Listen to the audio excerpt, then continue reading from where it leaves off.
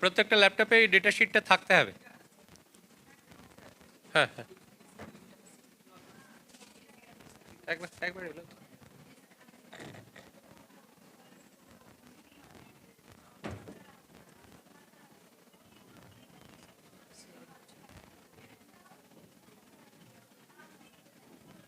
এসছে, নিয়ে নিয়েছি কিন্তু।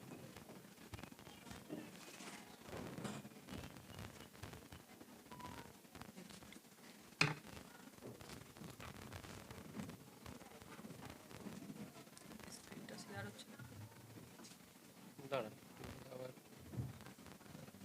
Hop hop.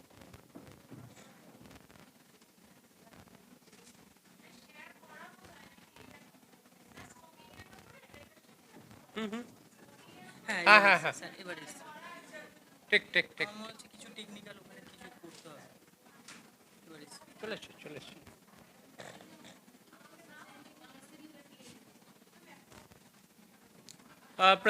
প্রত্যেকটা ল্যাপটপে ওই ডেটা শিটটা আছে কি না?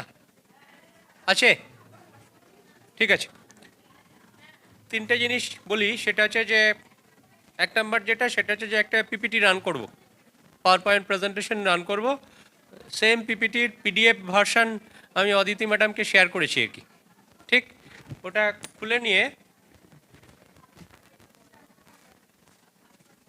ওইটা খুলে নিয়ে বাড়িতে প্র্যাকটিস করবেন, ঠিক। কজনা প্র্যাকটিস করবেন? আমি হলে প্র্যাকটিস করতাম আর কি, আমি প্রচুর প্র্যাকটিস করেছি আর কি। এতটাই প্র্যাকটিস করেছি যে আজকে সকালবেলা সকাল 6টায় উঠে আবার প্র্যাকটিস করেছি আর কি, ঠিক। এতটাই প্র্যাকটিস আর কি। কারণ কি মনে হয় যে এই যে এই ইগুলো, মানে এই ক্লাসগুলো বা এই লেসনগুলো যতবারই অনেক পুরনো, কিন্তু প্রত্যেকটা নতুন প্রেজেন্টেশনে যখনই যাই তখনই মনে হয় যে একটু খুঁতখুত করে, এটা একটু চেঞ্জ করি, ওটা একটু চেঞ্জ করি, সেটা একটু চেঞ্জ করি, এরকম আর কি। যাই হোক, পাওয়ার পয়েন্ট প্রেজেন্টেশন থাকবে, একটা ডেটা শিট থাকবে, সেই ডেটা শিটটার উপর প্রেজেন্ট করবেন। দেখবেন যে জীবনের শেষ দিন পর্যন্ত, আমার ধারণা আর কি, এক্সেল পুরনো হবে না আর কি। প্রত্যেকটা এসপিএসএস এর নতুন ভার্সন আসবে। এপি ইনফো আমরা আগে ইউজ করতাম, এপি ইনফোর যুগ চলে গিয়েছিল, আবার এপি ইনফো ফিরে এসছে। এখন আরও নতুন নতুন সব সফটওয়্যার চলে। জামুভি বলে একটা ডুয়াল চলে আর কি, খুব এখন নতুন দেখবেন জামুভির ট্রেনিং এসছে, আর্ট ট্রেনিং এসছে। আর্ট ট্রেনিং আমাদের অনেকেই নিতে গিয়েছিলেন এবং নিতে গিয়ে দেখেছেন যে পরে আর করার জন্য কোডিং টোডিং অমুক তমুক অনেক কিছু দরকার, যার জন্য আর্ট দিয়ে খুব হতাশ হয়ে গেছেন আমাদের পার্টিসিপেন্টরা। কিন্তু এক্সেল আপনাকে কোনো দিন হতাশ করবে না, ঠিক। চলুন,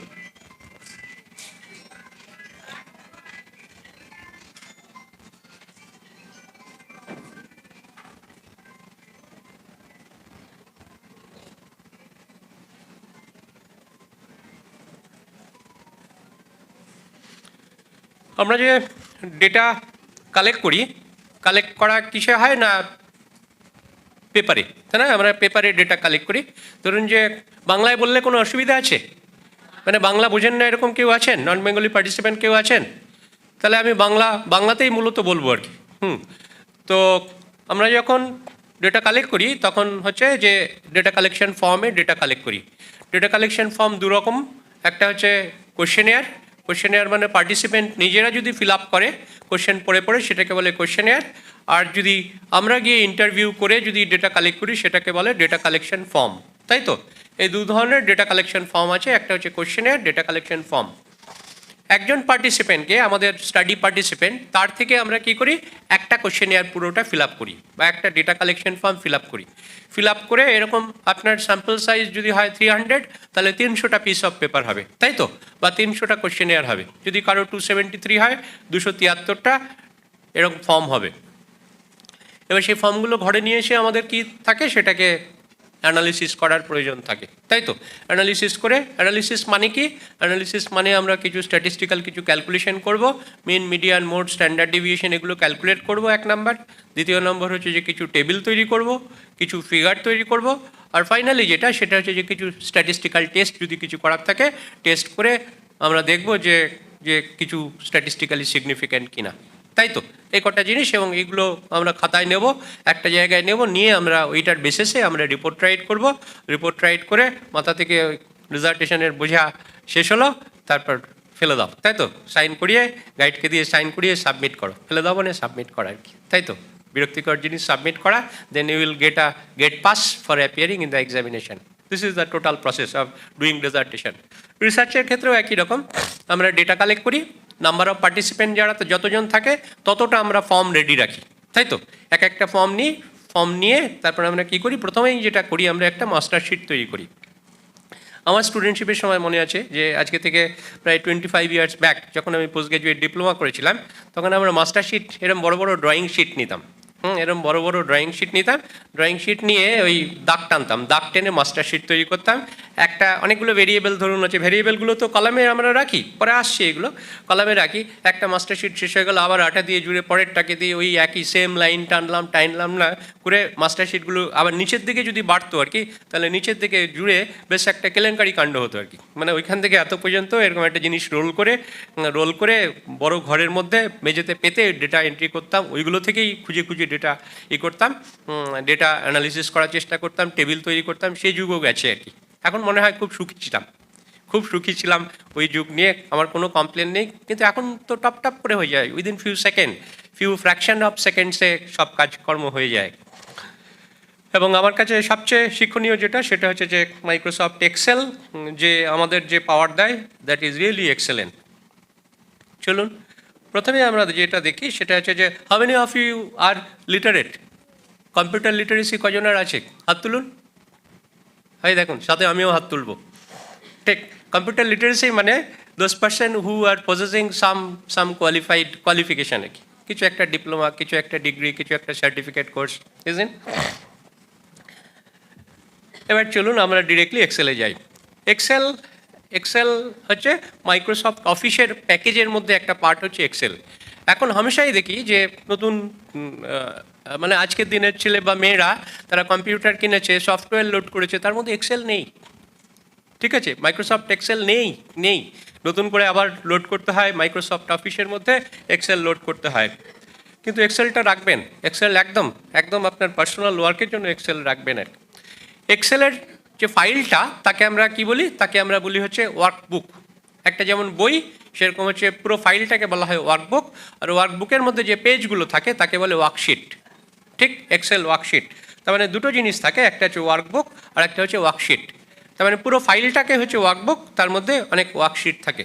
কটা পাতা থাকে ওই ওয়ার্কবুকের মধ্যে? একটা ওয়ার্কবুকের মধ্যে কটা পাতা থাকতে পারে? পুরোনো দিনে ছিল, পুরোনো ভার্সানগুলোতে ছিল আপ টু 255, 255টা পাতা ছিল। এখন কটা পাতা? এনিউমারেবল। যত খুশি পাতা আপনি অ্যাড করুন, এনিউমারেবল পাতা, আনলিমিটেড পার বুক। সুতরাং একটা এক্সেলে আপনার সারা জীবনের, একটা এক্সেল ওয়ার্কবুকে আপনি আপনার সারা জীবনের হিসাব নিকেশ কষে ফেলতে পারেন নাকি, তাই না? নেমিং, ওই ফাইলটাতে একটা নেম দেবেন, অন্যভাবে যেভাবে যে কোনো ফাইলের নাম দেন সেরকম নাম দিন, আমি তাতে আর গেলাম না। নাম দিয়ে আপনি সেভ করলেন, তাতেও আমি গেলাম না। এবার হচ্ছে ওয়ার্কশিটের কী করে নাম দিতে হয়। ওয়ার্কশিটের নাম দিতে হয়, ওই ফাইলটা খুলুন, ওই যে আরেকটা যে আপনার যে ফাইলটা হয়েছে, সবাই সেই ফাইলটা খুলুন। এই যে বললাম যে একটা ফাইলের মধ্যে এইটা হচ্ছে একটা এক্সেল ফাইল, ঠিক, নতুন একটা এক্সেল ফাইল। এই ফাইলে ধরুন যে এখানে দেখা যাচ্ছে by default sheet 1, sheet 2, sheet 3 এই 3টে পাতা নিয়ে একটা এক্সেল ওয়ার্কবুক খুলেছে। এবার আমরা কি করি যে ধরুন যে 1 নম্বর পাতায় কাজ করব, তাহলে আমি এই ট্যাবটাতে ক্লিক করলাম, 2 নম্বর পাতাতে ক্লিক করলাম, দেখুন ওই যে জায়গাটা ওপেন হয়ে গেল। 3 নম্বর পাতাতে ক্লিক করলাম, এটা কিন্তু 3 নম্বর পাতা এখন চলছে। ঠিক, এবার এরকম অজস্র আমি পাতা অ্যাড করে যাব, তাই না? একটা পাতায় এই টেবিল রাখবো, একটা পাতায় এই ডেটা রাখবো, আর একটা পাতায় ওই ডেটা রাখবো। পরে যেটা হবে কনফিউশন হবে কোন পাতায় কী আছে, যার জন্য প্রত্যেকটা পাতার আবার নাম দিতে হয়। প্রত্যেকটা পাতার নাম দেখুন, প্রথম পাতাটাতে গিয়ে ডাবল ক্লিক করলাম, শিট 1-এর ওপর ডাবল ক্লিক করলাম, ব্ল্যাক হয়ে গেল, এখানে আমি দিলাম সে মাস্টার শিট দিয়ে ফাইনালি আমি এন্টার করলাম। তার মানে ওই পাতাটার নাম হয়ে গেল মাস্টার শিট, এই পাতাতে আমি মাস্টার শিট রাখবো। সেকেন্ড আরেকটা পাতাতে চলে গেলাম, গিয়ে ডাবল ক্লিক করলাম, দেখুন কালো হয়ে গেল, তাতে আমি নাম দিলাম, আমার নামই দিলাম। ঠিক, আমার রিলেটেড ডেটা এটাতে রয়েছে। থার্ড শিটে চলে গেলাম, থার্ড শিটে গিয়ে ডাবল ক্লিক করলাম, ডাবল ক্লিক করলেই কালো হবে, তার উপর টাইপ করে দিন অদিতি হচ্ছে আমার মিসেসের নাম, খুশি হবেন, সেই জন্য তার নাম দিয়ে দিলাম একটা পাতা, ঠিক? তো এইভাবে আমরা পাতা অ্যাড করতে করতে যেতে পারি এবং প্রত্যেকটা পাতা নাম করতে পারি, ঠিক? তাহলে naming of each page is very much important. এগুলো খুব জেনারিক, খুব বেসিক এবং এটা খুব দরকার। তাহলে ফাইলটার নাম দিলেন, ফাইলটার নাম দিয়ে প্রত্যেকটার পাতার আবার আপনি নাম দেবেন। প্রত্যেকটা পাতার নাম দেওয়া খুব সোজা। নিচে গিয়ে ডাবল ক্লিক করবেন, ডাবল ক্লিক করে টাইপ করবেন, টাইপ করে এন্টার মারবেন, ব্যাস ওই পাতাটার নাম হয়ে গেল। তাহলে নেমিং, নাম দেওয়া আমাদের হয়ে গেল। অসুবিধা আছে এই পর্যন্ত? কিছু অসুবিধা নেই, দেখবেন শেষ পর্যন্ত অসুবিধা নেই, মাথা নাড়াবেন না, ব্যথা হয়ে যাবে। কারণ আমি যা পড়াই খুব সোজা সোজা সাপটা আর কি।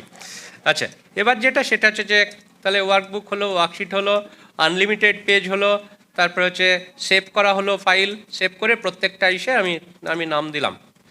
এবার হচ্ছে যে এইটা হচ্ছে একটা এক্সেল শিট। এবার এক্সেল শিটে কটা রো থাকে এবং কটা কলাম থাকে দেখুন।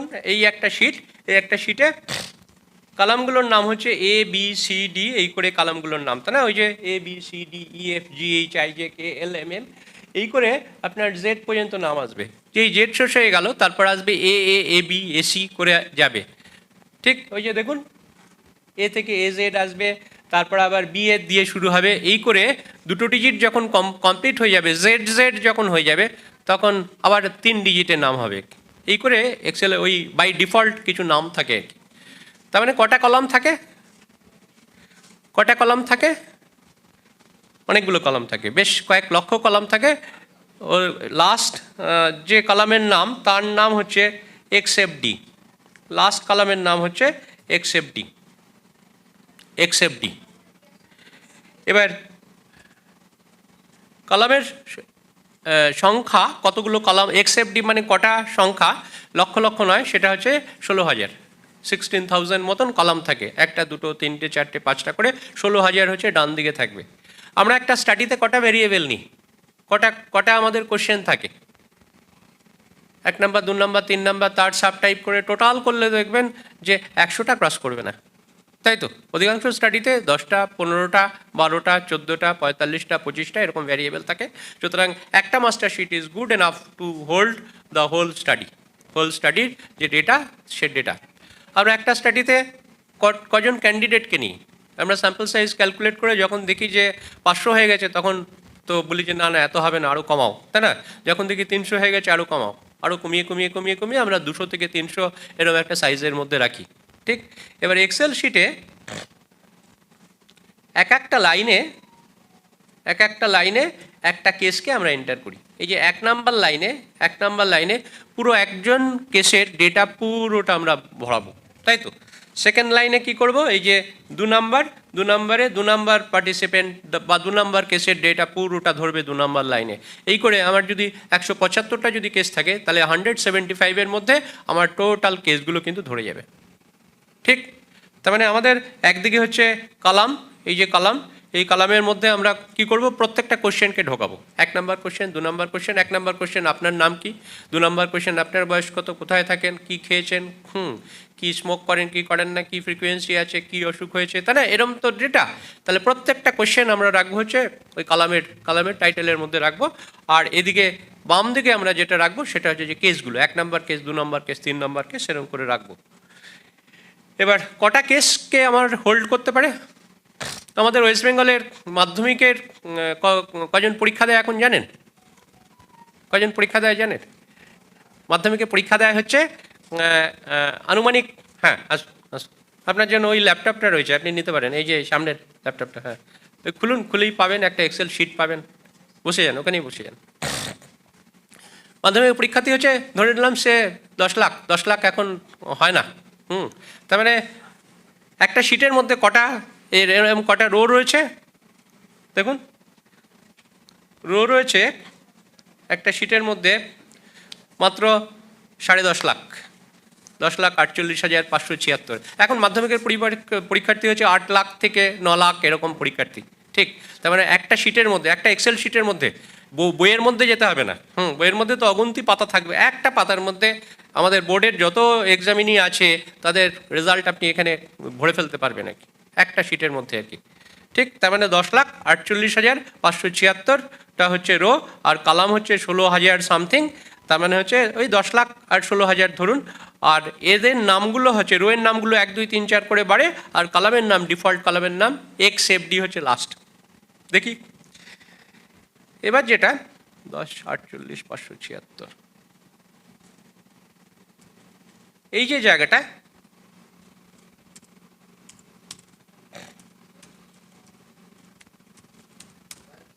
এই যে জায়গাটা যেখানে আমি টাইপ করলাম, এটাকে বলে নেম বক্স। ঠিক, আমি যদি কোনো একটা পার্টিকুলার সেলে যেতে চাই, এগুলোকে সেল বলে। ঠিক, এই যে এগুলোকে এক একটা সেল, এক একটা সেল। ধরুন এই সেলটা, এই সেলটার অ্যাড্রেস কি? এই সেলটার অ্যাড্রেস হচ্ছে, এদিকে দেখুন হচ্ছে 7, সাথে হাইলাইটেড হয়েছে, এদিকে হচ্ছে AS, তার মানে AS7 হচ্ছে এই সেলটার নাম। ঠিক, এই সেলটার নাম কি? AY5 বা 5AY, তাই তো? তার মানে একটা হচ্ছে অ্যাক্সিস থেকে, এক্স অ্যাক্সিস থেকে একটা আসে, ওয়াই অ্যাক্সিস থেকে একটা এলিমেন্ট আসে, এলিমেন্ট হয়ে নাম হয়। এবার আমরা ধরুন যে 1 নাম্বার পাতায় চলে যেতে চাই, 1 নাম্বার সেলে চলে যেতে চাই, তাহলে আমি দিলাম A1, দিলাম A1 দিয়ে এন্টার করলাম, এন্টার করলে দেখুন ওই যে A1-এ চলে গেছে আর কি, যার জন্য ওটাকে বলে নেম বক্স। ধরুন যে আমি চলে যেতে চাই লাস্ট যে পার্সনের ডেটা কালেক্ট করেছি, যে 75 নম্বর কেস, 75 নম্বর কেসের hypertension yes or no, সে এই কেসটা দেখতে চাই। হাইপার টেনশনের ওই কালামটা হচ্ছে সি কালাম, তাহলে হচ্ছে C75 দিলাম, 75 দিয়ে এন্টার করলে ওই দেখুন ওই যে C75-এর ওই পার্টিকুলার ডেটাটা দেখাবে। এটাকে বলে, সেই জন্য এটাকে বলে নেম বক্স। নেম বক্সে আমি যদি ওই পার্টিকুলার অ্যাড্রেসটা দিয়ে দিই, সেলের অ্যাড্রেসটা দিয়ে দিই, তাহলে ও সরাসরি ওইখানে নিয়ে আমাকে হাজির করবে আর কি। আমি তাহলে পাতার শেষ প্রান্তে চলে যাই, একদম লাস্ট সেলটা কি? XFD 10,48,567 নাকি বললাম, ওইটা দিয়ে দেখি কিরম লাগে পাতাটা। এই যে 10,48,576, তাহলে আমি দেবো হচ্ছে XFD 10,48,576। ঠিক, একদম যদি ঠিকঠাক দিয়ে থাকি কোথায় নিয়ে চলে যাবে? একদম পাতার লাস্ট সেলে নিয়ে চলে যাবে, কারণ XFD হচ্ছে এদিকের কালামের লাস্ট, আর এদিকে হচ্ছে 10,48,576। এন্টার দিলাম, ওই দেখুন লাস্ট সেল। কী করে বুঝবেন? এই দেখুন পাতাটাকে খুলুন, এরকম ছবি আর কোনো দিন দেখেছেন বলে আমার মনে হয় না, এবং কোনো দিন কম্পিউটার ঘেটে ওই জায়গায় কোনো দিন আপনি আসেননি যেখানে এক্সেলের পাতা শেষ। এটাই হচ্ছে XFD, ওই যে দেখুন ওপরে XFD আর নিচে হচ্ছে 10,48,576। সুন্দর না? এটা ম্যাজিক কিন্তু। যে এক্সেলের পাতা শেষ হয়ে গেছে, ওই দিকে উঠে যাচ্ছে, এদিকে সমুদ্র। এখনও এখানে গিয়ে থেমে রয়েছে আর কি, আর্ট ডেভেলপ করেনি। সফটওয়্যার যারা ডেভেলপ করে আর কি, তারা আর্ট ডেভেলপ করেনি, কারণ বুঝে গেছে যে this is good enough for holding good amount of data আর কি। ঠিক, যার জন্য আর্ট করেনি। আর অজস্র পাতা তো আপনি অ্যাড করতে পারেন, এটাই হচ্ছে লাস্ট ডেস্টিনেশন। আমরা আবার ফিরে যাই, কততে চলে যাই আমরা? পাতার শুরুতে, তার মানে A1। এবার একটা জিনিস শিখুন, খুব সুন্দর জিনিস, সে এক্সেল ক্যাপিটাল আর স্মল ডিফারেন্সিয়েট করতে পারে না। ঠিক আছে, এক্সেলের ডেটা এন্ট্রি আপনি ক্যাপিটাল দিন বা স্মল দিন, কিছু নেই, যা দেবেন তাই। ফর্মুলার ক্ষেত্রে ABCD যা ফর্মুলা আমরা অ্যাপ্লাই করব, ওই সব স্মলে দিন বা ক্যাপিটালে ক্যাপলক করে থাকুক, যা দিন দেবেন। A1-এ দিলাম, এই দেখুন আমি স্মলে দিয়েছি, ব্যাস ও A1 সেলতে আমার চলে গেল। ঠিক, এটাকে বলে, সেই জন্য হচ্ছে এটাকে সেল, এটা হচ্ছে নেম বক্স। ওখানে নাম দিলে ও ডেফিনিট জায়গায় ও আমাকে নিয়ে চলে যাবে। নেক্সট দেখি আমরা। ঠিক আছে, অসুবিধা নেই, এই পর্যন্ত অসুবিধা নেই। নেম বক্সের পরে আমরা যাই হচ্ছে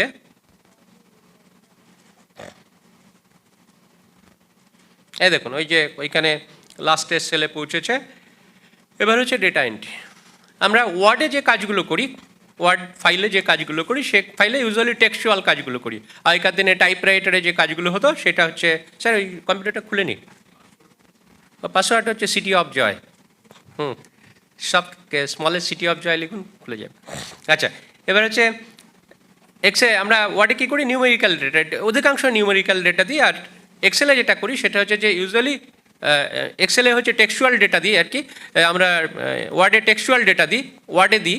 আর এখানে Excel usually meant for holding numerical data, number. তার মানে যে টেক্সট দেওয়া যায় না তা নয়, আমরা তো দেখে নিলাম যে ওই ওপরে কলামগুলোর নাম দেওয়া যায়, ভিতরে টেক্সট টাইপ করা যায়, সবই করা যায়, কিন্তু Excel exclusively meant for holding কি ডেটা, নাম্বার দিয়ে কাজ করে আর কি। ঠিক, তার মানে কি নাম্বারও ধরে, ওয়ার্ডও ধরে, ওয়ার্ড অল্প অল্প আমরা ইউজ করি, মানে কম্বিনেশনও ধরে, বা শুধু এক্সক্লুসিভলি ওয়ার্ডও লেখা যায়, এক্সক্লুসিভলি আপনার নাম্বারও লেখা যায় আর কি।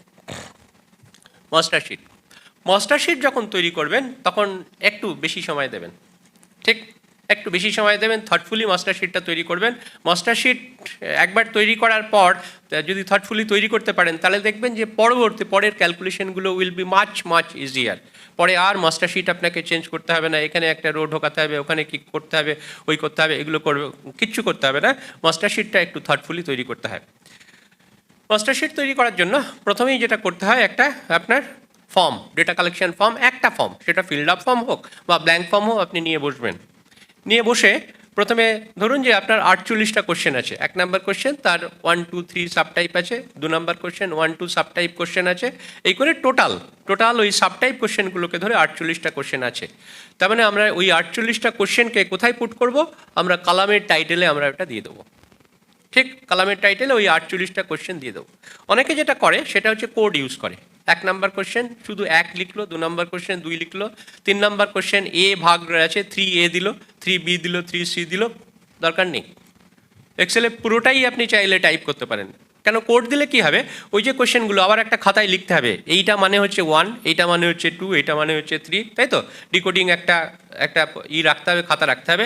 না লিখে আমি এখন যেটা করি সেটা হচ্ছে আনন্দে লম্বা কোশ্চেনগুলোই ওর মধ্যে ফিট করে দিয়ে কি, কোশ্চেনগুলো একটু ব্রিফ ফর্মে ফিট করলে ভালো, আদারওয়াইজ কোশ্চেনগুলো ফিট করে দিন। নেম না লিখে হোয়াট ইজ ইয়োর নেম লিখলে এক্সেলে কিছু অসুবিধা নেই, কারণ ওই কলামগুলোর ব্রেথগুলোকে ছোটো কমা করা যায় আর কি। ঠিক, ছোটো কমানো করা যায়, সুতরাং কোনো অসুবিধা নেই।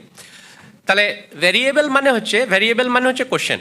ভ্যারিয়েবল মানে দ্যাট ভ্যারিজ। আমি আপনাকে একটা কোশ্চেন করলাম, আপনি একরকম এজ বলবেন, পরের লোক অন্য এজ বলবে, তার মানে ওই এজটা ভ্যারি করে যাচ্ছে, that's why it is variable. তার মানে আমরা যে কোশ্চেনগুলো নিই সেগুলো একটা ভ্যারিয়েবল।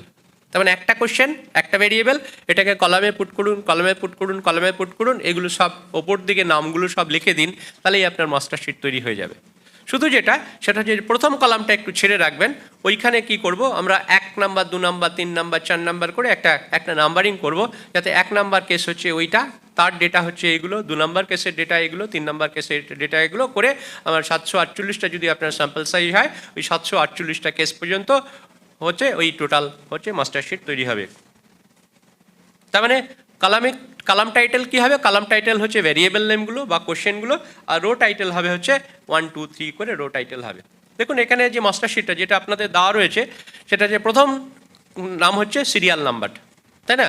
A1-এ লেখা রয়েছে সিরিয়াল নাম্বার, এটা দেখুন সিরিয়াল নাম্বার। তারপরে লিখেছি এজ ছিল আমার কোশ্চেনে, তারপর ছিল জেন্ডার, তারপরে হচ্ছে হিমোগ্লোবিন হাইট ছিল, ওয়েট ছিল। দেখুন আমি ইচ্ছে করে ইউনিটগুলো পর্যন্ত ঢুকিয়ে দিয়েছি, হাইট ইন সেন্টিমিটার, তারপর ওয়েট ইন কেজি, তারপর HTN মানে hypertension, diabetes mellitus, smoking, creatine in level, total cholesterol, তারপর ট্রাইগ্লিসারাইড, LDL অ্যান্ড HDL। ঠিক, আমার কোশ্চেনটা এতটাই, মানে ডেটা কালেকশন ফর্মটা এতটাই ছোটো ছিল।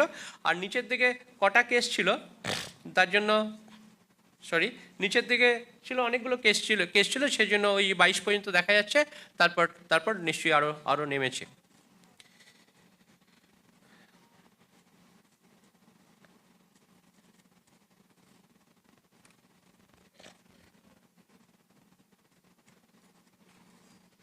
এই যে হচ্ছে আমার ওই যে আপনাদের দেওয়া মাস্টারশিটটা হচ্ছে, না এটা অন্য একটা ফাইল খুলেছে,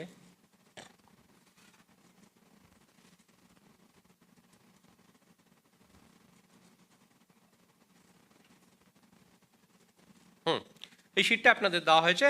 এই যে সিরিয়াল নাম্বার দেখুন, এই যে 1, 2, 3, 4 করে আমি নিয়ে চলে গেলাম হচ্ছে এই যে 57টা, আমার এখানে 57টা কেস ছিল, যার জন্য 57 কেস করেছি। দেখুন এই যে 57টা কেস যখন যাবে, এইখানে একটা জিনিস করা রয়েছে, সেটা হচ্ছে যে যখন 22 নাম্বার সেলটা থেকে যখন 23-এ গেল, ওই সিরিয়াল নাম্বার, এজ, ওই নামগুলো, কলামের নামগুলো কিন্তু রয়েই গেল, তাই না? ওই যে দেখুন ভিতরে সব ঢুকে যাচ্ছে, 24 নাম্বার ঢুকে গেল, 25 নাম্বার ঢুকে গেল। এটাকে বলে হচ্ছে কি বলে, এটাকে ফ্রিজ পেন। তার মানে প্রথম যে রোটাকে প্রথম যে রোটাকে ওটাকে ফিক্স করে ফেলতে হয়, কারণ আমি নিচে যখন ডেটা কালেক্ট করতে যাব, ডেটা কালেক্ট করতে গিয়ে তখন যদি ওপরের নামগুলো যদি না দেখা যায় তাহলে বোঝা যায় না কোন ডেটাটা কোথায় পড়বে আর কি। সুতরাং প্রথমেই যেটা হচ্ছে সেটা হচ্ছে যে ফ্রিজ পেন করে নিতে হয়। এইটা হচ্ছে ফ্রিজ পেন।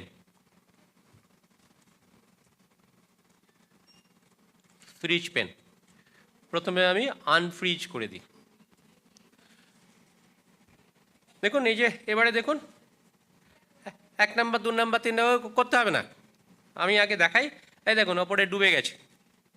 আমি আনফ্রিজ প্রথমে আমরা শিটগুলো এরমভাবে তৈরি করি, এই যে 32-33-এ যখন এসছি তখন আর ওপরের নাম দেখা যাচ্ছে না, তাই না? সেজন্য ওপরের নাম দেখানোর জন্য প্রথমে ফ্রিজ করতে হয়।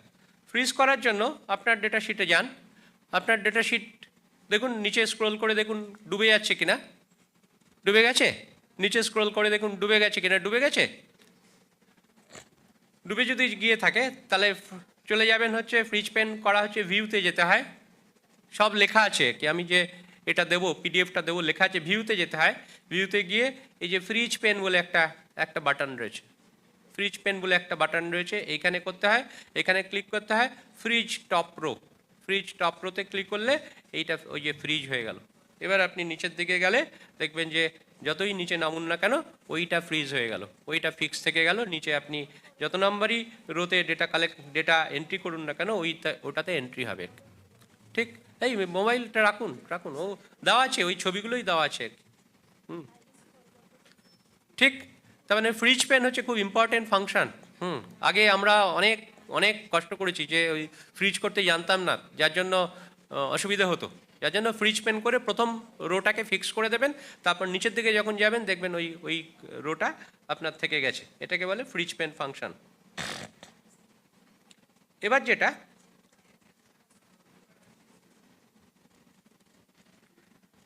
এবার হচ্ছে সেল মুভ। বেশ কিছু ডেটা একটা জায়গায় রয়েছে, আমরা কি করতাম আগে সেল মুভ করার জন্য ওইটুকু ডেটাকে সিলেক্ট করে নিতাম, ড্র্যাগ করে সিলেক্ট করে নিলাম, সিলেক্ট করে নিয়ে তারপর অন্য যেখানে যাব সেখানে ক্লিক করে পেস্ট করতাম, তাই তো? কপি পেস্ট করা সিম্পলি। ধরুন যে এতটা ডেটা আমি আমার এক্সেল শিট থেকে দেখাই, এখন আপনাদের কিছু করতে হবে না।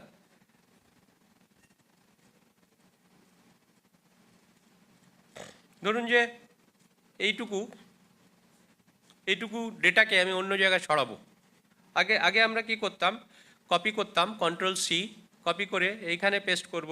আমরা কি করলাম Ctrl+V পেস্ট করলাম, তার মানে ওইটুকু ডেটা এসে আমার এখানে পেস্ট হলো, তাই তো? বা ওখানে কাট করে ওখানে পেস্ট হলো। এক্সেলে করা খুব সহজ, আমরা ওইভাবে করি না। আমরা যেটা করি সেটা হচ্ছে যে সেল মুভ করি। এটা আমি শিখেছিলাম যে আমার যে ট্যাক্সের ফাইল যিনি করে দেন তিনি আমাকে শিখিয়েছিলেন সেল মুভ করা আর কি। ওরা দেখলাম টপ টপ করে ধরুন যে এইটুকু জায়গা অন্য জায়গায় সরাবে, সিলেক্ট করে নিল, সিলেক্ট করে নিয়ে মার্জিনে চলে গেল। ওই যে ব্ল্যাক মার্জিন যেটা হাইলাইটেড মার্জিন হলো ওই মার্জিনে গিয়ে তারপর মাউস চেপে এটাকে যে কোনো জায়গায় সরিয়ে নিল। এটাকে বলে cell move. It is very beautiful function. ওরা এখান থেকে এখানে, ওখান থেকে চাঙ্ক অফ ডেটা এখান থেকে ওখানে সরিয়ে নিয়ে চলে যায় টপ করে আর কি। এটাকে বলে সেল মুভ। এটা করে দেখুন, খুব সহজ। যেমন ধরুন যে আমি এইটুকু জিনিসকে আমি অন্য জায়গা মুভ করে নিয়ে চলে যাব। ওইটুকুকে সিলেক্ট করুন, সিলেক্ট করে মার্জিনের ওপর যাবেন। মার্জিনের ওপর গেলে কার্সারটা এমনি একটা বড় ব্রড প্লাস, এখানে যখন যাবেন দেখবেন চারমুখ একটা তীর আসবে, ওখানে মাউস লেফট বাটন চেপে ধরে অন্য জায়গায় সরিয়ে নিন। ঠিক, এটাকে বলে সেল মুভ। একটা সেল নয়, অনেকগুলো সেলকে বা চাঙ্ক অফ সেলকে যদি ডেটাকে এই জায়গা থেকে অন্য জায়গায় মুভ করতে হয় এরভাবে আমরা সিলেক্ট করি, সিলেক্ট করে মার্জিন ধরে মুভ করে নিয়ে চলে যাই। স্যার লিখতে হবে না, আমি দেবো পিডিএফ দেবো, একদম এই পিডিএফটাই রয়েছে আর কি। চলুন আমরা Ctrl+Z করে চলে যাই।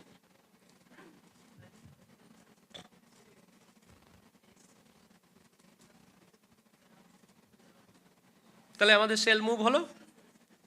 এবার মাস্টার শিট তৈরি করতে গিয়ে আর কি কি আমাদের দেখতে হবে চলুন আমরা দেখি। ফ্রিজ পেন আমাদের হয়ে গেছে।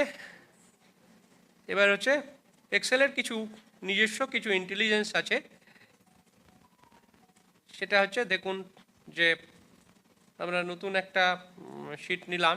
শিট নিয়ে ধরুন যে আমি সিরিয়াল নাম্বার দিলাম, সিরিয়াল নাম্বার দিয়ে 1 দিলাম, 2 দিলাম, 3 দিলাম, ঠিক। এবার ওই টাইপ করতে হয় না, 4 5 6 7 করে টাইপ করতে হয় না। যেটা করতে হয়, এই 3টেকে আমি সিলেক্ট করলাম, 1 2 3কে সিলেক্ট করলাম। সিলেক্ট করে তারপর এই দেখুন সিলেক্টেড মানে এই যে হাইলাইটেড হয়ে গেল, এবং তার কোনায় একটা দেখুন এফজি রাইট হ্যান্ড সাইডের নিচের কোনায় একটা স্কোয়ার এলো, একটা ছোট্ট একটা স্কোয়ার আছে। সেই স্কোয়ারের উপর যদি কার্সারটা নিয়ে চলে যান, একটা পাতলা প্লাস আসবে। এবার এটা ধরে টেনে দিলেই দেখবেন যে বাকিগুলো ও নিজের মতন করে নেবে, ঠিক। তার মানে কি ও ওই রিদমটা বুঝতে পারে, 1-এর পর 2 আসবে, 1 বেড়ে 2 আসবে, 2 বেড়ে 3 আসবে, 4 আসবে, সেরকম কিছু রিদমও বুঝতে পারে। যেমন হচ্ছে সানডে দিলাম, মানডে দিলাম, টুইসডে দিলাম, ঠিক। এবার এরকম তো কিছু ডেটা নেওয়ার প্রয়োজন হতে পারে, সাইক্লিক্যালি আমি সপ্তাহের বিভিন্ন দিনে দিচ্ছি। এবার সানডে মানডে টুইসডে দিয়ে আপনি যদি ওই রাইট সাইডে গিয়ে যদি ড্র্যাগ করেন, বা সিম্পলি আগে ছিল ড্র্যাগিং, সিম্পলি গিয়ে ডাবল ক্লিক করবেন। ডাবল ক্লিক করলে ও সানডে থেকে স্যাটারডে পর্যন্ত লিখে দেবে, আবার সাইক্লিক্যালি ঘুরিয়ে যাবে। সেরকম যদি আপনি যদি দেন হচ্ছে জানুয়ারি ফেব্রুয়ারি মার্চ,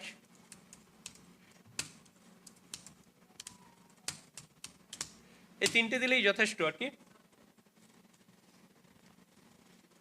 জানুয়ারি ফেব্রুয়ারি মার্চ দিয়ে আপনি প্রথমে এই 3টেকে একটু সিলেক্ট করে নিন। সিলেক্ট করে নিয়ে ওই যে রাইট হ্যান্ড সাইডের কোনায় গিয়ে জাস্ট ডাবল ক্লিক করে দেবেন। ডাবল ক্লিক করলে আসছে না যখন, তখন আপনি টেনে দেবেন।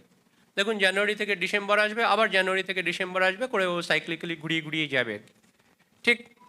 এবার আপনি যদি এরকম রিদম না দিয়ে যদি দেন 1 দেন, 3 দেন, 5 দেন, তারপর যদি টানেন, তাহলে ও একটা ছেড়ে যাবে, মানে ও রিদমটাকে বুঝতে পারে আর কি, একটা ছেড়ে বুঝতে পারে আর কি। যার জন্য এই আজকের দিনে এআই খুব পপুলার হয়েছে, কিন্তু এক্সেলের মধ্যে বা যে কোনো কম্পিউটার সায়েন্সের যে কোনো সফটওয়্যারের মধ্যে কিন্তু এআই শুরু থেকেই ছিল আর কি। দেখুন 1 3 5, তারপর 7 বিজোড় সংখ্যাগুলো সব পর আসবে আর কি।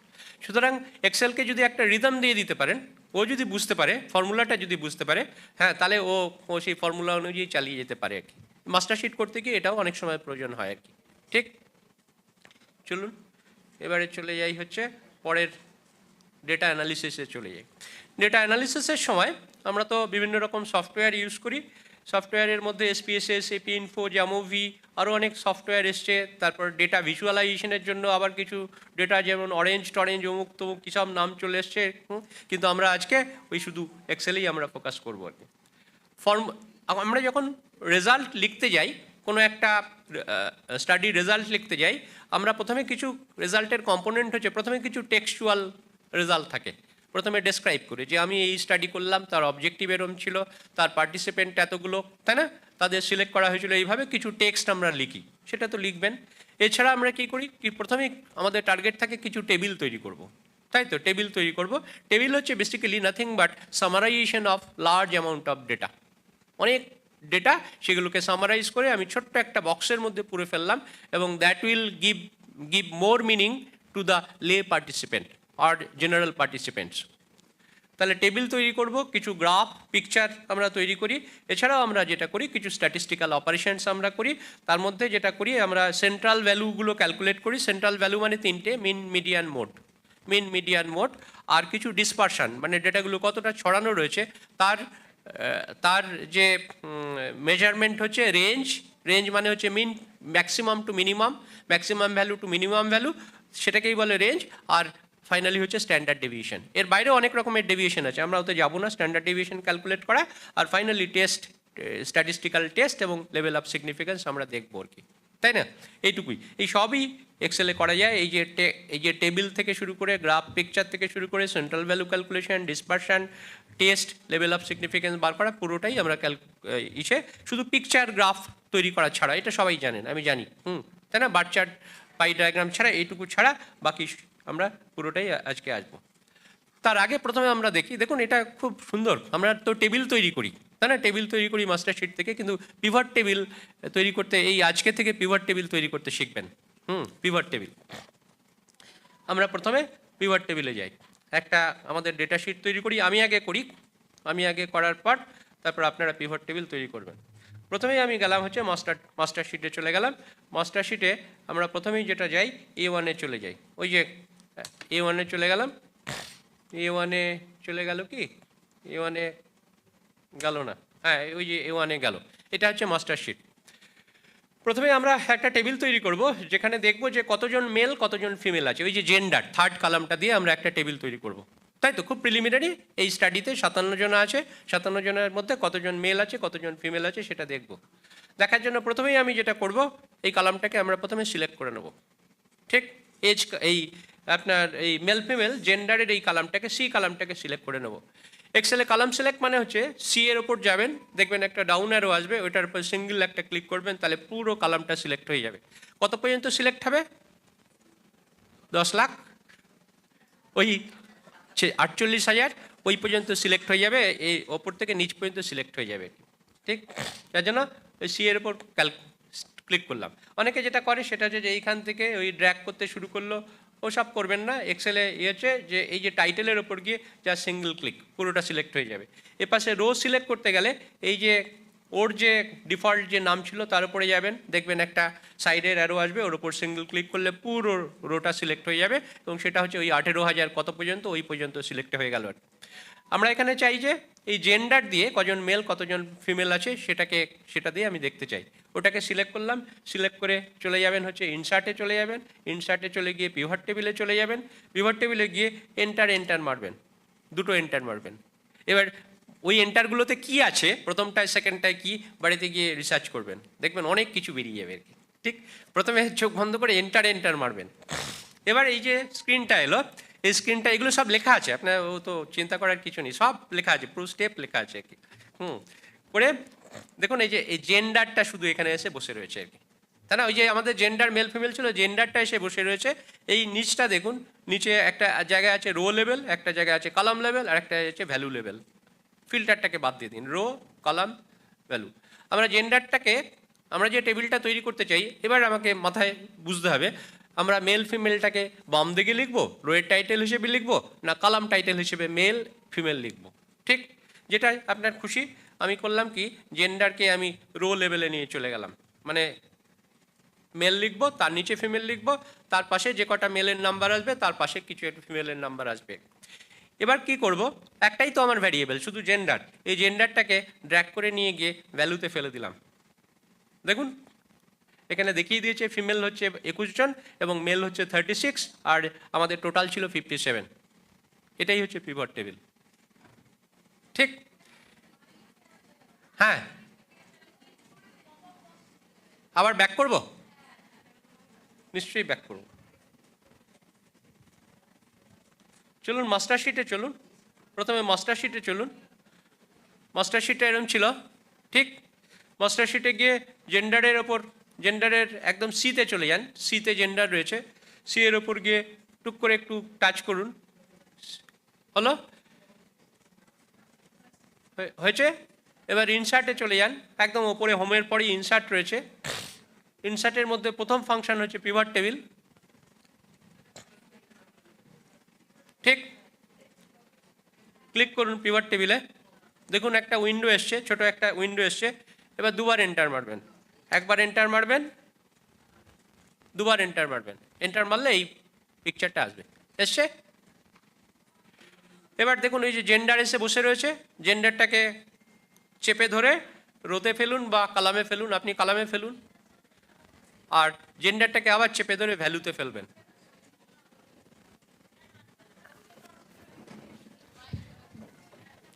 স্যার বলবো আসছে না হয়েছে। ঠিক, এই টেবিল কেউ চাইবে না আপনার থেকে, এমনি আসছে না, আসবে আসবে স্যার আসছে না তো, এটা আসবে আসবে আসবে না কেন, আমি নিজেই উঠে দাঁড়িয়ে বলছি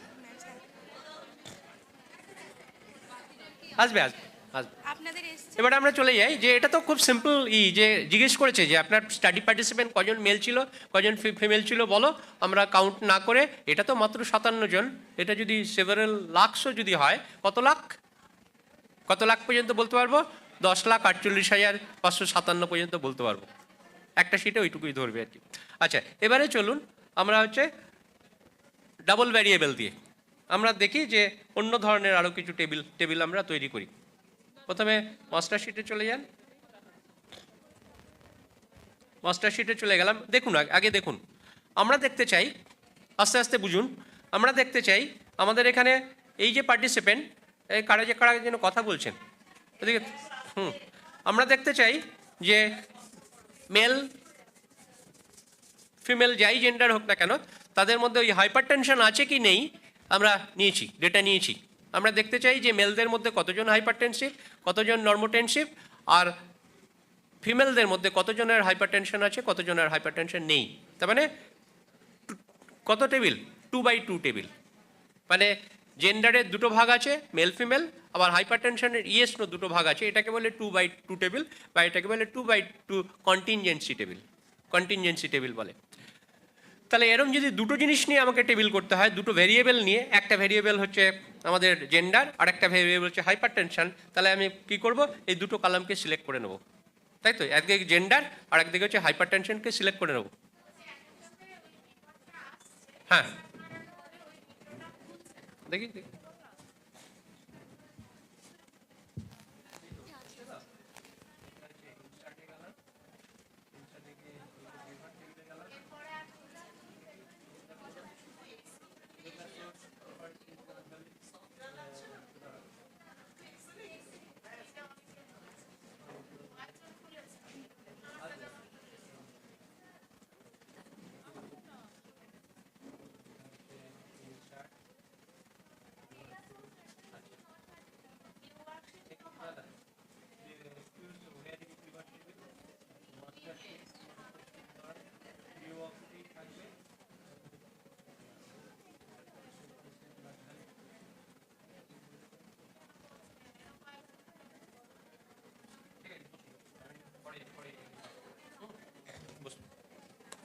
এবার তাহলে আমাকে কি করতে হবে? ওই দুটো ভ্যারিয়েবলকে নিতে হবে, তাই না?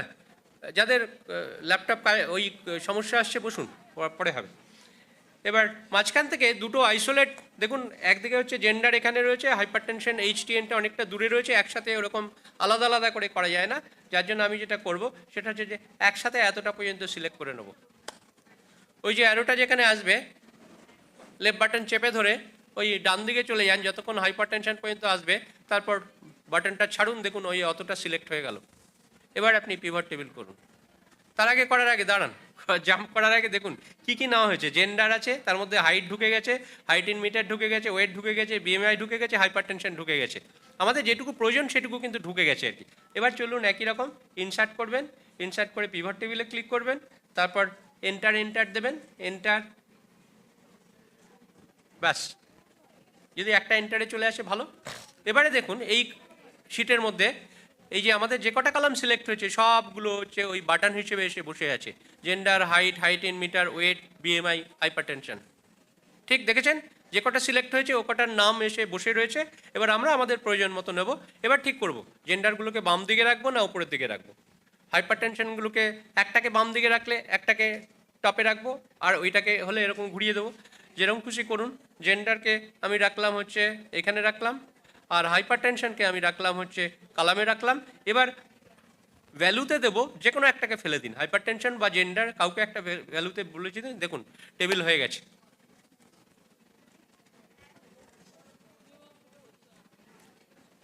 ঠিক, তার মানে এটার ইন্টারপ্রিটেশন আমার ফিমেল ছিল হচ্ছে 10 জন, তার মধ্যে হাইপারটেনশন ইয়েস হচ্ছে না, ফিমেল ছিল 21 টোটাল, তার মধ্যে আর হচ্ছে মেল ছিল হচ্ছে 36। 21-এর মধ্যে 10 জন হচ্ছে হাইপারটেনসিভ, 11 জন নন হাইপারটেনসিভ। মেলের মধ্যে হচ্ছে 18 জন হাইপারটেনসিভ, 18 জন নন হাইপারটেনসিভ।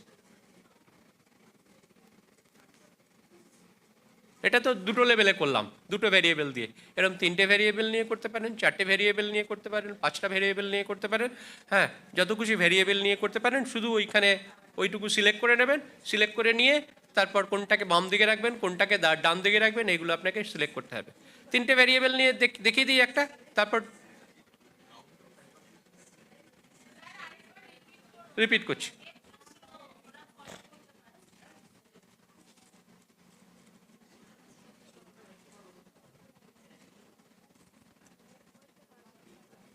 প্রথমে সিলেক্ট হয়েছে এই যে এতটা সিলেক্ট হয়েছে, এখান থেকে এই পর্যন্ত সিলেক্ট হয়েছে।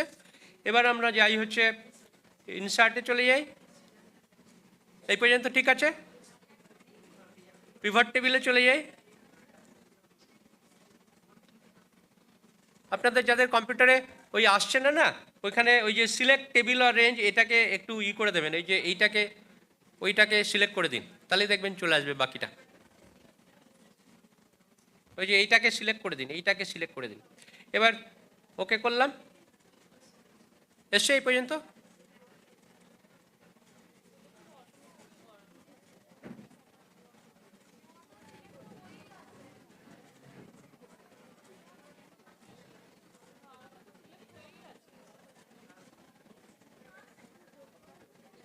এবার আপনি করুন।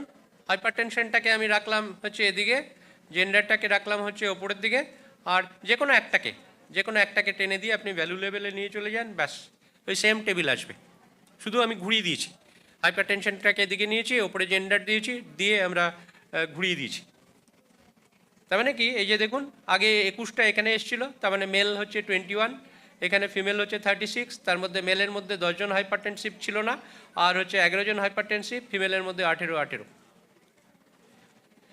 এবার এই যে ব্ল্যাঙ্ক বলে যে কলামটা আসে, যে এখানে ব্ল্যাঙ্ক বলে যেটা কলামটা আসে, ওইটাকে দুপাশেই ব্ল্যাঙ্ক আসে, এপাশে একটা ব্ল্যাঙ্ক এপাশে একটা ব্ল্যাঙ্ক, ওটাকে তাড়ানোর জন্য এই যে ডাউন অ্যারোটা আসে, ওখানে গিয়ে এই ব্ল্যাঙ্কটাকে টিকটাকে উঠিয়ে দিন, উঠিয়ে দিয়ে ওকে করুন। ওকে করলে দেখুন ব্ল্যাঙ্কগুলো চলে যাবে, আপনি যেরকম টেবিল চেয়েছিলেন সেরকম টেবিল চলে এসছে। ঠিক, আমরা 3টে ভেরিয়েবল নিয়ে দেখাই, 3টে ভেরিয়েবল নিয়ে দেখি আমরা এইটাকে আমরা বাদ দিয়ে দিই। মাস্টার শিটে চলে যাই। এবার আমরা দেখতে চাই, প্রথমে একটু শুনে নিন, সেটা হচ্ছে যে মেল ফিমেল পার্টিসিপেন্ট কজন ছিল, তাদের মধ্যে শুধু হাইপারটেনশন কজনের আছে, শুধু ডায়াবেটিস কজনের আছে, একসাথে হাইপারটেনশন ডায়াবেটিস কজনের আছে, তাই না? এরকম তো আমরা চাই, প্র্যাকটিক্যালি এগুলোই আমরা জানতে চাই। শুধু হাইপারটেনশন কাদের, শুধু ডায়াবেটিস কাদের আছে, কাদের হাইপারটেনশনও নেই, কাদের ডায়াবেটিসও নেই, আর কাদের দুটোই রয়েছে। তার মানে আমাদের 3টেকে জুড়তে হবে, একটা হচ্ছে জেন্ডার জুড়তে হবে, তার সাথে হাইপারটেনশন স্ট্যাটাস, তার মধ্যে ডায়াবেটিস স্ট্যাটাস। চলে যাই, আমরা একটাকে বাড়িয়ে নিলাম, ওই যে আগে যে সিলেকশন ছিল একটা সিলেকশনকে বাড়িয়ে নিলাম। একটা সিলেকশন বাড়িয়ে নেওয়ার জন্য শিফট চেপে ডান দিকের আরো দিলে একটা বেড়ে যায়, আর ছেড়ে দিন, ওইসব ছেড়ে দিয়ে আমি আবার সিলেক্ট করলাম, ওই ওপরে সি থেকে শুরু করে একদম আই পর্যন্ত সিলেক্ট করে নিলাম। ঠিক, এবার নিজে নিজে পারবেন, দেখুন ইনসার্টে চলে যান, পিভট টেবিলে চলে যান, এন্টার করুন, চলে এসছে। এবারে করুন হচ্ছে জেন্ডারটাকে একদিকে রাখবেন, জেন্ডারটাকে আমি রাখলাম হচ্ছে লেফট সাইডেই রাখলাম, রো লেভেলে রাখলাম। এবার কাকে আগে নেবেন, হাইপারটেনশন বা ডায়াবেটিস, যাকে খুশি নিন। প্রথমে কলাম লেভেলে হাইপারটেনশনকে নিলেন, আবার কলাম লেভেলে ডায়াবেটিসকে তারপরে টেনে দিলেন। এবার যে কোনো 3টের মধ্যে যে কোনো একটাকে নিয়ে আপনার ফিল্ড লেভেলে বা ভ্যালু লেভেলে বসিয়ে দিলেন। ফাইনালি ব্ল্যাঙ্কটাকে তাড়ানোর জন্য আমি কি বলেছি, এই যে অ্যারোটাকে গিয়ে ব্ল্যাঙ্কটাকে আপনি অফ করে দিন, অফ করে দিয়ে ওকে করে দিন, ওকে করে দিলে আপনার টেবিল রেডি। এবার আপনি বুঝে নিন, দেখুন এর মধ্যে সব ডেটা রয়েছে, সব নাম্বার রয়েছে। মেলের মধ্যে কতজনের শুধু হাইপারটেনশন রয়েছে, কতজনের শুধু ডায়াবেটিস রয়েছে, কতজনের দুটোই রয়েছে, কতজনের কিছু নেই। বাড়িতে গিয়ে এটা একটু বুঝে নেবেন। আর তো দেখানোর কিছু নেই, সেই প্রথমে সিলেক্ট করুন, পুরোটা সিলেক্ট করুন, পুরোটা সিলেক্ট করে insert, pivot table, enter. Enter করলে এই জিনিসটা এলো, এটা এলো, এসে এই পর্যন্ত আসার পর জেন্ডারকে টেনে রোতে রাখুন, জেন্ডারকে টেনে রোতে রাখুন, তারপর হাইপারটেনশন বা ডায়াবেটিসকে টেনে কলামে ফেলুন, তারপর আরেকটাকে টেনে কলামে ফেলুন, মানে ডিজিজ দুটোকে এক জায়গায় রাখবেন।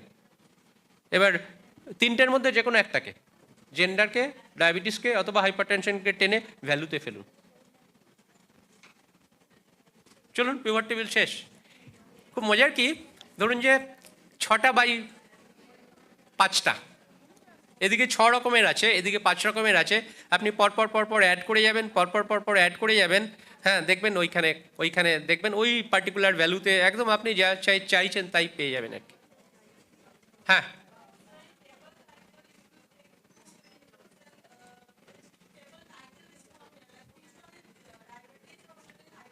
হ্যাঁ বাড়িতে গিয়ে বুঝে নেবেন, বাড়িতে গিয়ে বুঝে নেবেন, এটা এটা আপনার টাস্ক। ওটা খুঁজে খুঁজে দেখবেন যে every answer is there within that table. হ্যাঁ yes no, later on you have to type it. হ্যাঁ later on you have to type it. For that reason see owner question হচ্ছে যেটা সেটা আপনি বাংলা বোঝেন তো? হ্যাঁ উনি যেটা বলছেন যে ইয়েস নো হাইপার টেনশন অমুক তমুক এইগুলো কোথায় গেল, ওগুলোকে আপনাকে টাইপ করে নিতে হবে আর কি। ঠিক আছে, ওইগুলো আপনাকে টাইপ করে নিতে হবে। যে এবার কোনটা হাইপার টেনশন কোনটা ডায়াবেটিস, আপনি একটা কাজ করুন, সেটা হচ্ছে যে এই যে কলাম লেভেলে ইয়েস নো আছে, কাউন্ট অফ জেন্ডার, রো লেভেলে দাঁড়ান মেল ফিমেল আছে, কলাম লেভেলে হচ্ছে ইয়েস নো আছে। ওইখানে দেখে নিতে হবে যে এটা কোনটা কোনটা কোনটা হাইপারটেনশন কোনটা ডায়াবেটিস, দেখে নিয়ে ওটাকে আপনার টাইপ করতে হবে। এবার বেসিক ব্যাপার যেটা আগে শুনে নিন, সেটা হচ্ছে যে পিভট টেবিলকে মডিফাই করা যায় না, পিভট টেবিলকে অল্টার করা যায় না। আমরা যার জন্য যেটা করি সেটা হচ্ছে যে পিভট টেবিলকে এরকম সিলেক্ট করি, সিলেক্ট করে এটাকে কপি করে নিয়ে পাশে আমরা এটাকে পেস্ট করি। ঠিক পিভট টেবিলকে এডিট করা যায় না, কিছু টাইপ করতে পারবেন না, কিছু করতে পারবেন না, যার জন্য ওইটাকে নিয়ে এসে ওইটাকে কপি করবেন, কপি করে নিয়ে সেল মুভ নয় কিন্তু পুরোটাকে সিলেক্ট করবেন, সিলেক্ট করে নিয়ে অন্য একটা জায়গা দিয়ে পেস্ট করবেন, তারপর যা এডিট করার আপনি এডিট করবেন। ঠিক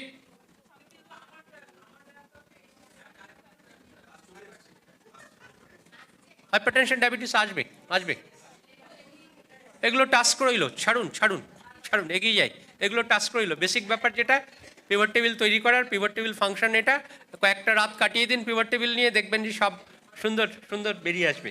আমরা পরের ফাংশনে চলে যাই। তবে pivot table is much beautiful function in Excel. এই দেখুন এই শিটটাই আপনাকে দেবো, সেটা হচ্ছে যে select data in the worksheet, insert ট্যাবে যাবেন, তার থেকে পিভট টেবিল টুলে যাবেন, ক্লিক করলে ক্রিয়েট পিভট টেবিল একটা উইন্ডো আসবে, ওকে করবেন, ওকে করে পিভট টেবিল ফিল্ডের লিস্টে আসবে, ফিল্ডের লিস্টের মধ্যে যে ভ্যারিয়েবলগুলো সেগুলো আসবে। এবার ওইগুলোকে ড্র্যাগ করে করে আপনি 3টে জায়গায় বসাবেন, রো লেভেল, কলাম লেভেল আর হচ্ছে ভ্যালু লেভেল। ঠিক, এবার চলুন আমরা আরও খুব মজার মজার জায়গায় আমরা চলে যাই, সেটা হচ্ছে এটা তো পিভট টেবিল দেখানো হচ্ছে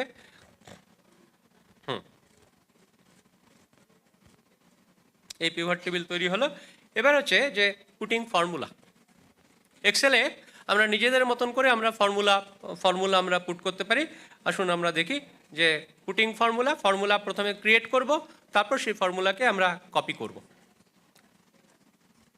প্রথমে আমাদের এই এক্সেল শিটটায় চলে যান, এক্সেল শিটটায় চলে যান।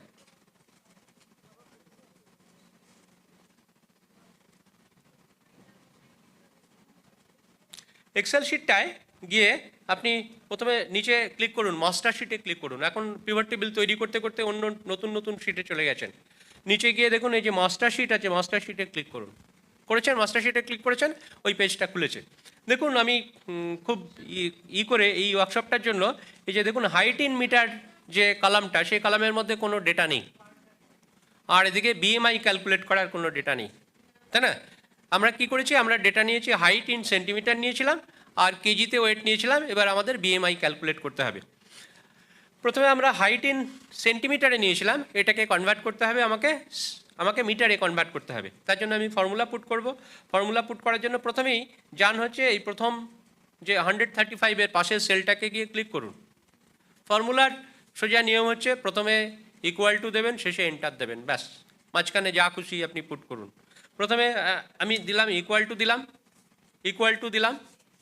এবার কি করব, হাইট বাই 100 মানেই হচ্ছে মিটার, তাই তো? 135কে 100 দিয়ে ভাগ করলে মিটারে আসবে। তাহলে আমি কি করব, 135 ডিভাইডেড বাই মানে হচ্ছে স্ল্যাশ সাইন বাই 100, তাই তো? ঠিক, এবার এন্টার মারুন। হতে পারে 1.35 মিটার। এরকম তার মানে প্রত্যেকটাকে ইকুয়াল টু করে 154/100 করে করতে পারি। আমরা তা করব না, আমরা যেটা করব সেটা হচ্ছে যে আমরা জেনেরিক ফর্মুলা ফেলবো যাতে ও একটা করলে পরেরগুলো ও বুঝে যায়। সেই জন্য যেটা করব ইকুয়াল টু করলাম, তারপরে গিয়ে 135 টাইপ না করে 135-এর ওপর ক্লিক করলাম। 135-এর ওপর ক্লিক করুন, কার্সার নিয়ে গিয়ে ক্লিক করুন। ঠিক হয়েছে? এবার একটু সারা শব্দ করবেন। এবার হচ্ছে স্ল্যাশ দিলাম, স্ল্যাশ দিয়ে 100 দিলাম, 100 দিয়ে এন্টার দিলাম, সে একই রেজাল্ট এলো। কিন্তু আমি কী করেছি, 135টাকে টাইপ না করে আমি কি করেছিলাম, ওই ডি সেলটাকে আমি দিয়েছিলাম। এবার যেটা করুন, ওই 135 সেলটাকে গিয়ে সিলেক্ট করুন, সিলেক্ট করে ওই যে নিচের কোনার বিটটাতে চলে যান, কোনার বিটটাতে চলে গিয়ে ডাবল ক্লিক করুন। দেখবেন ইন দ্য ফলোয়িং সেল, যত পর্যন্ত আপনার ক্যালকুলেট করার আছে তত পর্যন্ত ক্যালকুলেট করে দিয়েছে হচ্ছে আপনার, কনভার্ট করে দিয়েছে হচ্ছে হাইট ইন মিটার। ঠিক, অনেকের মুখে হাসি দেখতে পাচ্ছি, তার মানে ভালো, গুড সাইন। এবারে চলে আসুন পরেরটাতে। আগে আমরা ড্র্যাগ করতাম, এখন ওটাকে ওরা চেঞ্জ করে জাস্ট সিঙ্গল ক্লিকে ওরা যত পর্যন্ত থাকে তত পর্যন্ত করে নেয়। এবার বিএমআই ক্যালকুলেট করি আমরা, বিএমআই ক্যালকুলেট করি। বিএমআই ক্যালকুলেট করার ফর্মুলা কি, ইকুয়াল টু এন্টার। প্রথমে ইকুয়াল টু দিতে ভুলবেন না, লাস্টে এন্টার দিতে ভুলবেন না। ইকুয়াল টু দিলাম, বিএমআই মানে কি, weight in KG by height in metre square, তাই তো, হাইট ইন মিটার স্কোয়ার। তার মানে ওয়েট ইন কেজি মানে 45-এর ওপর ক্লিক করলাম, স্ল্যাশ ডিভাইডেড বাই, নিচে একটা ব্র্যাকেট পুট করে দিলাম, মানে মিটারকে দুবার করে লিখব, হাইট ইন মিটার একবার দিলাম, ইন্টু মানে হচ্ছে ওই যে আপনার স্টার্টটা হচ্ছে ইন্টু, শিফট 8 স্টার্ট দিলাম, আবার হাইটকে দিলাম, তাই তো, মিটার স্কোয়ার, যার জন্য height into height, bracket close করলাম, এন্টার মারলাম, বিএমআই ক্যালকুলেট হয়ে গেল। এবার যেটাকে কী করলাম, আমি কপি করে দিলাম।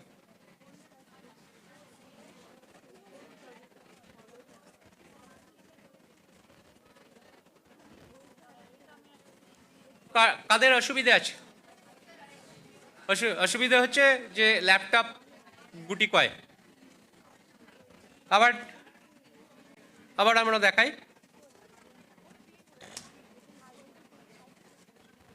বিএমআইতে যাব,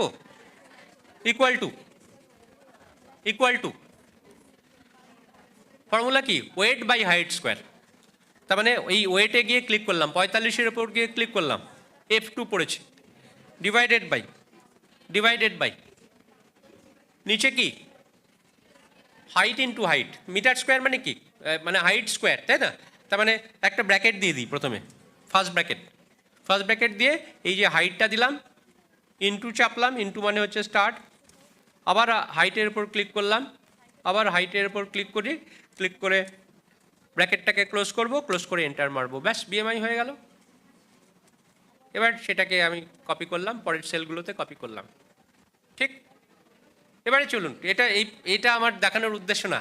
আমার উদ্দেশ্য হচ্ছে যে আমার যে যারা রিডার আর কি, যারা পড়বে আমার রিসার্চ পেপার, আমি বলবো তারা কি জানতে চাইবে। তারা বিএমআই নিয়ে ইন্টারেস্টেড নয়, তারা বলবে যে কতজনা হচ্ছে আন্ডারওয়েট আছে, কতজনা নর্মাল বিএমআই আছে, আর কতজনার আছে হচ্ছে ওভারওয়েট আছে বা ওবেসিটি আছে, তাই তো। আলটিমেটলি ফাইনালি আমরা লে পার্সন এটাই বুঝবো যে আমার ওয়েট কি কম না বেশি। এবারে চলে আস, এটা একটু শক্ত, সেটা যে পুটিং আর্গুমেন্ট।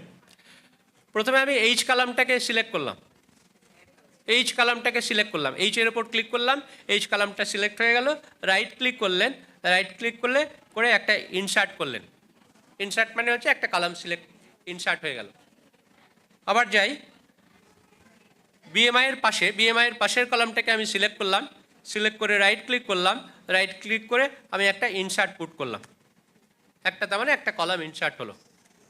ঠিক, আবার যাচ্ছি, সেটা হচ্ছে যে এই এইচ কালামটাকে সিলেক্ট করি, মানে যেখানে আমি কালামটাকে বসাবো, এইচ কালামটাকে সিলেক্ট করে রাইট ক্লিক করে একটা আমি ইনসার্ট করলাম, ইনসার্টের ওপর ক্লিক করলাম।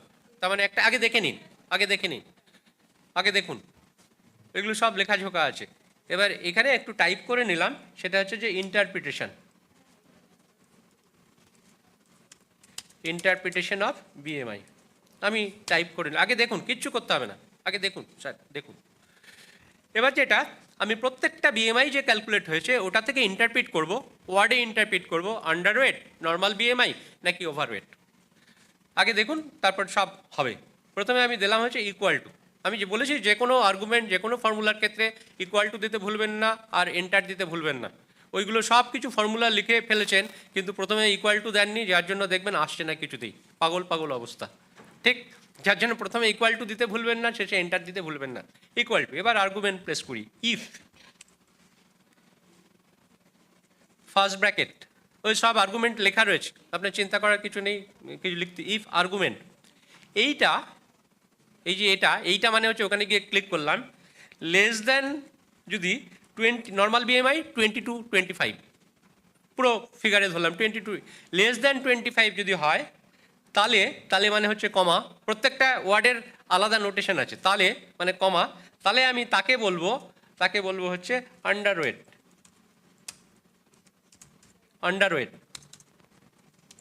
ব্র্যাকেট ক্লোজ করে দিলাম, ঠিক, কমা। ইফ, আবার একটা ব্র্যাকেট চালু করলাম, এইটা হচ্ছে G2, আমি লিখলাম G2 যদি লেস দেন ইকুয়াল টু 25 হয়, মানে 20 থেকে 25, তাহলে কমা, তাকে বলবো হচ্ছে normal BMI, inverted comma close, আবার কমা দিলাম। আদারওয়াইজ বাকিদের বলবো ওভারওয়েট,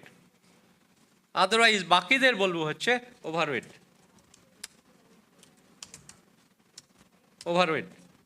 করলাম। কভার ব্র্যাকেট ওপেন করেছিলাম দুবার, ফার্স্ট ব্র্যাকেট ওপেন করেছিলাম দুবার, সুতরাং দুবার ক্লোজ করি, হয়ে গেল। দাঁড়ান, ওয়েট, এবার যেটা সেটাকে নিচটাকে আমি কপি করে দিই। প্রত্যেকের ইন্টারপ্রিটেশন চলে এসছে, দেখুন যে কোনো একটাকে চেক করুন। এই যে 22.22.23 নর্মাল বিএমআই, দেখুন 45.79 ওভারওয়েট করে ও ইন্টারপ্রিট করে দিয়েছে। এবার আপনি একটা পিভট টেবিল করে ফেলুন, ঠিক।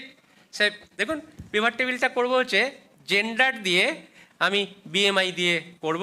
আমি একটা পিভট টেবিল করে ফেলি, ইনসার্ট পিভট টেবিল, এন্টার করে জেন্ডারকে আমি ফেলি হচ্ছে এখানে যে কোনো একটা জায়গায়, আর ইন্টারপ্রিটেশন অফ বিএমআইকে ফেলে যে কোনো একটাকে দিয়ে, দেখুন আপনার খুব সুন্দর একটা টেবিল তৈরি হয়ে গেছে। কতজন মেল পার্টিসিপেন্ট ছিল, তার মধ্যে নর্মাল ওয়েট, আন্ডারওয়েট, ওভারওয়েট, কতজন ফিমেল ছিল, নর্মাল ওয়েট, আন্ডারওয়েট, ওভারওয়েট। এবার পার্সেন্টেজ আপনি ক্যালকুলেট করে ফেলবেন। ওইটাতে চলে যাই, তাই না? ওই যে আর্গুমেন্টে একটু চলে যাই। আর্গুমেন্ট কি এমন আর্গুমেন্ট দিলাম আর কি। আর্গুমেন্টে যাওয়ার জন্য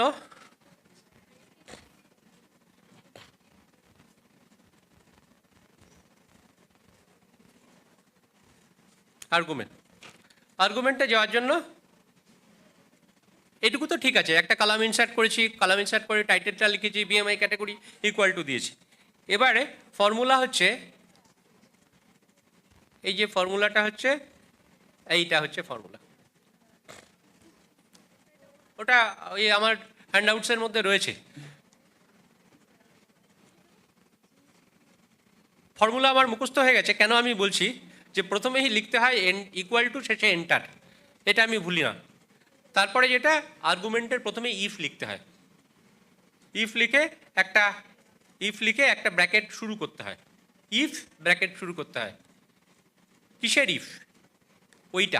ওইটা মানে বিএমআইটা, ওই বিএমআইয়ের ওপর ক্লিক করুন।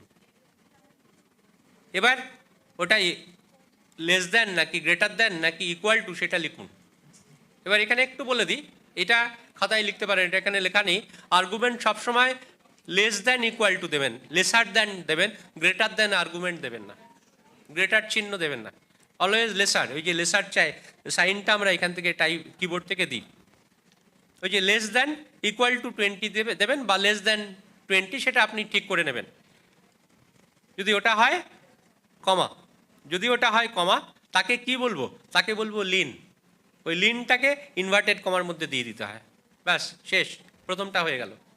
তারপর কমা দিয়ে আবার ইফ, ইফ দিয়ে আবার সেই আর একটা ব্র্যাকেট ওপেন করে নিন, কি ইফ কি বিএমআই, যদি লেস দ্যান ইকুয়াল টু করে পুরোটা করবেন। আর লাস্টেরটা আসবেন, লাস্টের আর্গুমেন্ট আর ইফ লিখতে হয় না, ওটাকে কি করতে হয়, আদারওয়াইজটাকে ওই পরপর দুটোকে টাইপ করে দিতে হয়, আর লাস্টে ব্র্যাকেটগুলোকে ক্লোজ করতে হয়। ম্যাডাম আপনাকে ওই পিডিএফ দিয়ে দেবে, এরা দিয়ে দেবে, এইটাই লেখা আছে। হ্যাঁ, আমি অদিতি ম্যাডামকে অলরেডি শেয়ার করে দিয়েছি ওই পিডিএফ। হ্যাঁ, দিয়ে দিয়েছি। এটা দিয়ে না আপনার যে কোনো রকমের প্রথমে ইন্টারপ্রিটেশনটা চালু করবেন। ডেটা তো কালেক্ট হলো, ডেটা কালেক্ট হওয়ার পর আমরা তো অথই জলে পড়ি, এটাকে নিয়ে আমি কি করব, এই ক্যালকুলেট করলাম, নিয়ে কি করব, যার জন্য এই আর্গুমেন্ট লাগবেই লাগবে। যেমন আরেকটা সিম্পল আরেকটা দিই, আরেকটা আর্গুমেন্ট দিই, যেমন হচ্ছে আমরা হামেশাই মান্থলি ইনকাম, পার ক্যাপিটা মান্থলি ইনকাম ক্যালকুলেট করে বসে থাকি, তাই না? ক্যালকুলেট করে বসে রইলাম, কত হাজার লোক, 5,753 জন লোকের ক্যালকুলেট করে বসে রইলাম। এবার কি করব?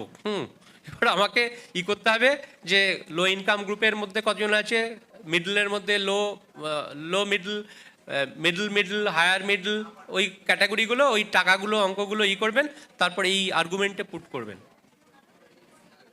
যে লেস দ্যান যদি এটা হয় তাহলে পুয়ার, তারপর লেস দ্যান ইকুয়াল টু যদি হয় তাহলে মিডল, এই করে করে করে করে বাড়িয়ে গিয়ে করবেন, একটা হয়ে গেল, এটাকে কপি করে দেবেন, দেখবেন সব ইন্টারপ্রিটেশন চলে আসবে, তারপর পিভট টেবিলে ফেলে ওইটাকে গ্রুপ করে নিন কতজন কোন গ্রুপের মধ্যে রয়েছে। চলুন পরেরটাতে যাই।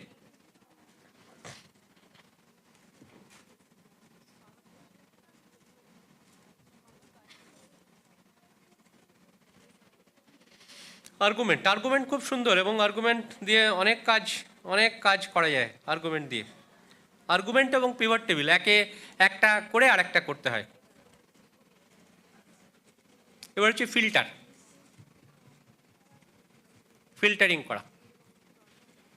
এই যে ডেটা শিট থেকে দেখুন ফিল্টারিং করে কত সুন্দর কত ছোট ছোট জিনিস আমরা বার করে আনতে পারি। আমরা প্রথমে দেখুন, এটা দেখারই শুধু, তারপর বাড়িতে গিয়ে করবেন। আমরা প্রথমে এই মাস্টার শিটটাকে আবার খুললাম, মাস্টার শিট খুললাম, ডিসিলেক্ট করে দিলাম। প্রথমে আমি জানতে চাই, কিছু সিলেক্ট করিনি, প্রথমে ডিসিলেক্ট করেছি, মানে যে একটা ক্লিক করেছি সব সিলেকশন চলে গেল। আমি জানতে চাই যে মেল পার্টিসিপেন্টের মধ্যে আগে শুনবেন, মেল পার্টিসিপেন্টের মধ্যে নর্মাল বিএমআই কজন আছে যাদের বোথ হাইপারটেনশন আছে, ডায়াবেটিস আছে, ঠিক? তার মানে ওই লাইফস্টাইল ফ্যাক্টরটা তাদের মধ্যে খুব একটা করেনি, ডিটারমিনিং ফ্যাক্টর হয়নি for development of diabetes, hypertension. মেলের মধ্যে কতজনের নর্মাল বিএমআই মেল আছে, সেই নর্মাল বিএমআই মেলদের মধ্যে কতজনের বোথ হাইপারটেনশন, ডায়াবেটিস আছে, আমি ফিল্টার করে বার করতে চাই। প্রথমেই যেটা করব সেটা হচ্ছে ডেটাতে চলে যাব। আগে আমাকে দেখাতে দিন, ডেটাতে গিয়ে ফিল্টারে চলে যাব। তাহলে এই ডেটা শিটটার উপর ফিল্টার অ্যাপ্লাইড হয়ে গেল। দেখুন ওই প্রত্যেকটার উপরে আন্ডারে এই কতগুলো ডাউন অ্যারো চলে এলো। আবার দেখাচ্ছি, প্রথমে মাস্টার শিটে আমি গেলাম, এখন করতে হবে না আপনাকে, বারে বলছি, আগে দেখুন ফিল্টারে চলে গেলাম, ওই ফিল্টার অ্যাপ্লাইড হয়ে গেল, ডেটা ফিল্টার। এবার আমি দেখতে চাই শুধু মেলগুলোকে নেব, যার জন্য মেলের ওপরে গিয়ে ওই জেন্ডারের ওপরে যে ডাউন অ্যারোটা ছিল ওইখানে গিয়ে ক্লিক করলাম। দেখুন এখানে মেল ফিমেল সব হয়েছে, শুধু মেলটাকে রেখে বাকিগুলোকে আমি অফ করে দিলাম, শুধু মেলটাকে টিক করলাম, ঠিক? শুধু মেলটাকে টিক করলাম, টিক করে আমি ওকে করলাম। আমার ডেটা শিটের মধ্যে সব মেলগুলোকেও নিয়ে চলে এলো, ঠিক? মেলগুলোকে নিয়ে চলে এলো। এরপরে নেক্সট ফিল্টার অ্যাপ্লাই করি মেলের ওপর, মানে কার ওপর কী অ্যাপ্লাই করবো সেটা কিন্তু মাথা দিয়ে আপনাকে ঠিক করে নিতে হবে। প্রথমে মেলের মধ্যে নর্মাল বিএমআই বার করব। এবার বিএমআইয়ের এই যে ইন্টারপ্রিটেশন অফ বিএমআইতে চলে গেলাম, বিএমআইতে চলে গিয়ে সবগুলোকে আমি অফ করে দিলাম, শুধু নর্মাল বিএমআইকে রাখলাম, বিএমআইকে রেখে আমি ওকে করে দিলাম। দেখুন বাকিগুলো হাইড করে গেছে, হাইড করে গেছে, আমি ছাঁকনি দিয়ে ছেঁকে ওইটা বার করছি। এবার করুন, চলুন এবার হচ্ছে কতজনের মধ্যে হাইপার টেনশন আছে, তার মানে নোটাকে ক্লিক করে দিলাম, শুধু ইয়েসটাকে রাখলাম, করে ওকে করে দিলাম, এই হাইপার টেনশন যতজনের আছে দেখিয়ে দিয়েছে। এদের মধ্যে কতজনের হাইপার টেনশনের পরেও ডায়াবেটিস আছে, সেটার জন্য আবার ডায়াবেটিসে গিয়ে আমি করলাম কি, করে গিয়ে শুধু ইয়েসটাকে আমি রেখে দিলাম, ইয়েসটাকে রেখে দেখুন মাত্র এই 57 জনের মধ্যে একজন মাত্র মেল খুঁজে পাওয়া গেছে যে নর্মাল বিএমআই আছে, যার বোথ হাইপার টেনশন ডায়াবেটিস আছে আর কি।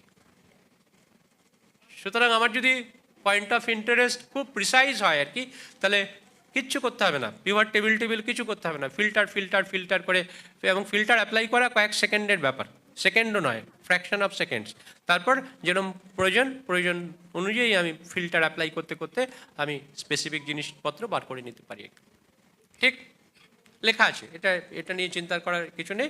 ডেটা ফিল্টার, তাহলে পুরোটা শিটের উপর ফিল্টার পড়ে যাবে, তারপর ওখানে একটা করে চাপিয়ে আমরা খুঁজে বার করতে পারি যে কার কী। এবারে চলুন, আরও তো বড় জিনিসগুলো পড়ে রয়েছে, তাই না, ওগুলো তো যাই, এখনও তো কিছুই বলা হয়নি। স্ট্যাটিস্টিক্সের কিছু বলা হয়নি। এবারে চলে যাই আমরা, ফিল্টারিং তাহলে হয়ে গেল, single column filter, multi column filter তো আমরা দেখে ফেলেছি।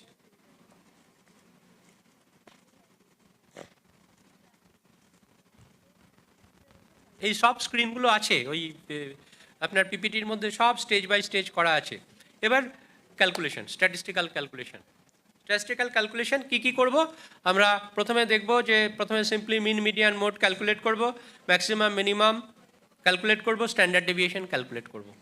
ঠিক, চলে যাই মাস্টার শিটে, আমরা চলে যাই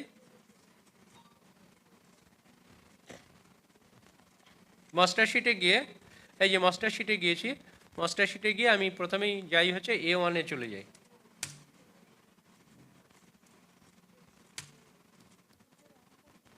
আচ্ছা, ওখানে ফিল্টারকে আবার অফ করতে হয়, ফিল্টারকে অফ করলাম। ফিল্টারকে অফ করা মানে শুধু ওই যেই ফানেলের মতো আছে ওটার উপর ক্লিক করলে সব ফিল্টার চলে গেল, পাতা থেকে সব ফিল্টার চলে গেল। এবার আমরা যেটা করি সেটা হচ্ছে যে দেখি যে এদের হাইটের অ্যাভারেজ কত, এদের ওয়েটের অ্যাভারেজ কত, এদের এজের অ্যাভারেজ কত, এদের ক্রিয়েটিনিনের অ্যাভারেজ কত, এলডিএলের অ্যাভারেজ কত, এইচডিএলের অ্যাভারেজ কত, টোটাল কোলেস্টেরলের অ্যাভারেজ কত। ঠিক, দেখুন নিচের দিকে আমি ওইগুলো ইচ্ছে করে লিখে রেখেছি তাড়াতাড়ি যাতে দেখানো যায়। আগে দেখুন, আগে দেখে নিন, তারপরে নিজেরা সবাই করবেন। ফর্মুলা কি শুরুতে ইকুয়াল টু, শেষে এন্টার। ঠিক, শুরুতে ইকুয়াল টু দিলাম, মিন হচ্ছে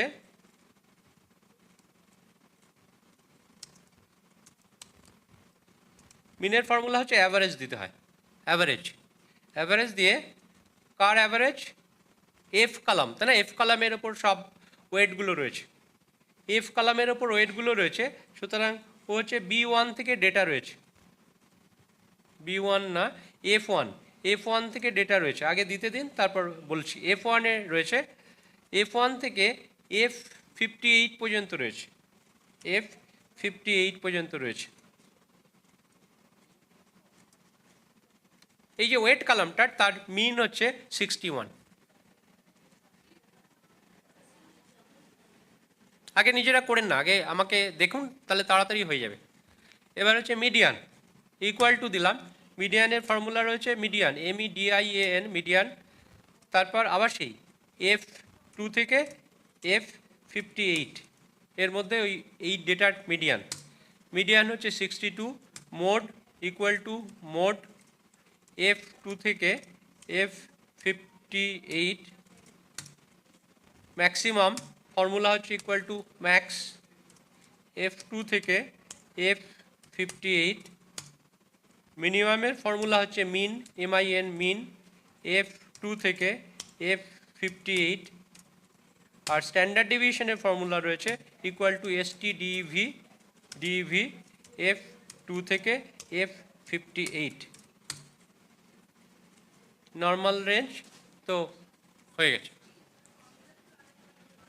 এবারে ফর্মুলা কার কোনটা ফর্মুলা, তাই না, মিন থেকে, মিনের ফর্মুলা দেখতে পাচ্ছেন, দেখা যায় হচ্ছে যখনই এই সেলটাতে যাবেন এইটাকে বলে ফর্মুলা বার।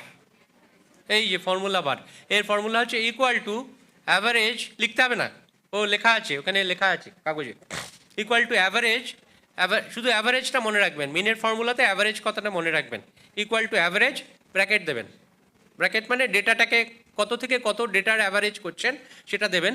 আমরা কেন আমরা এটা করেছি দেখুন, ওপরে চলে যান, এইখান থেকে, তাই না, এইটা হচ্ছে F2, তাই তো, F2, এই যে 48 থেকে, এই 45 থেকে, এইটা হচ্ছে F2, এইদিকে F, এদিকে 2, F2 থেকে এদিকে হচ্ছে F58, এইটা হচ্ছে F58, যার জন্য F2, 2 মানে হচ্ছে কোলন সাইন আমি কিবোর্ড থেকে দিয়েছি, 58 দিলাম, ব্র্যাকেট ক্লোজ, এন্টার। তার মানে যে কোনো ফর্মুলার ক্ষেত্রে ওইটুকু মনে রাখতে হবে, ইকুয়াল টু এন্টার মনে রাখতে হবে।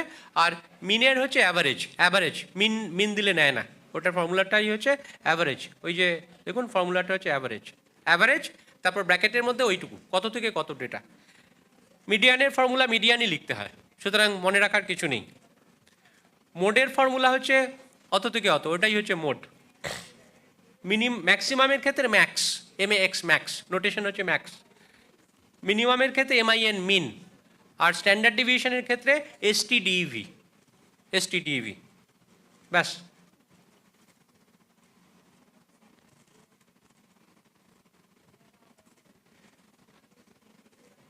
ওই দেখুন ওখানে লেখা আছে, ওই মিনের ক্ষেত্রে অ্যাভারেজ লিখতে হয়, মোড মিডিয়ান যেরকম সেরকম, মিনিমামটাকে মিন লিখতে হয়, ম্যাক্সিমামটাকে ম্যাক্স লিখতে হয়, রেঞ্জ মানে হচ্ছে যেটা বেরোলো মিনিমাম টু ম্যাক্সিমাম লিখবেন, আর স্ট্যান্ডার্ড ডেভিয়েশন হচ্ছে STDEV।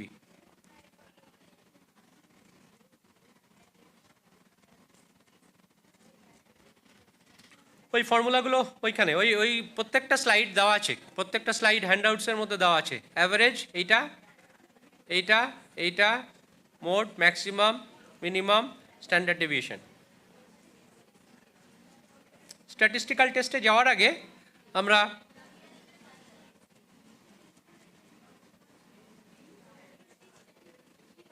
বাকিগুলোর করে নিই নাকি? বাকিগুলোর মানে হচ্ছে ওয়েটের, এটা তো হাইটের হয়েছে, এটা ওয়েটের হয়েছে, এবার BMI এর অ্যাভারেজ করি, ক্রিয়েটিনিন, তারপরে টোটাল কোলেস্টেরল, HDL, LDL এগুলো করে ফেলি। এদিকে তাকান, হ্যাঁ এখন করবেন না, দেখুন আরও মজার দেখুন, সেটা হচ্ছে যে সিলেক্ট করে ফেলুন, এইটুকুকে সিলেক্ট করে ফেলুন, ঠিক আমার যে রেজাল্টটা, এই যে ফর্মুলা যেখানে বসিয়েছেন ফর্মুলাটুকুকে সিলেক্ট করে ফেলুন, সিলেক্ট করে ফেলে আপনি একদম ডেটা শিটের লাস্ট পর্যন্ত টেনে নিয়ে চলে যান, HDL পর্যন্ত নিয়ে চলে যান। শুধু যেটা সেটা হচ্ছে যে এইগুলো হচ্ছে অপ্রয়োজনীয় জিনিস, ডিলিট মেরে দিলাম। দেখুন সব প্রত্যেকটা আপনার কোয়ান্টিটেটিভ ডেটার এই ফিগারগুলো প্রত্যেকটা এক ইসে চলে এসছে। আর যদি ওয়েটটাকে যদি চান, ওয়েট করেছেন, হাইটটাকে যদি চান, হাইটটাকে যেহেতু এখানে লেখাটা হয়ে গেছে সেহেতু এর লেখাটাকে অন্যদিকে সরিয়ে দিয়ে তারপর করতে হবে। এটুকুকে একটু সরিয়ে দিই, করছি, এটাকে এখানে এখানে সরিয়ে দিয়ে এটুকুকে দিয়ে উল্টো দিকে টেনে দেবেন। প্রত্যেকটা ফাংশন কাজে লাগে, সেল মুভ কাজে লাগে, ওই যে সেল মুভ করে ওই চাংটাকে ওইদিকে সরিয়ে দিলাম, সরিয়ে দিয়ে এই দিকটা ফাঁকা করে তারপর এদিকে টেনে দিলাম, তার মানে প্রত্যেকটা মানে কোয়ান্টিটির আপনার এই ফিগারগুলো তৈরি হয়ে গেল, mean, median, mode, maximum, minimum, standard deviation, একদম throughout the research paper এই কটা ডেটা ইউজুয়ালি লাগে, মোড না লাগুক কিন্তু মিন, স্ট্যান্ডার্ড ডেভিয়েশন আপনার লাগবেই লাগবে। আরেকবার আসছি,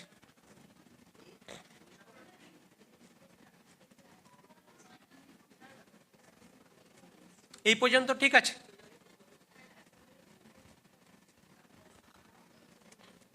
এই পর্যন্ত ঠিক আছে? ডেটা শিটটা এরম দেওয়া হয়েছে, এবার আপনি যেটা করবেন সেটা হচ্ছে যে মিন ক্যালকুলেট করবেন, তাই না? কার মিন ক্যালকুলেট করবেন? এই যে ওয়েটের মিন ক্যালকুলেট করবেন, দাঁড়ান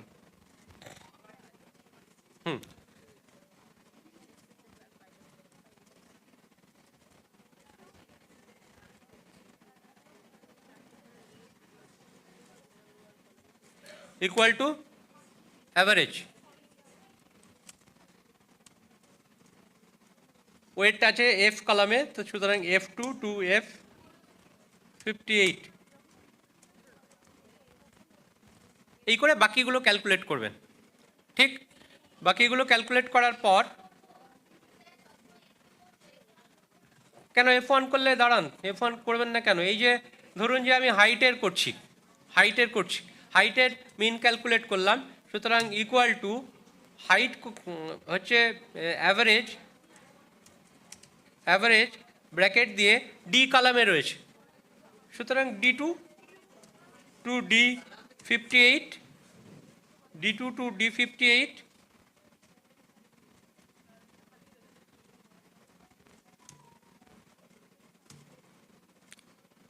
equal to average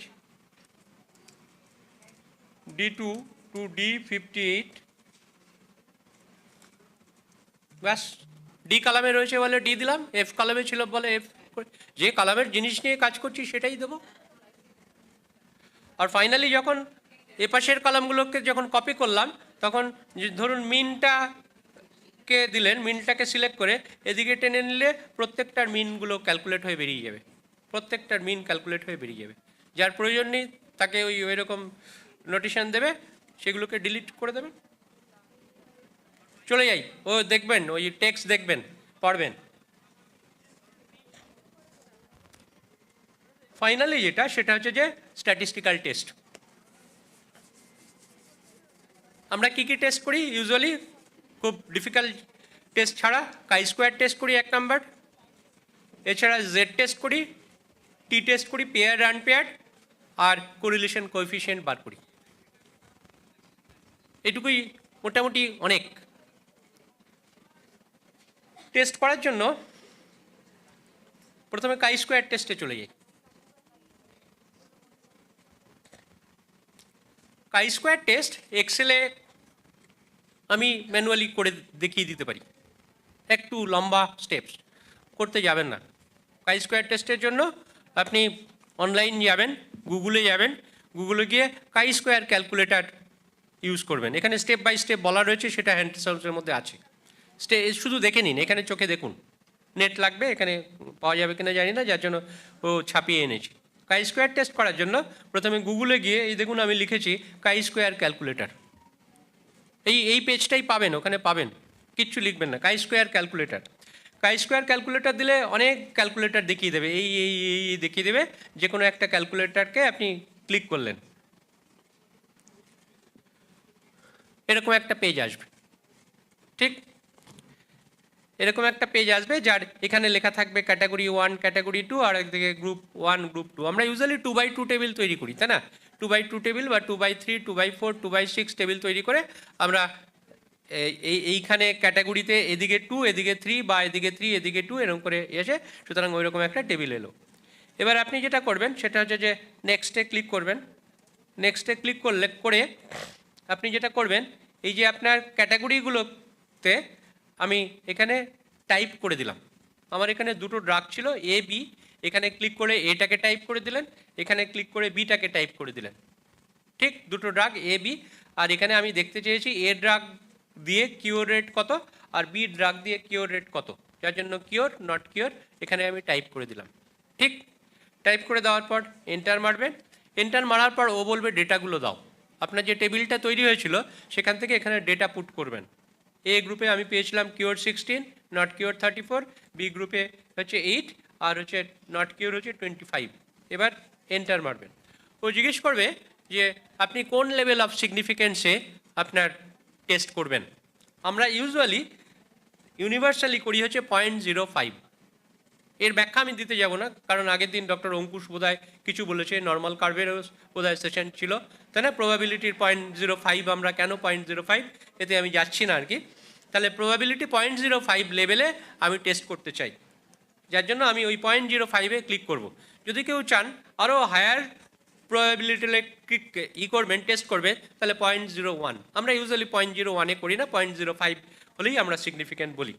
করে তারপরে যে ক্যালকুলেট কাই স্কোয়ারে ক্লিক করবেন, ক্যালকুলেট কাই স্কোয়ার, ও দুটো ফিগার দিয়ে দেবে, একটা হচ্ছে কাই স্কোয়ার ভ্যালু আর একটা হচ্ছে পি ভ্যালু। এটা কাই স্কোয়ার ভ্যালু আর একটা হচ্ছে পি ভ্যালু, আর আরেকটা হচ্ছে ডিগ্রি অফ ফ্রিডম। এবার এই পি ভ্যালুটাই আমাদের কাজে লাগে। এই টেবিলে পি ভ্যালু এসছে 0.4। 0.4টা হচ্ছে 0.05-এর থেকে অনেক ওপরে, তার মানে এটা সিগনিফিক্যান্ট নয়। মানে দুটো ড্রাগের মধ্যে কিওর রেটের যে ডিফারেন্সটা দেখতে পাচ্ছি, দ্যাট ইজ নট সিগনিফিক্যান্ট। এই করে আমরা কাই স্কোয়ারগুলো ওই কাই স্কোয়ার ক্যালকুলেটর দিয়ে খুব তাড়াতাড়ি আমরা করে ফেলি। আবার স্টেপগুলো আবার দেখাচ্ছি, দেখুন খুব সোজা। গুগলে যাবেন, কাই স্কোয়ার ক্যালকুলেটর দেবেন, কাই স্কোয়ার ক্যালকুলেটর দিয়ে তারপর যে কোনো একটা কাই স্কোয়ার ক্যালকুলেটরকে খুলে নেবেন। খুলে নিলে মোটামুটি 19-20 এরকম একটা টেবিল আসবে। টেবিল এসে ও বলবে যে ওই ক্যাটাগরির নামগুলো দিয়ে দাও। ক্যাটাগরির নাম মেবি গ্রুপের নাম মেল ফিমেল, আর এদের মধ্যে আমি দিলাম হচ্ছে ডায়াবেটিক নন ডায়াবেটিক, ঠিক ওপরে। সুতরাং ওইগুলোকে টাইপ করে লিখে দিতে হয়। এখানে যেমন A B cure non cure এরকম লিখেছি। লেখার পর ডেটাগুলো দিয়ে দিতে হয়। ওই ডেটা ইনপুট আমি টাইপ করে দিয়ে দিলাম। তারপর ও জানতে চাইবে লেভেল অফ সিগনিফিক্যান্স কততে টেস্ট করবেন, ওইটাতে সিলেক্ট করে দিতে হয়। সিলেক্ট করে তাহলেই ও দিয়ে দেয়, ফাইনালি পি ভ্যালু দিয়ে দেয়। ওই পি ভ্যালু দেখে আমরা তো কাট অফ নিয়েছি 0.05, আইদার 0.05 বা তার নিচে হলে সেটা সিগনিফিক্যান্ট, তার ওপরে হলে সেটা হচ্ছে নট সিগনিফিক্যান্ট। যার জন্য এইভাবে আমরা কাই স্কোয়ার ক্যালকুলেট করি, ঠিক। তার মানে কাই স্কোয়ার ক্যালকুলেটর ইউজ করা। এবার হচ্ছে জেড টেস্ট। আমার মনে আছে যে আমার কাছে একসময় শুধু ল্যাপটপ ছিল, ওই ক্যালকুলেটর ট্যালকুলেটর কিছু ছিল না আর কি।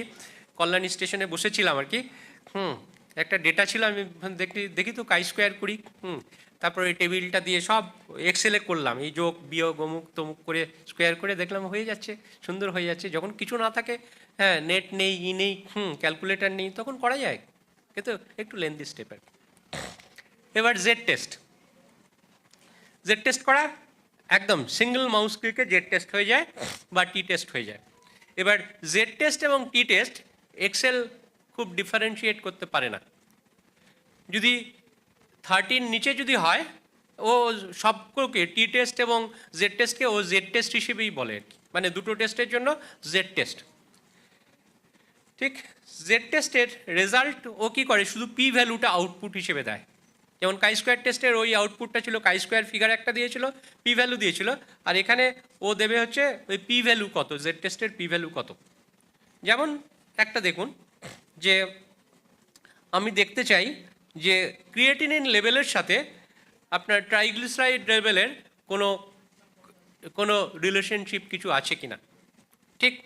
মানে ক্রিয়েটিনিন লেভেল বাড়া কমার সাথে আপনার ট্রাইগ্লিসারাইড লেভেলের কোনো রিলেশনশিপ আছে কি না সেটা আমি দেখতে চাই, যে জেড টেস্ট করে দেখতে চাই যে এটা সিগনিফিক্যান্ট কিনা। মানে ক্রিয়েটিনিন বাড়লে কি ট্রাইগ্লিসারাইড কমে যায় বা বাড়ে, এই যে ডিফারেন্সটা যেটা আসে সেটা সিগনিফিক্যান্ট কিনা। প্রথমে ফর্মুলা কি, ইকুয়াল টু আর লাস্টে এন্টার, ঠিক। ইকুয়াল টু দিয়েছি, ইকুয়াল টু দেওয়ার পর নোটেশন হচ্ছে টি টেস্ট। টি টেস্ট লিখতে হয়, জেড টেস্ট না, টি টেস্ট। টি টেস্টের পর প্রথমে ফার্স্ট ব্র্যাকেট দিতে হয়, তারপর দুটো সিরিজ দিতে হবে, একটা হচ্ছে ক্রিয়েটিনিনের সিরিজটা দিতে হবে, তারপর দিতে হবে আর একটা সিরিজ হচ্ছে ট্রাইগ্লিসারাইডের সিরিজটা দিতে হবে। মানে এত টু এত কমা এত টু এত করে দুটো সিরিজকে আমি এখানে পুট করব। যেমন এখানে দিয়েছি ক্রিয়েটিনিন হচ্ছে K2 to K58 দেওয়া হয়ে যাচ্ছে। এবার তারপর কমা, তারপর আর একটা সিরিজ এখানে ক্রিয়েটিনিনের সাথে, মানে ক্রিয়েটিনিন একটা গ্রুপের সাথে টেস্টের সাথে কন্ট্রোলের কম্পেয়ার করেছে, ঠিক। যার জন্য এই দুটো গ্রুপের কম্পেয়ার করেছে, এখানে ক্রিয়েটিনিনের সাথে টিজি কম্পেয়ার করেনি ক্রিয়েটিনিন, সুতরাং আর একটা গ্রুপ দিয়েছে, এটা হচ্ছে Q2 to Q58, তারপর আবার কমা। তারপর যেটা দেখায়, ও জিজ্ঞেস করে এটা 1 টেল টেস্ট না 2 টেল টেস্ট। 1 টেল ডিস্ট্রিবিউশন মানে যখন নর্মাল কার্ভের মধ্যে কম হলেও খারাপ বেশি হলেও খারাপ, সেটা হচ্ছে 2 টেল। আর যখন ডিস্ট্রিবিউশনের মধ্যে একটা দিকে হলে খারাপ, তাহলে সেটা হচ্ছে 1 টেল। যেমন এক্সাম্পল দিই, এক্সাম্পল হচ্ছে ব্লাড সুগার 2 টেল। কম হলে হাইপোগ্লাইসেমিয়া হয়, বেশি হলে হাইপারগ্লাইসেমিয়া হয়। হাইপার টেনশন 1 টেল, লো ব্লাড প্রেশার বলে কিছু নেই, তাই না? নর্মাল হাইপার টেনশন, সুতরাং এটা হচ্ছে ওয়ান টেল। এবার যদি এই যে এইগুলো যদি ওয়ান টেল যদি হয়, ক্রিয়েটিনিন যেমন লোয়ার ক্রিয়েটিনিন লেভেলের কোনো সিগনিফিক্যান্স নেই, সুতরাং এটা হচ্ছে ওয়ান টেল টেস্ট। তাহলে ওয়ান টেল যদি ডিস্ট্রিবিউশন হয় তাহলে তখন আমরা দেবো হচ্ছে ওয়ান লিখবো, টাইপ করব, আর টু টেল হলে টু লিখবো। সেই জন্য এখানে এইটা ওয়ান টেল দেওয়া হয়েছে, এই যে কমা দিয়ে ওয়ান, ঠিক? তারপর আবার কমা, কমা দিয়ে আমাকে জিজ্ঞেস করবে টাইপ অফ টেস্ট কি, এটা কি পেয়ারটি টেস্ট নাকি আনপেয়ারটি টেস্ট, করে টাইপ অফ টেস্ট 1 মানে হচ্ছে পেয়ারটি টেস্ট, 2 মানে হচ্ছে 2 স্যাম্পল ইকুয়াল ভ্যারিয়েন্স, 3 মানে 2 স্যাম্পল আনইকুয়াল ভ্যারিয়েন্স। ওইগুলো 1, 2 অথবা 3 নোটেশন দিতে হবে, দিয়ে এন্টার করলেই ও আমাদের পি ভ্যালু দেখিয়ে দেবে। জেড টেস্ট করা খুব সোজা।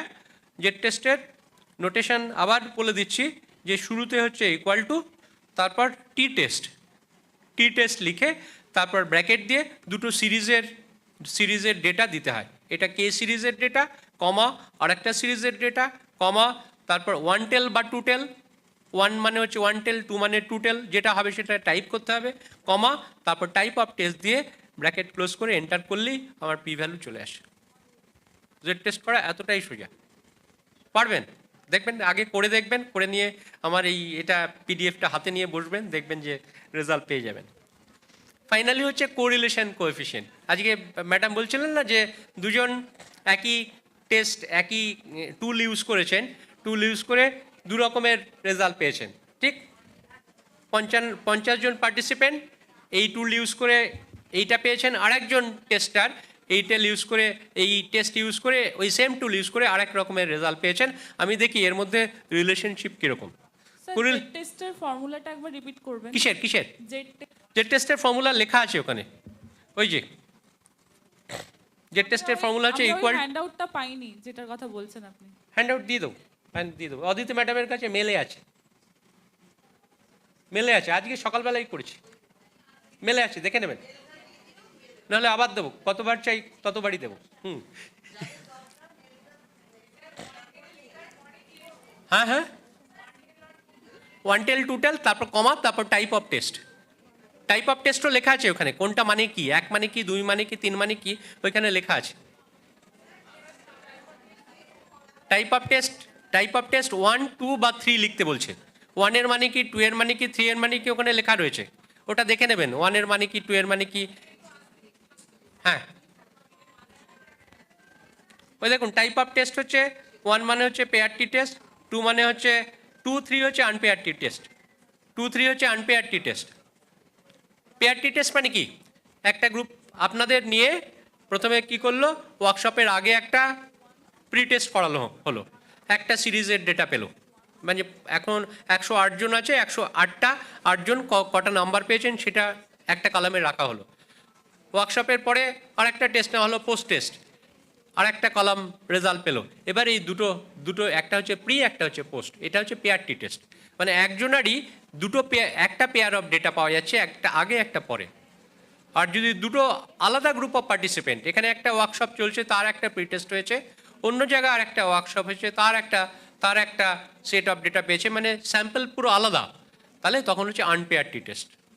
দুটো গ্রুপ আলাদা, সেটা হচ্ছে আনপেয়ারটি টেস্ট। সেই আনপেয়ারটি টেস্টেরই আবার দুটো ভাগ রয়েছে, একটা হচ্ছে 2 sample equal variance, 2 sample unequal variance, মানে দুটো গ্রুপই যদি হোমোজেনাস যদি হয়, তাদের স্ট্যান্ডার্ড ডিভিয়েশন একই রকমের হয়, তাহলে হচ্ছে equal variance, 2 sample equal variance.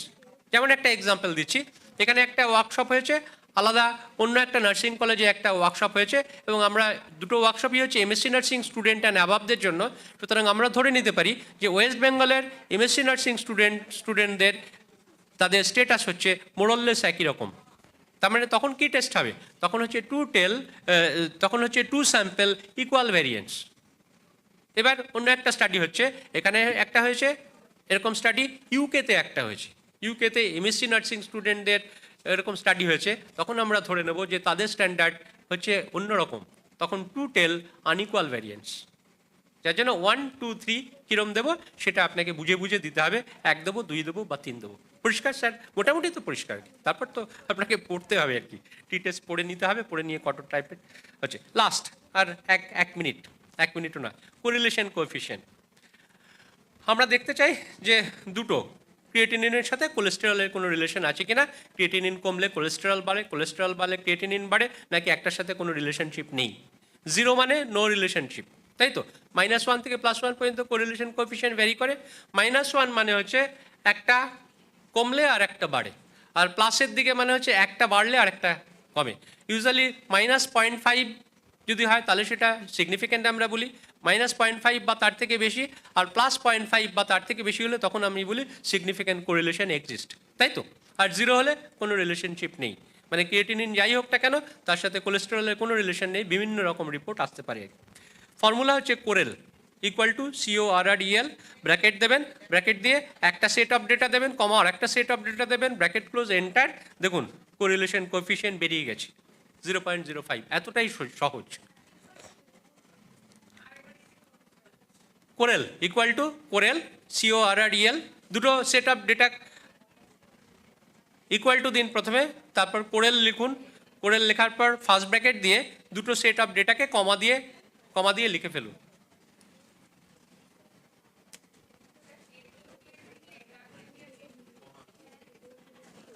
কমা কমা। আপনি যদি টিজির সাথে ট্রাইগ্লিসারিডের সাথে LDL করেন তাহলে M2 to M58 colon N2 to N58, যে দুটো কলামের করবেন সেই দুটো কলামের ডেটাটাকে ওইভাবে লিখতে হবে। কোলন হচ্ছে মাঝখানে কত থেকে কত,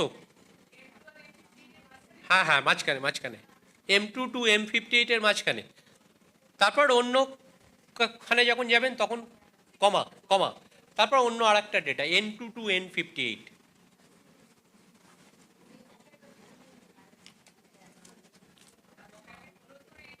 ব্র্যাকেট ক্লোজ করে এন্টার। এরকম একটা এক্সারসাইজ ফেলে রাখা রয়েছে, বাড়িতে গিয়ে করবেন এই এক্সারসাইজটা আর কি।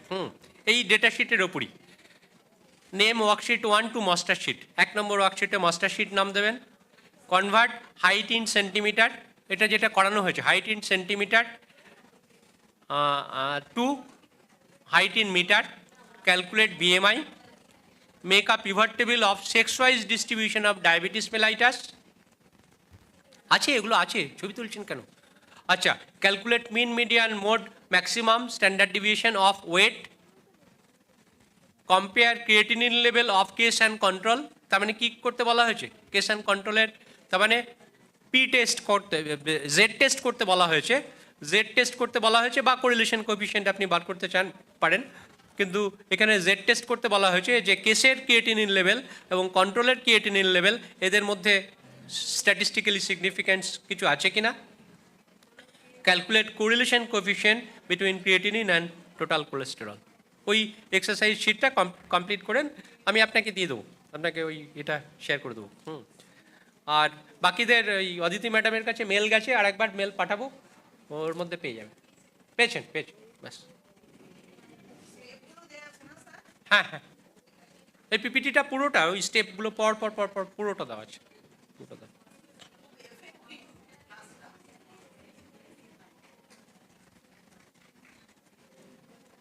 ব্যাস, আমি কিন্তু লেটে শুরু করেও কিন্তু সময়ের মধ্যে কমপ্লিট করে দিয়েছি। Thank you.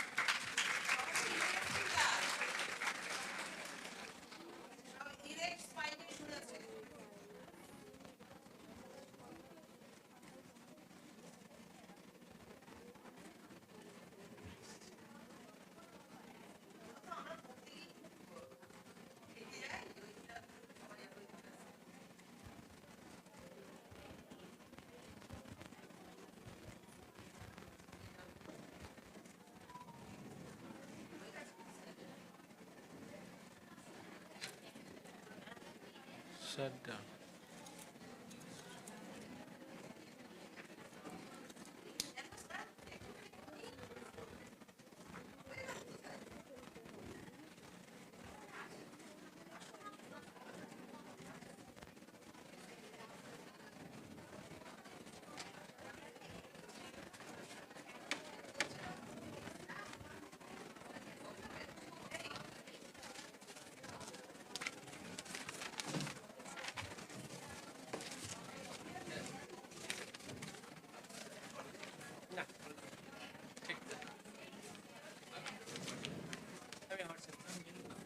মেলটা আমাকে পাঠিয়ে দিন আপনি মেল পাঠিয়ে দিন আমি মেল না না আমি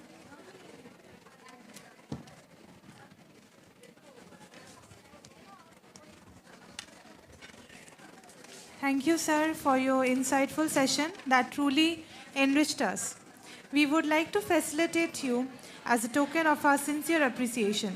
And to do the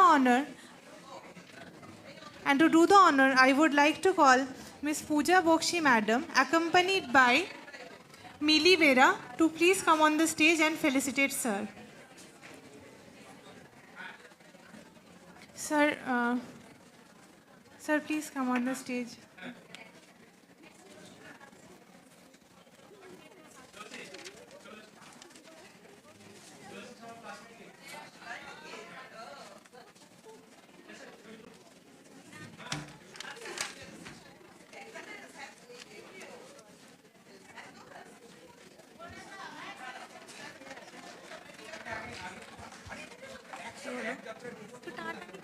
বলে দি স্যারকে ফেলিসিটেট করতে বললো দেবাশিস কি দেবাশিস সান্যাল স্যারকে ফেলিসিটেট করতে বললো ওটা তোর আছে তো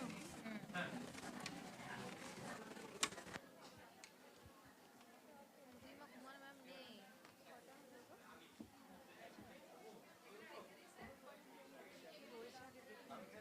ভট্টাচার্য আছে তো নেই তো নেই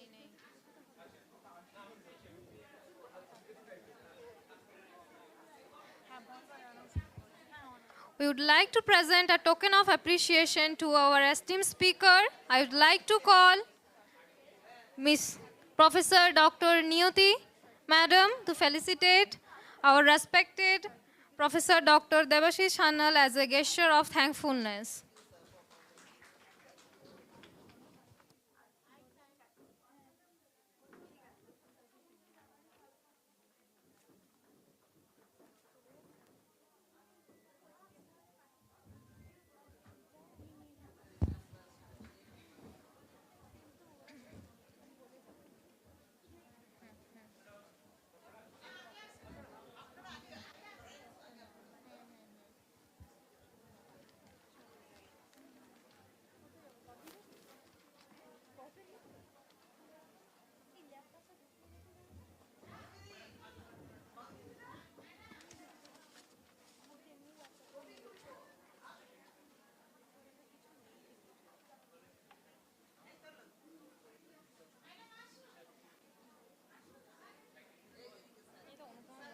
দেখার জন্য এই তো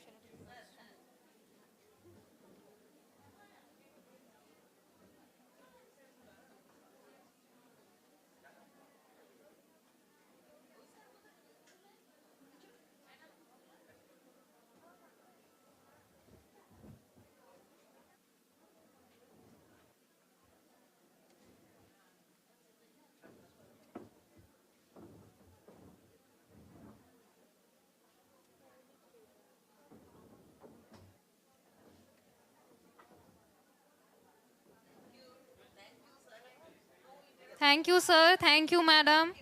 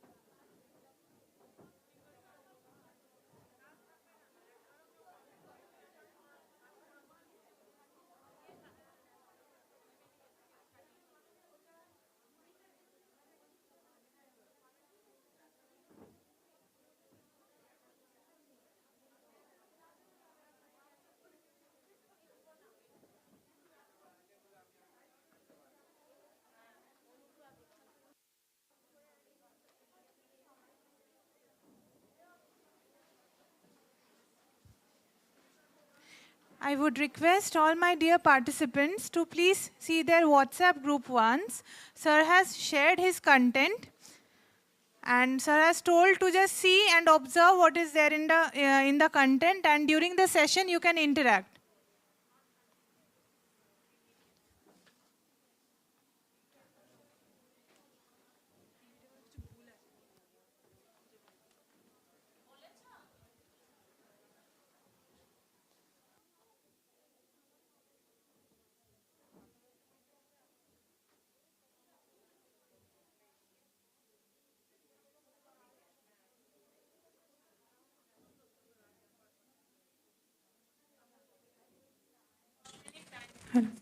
Just go through the PPT once and see what you are finding, and if there is anything wrong, or just check it out. And during the session, you can interact with sir.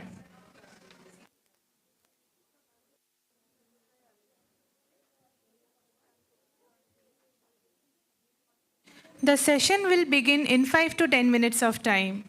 Within that time period, just go through the PPT once.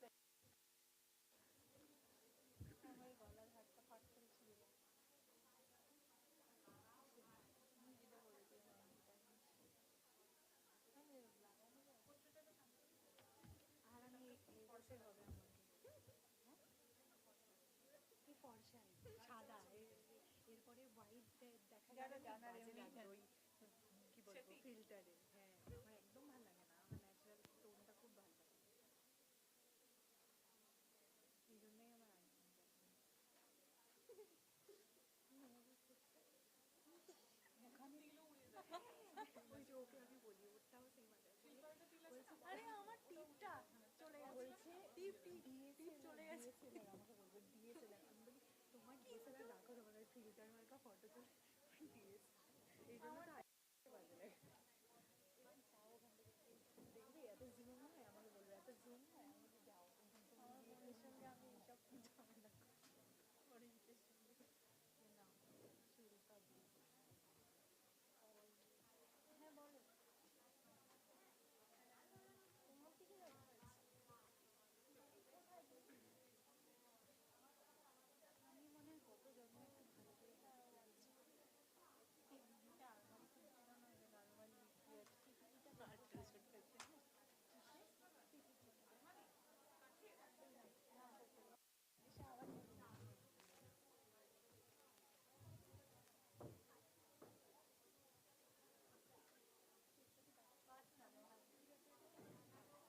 ওই যে এর ব্যাপারে আমাকে নাকি phone করেছিল, চা coffee খুব miss করতে চাও, মাথা খারাপ হয়ে যাবে, ফোনটা কি করবো, আমার কিছুই করতে ইচ্ছা করছে না বাড়ি। আরে তোমাদের দুটো হয়ে গেছে, দুটো হয়ে গেছে না মানে পরীক্ষাও তো আছে, এতগুলো বুঝতে পেরেছি। ও এভিএক্স এর প্রেজেন্টেশন তো যে কোনো দিন দেবে, কিন্তু আমার কিছু ইচ্ছা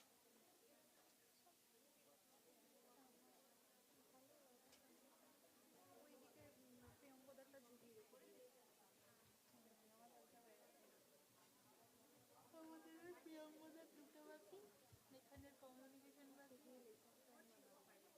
তো রিপ্লেস বানিয়েছি আমি না এবারে আর কোশ্চেন বানাবো, ওইখানে দেবো,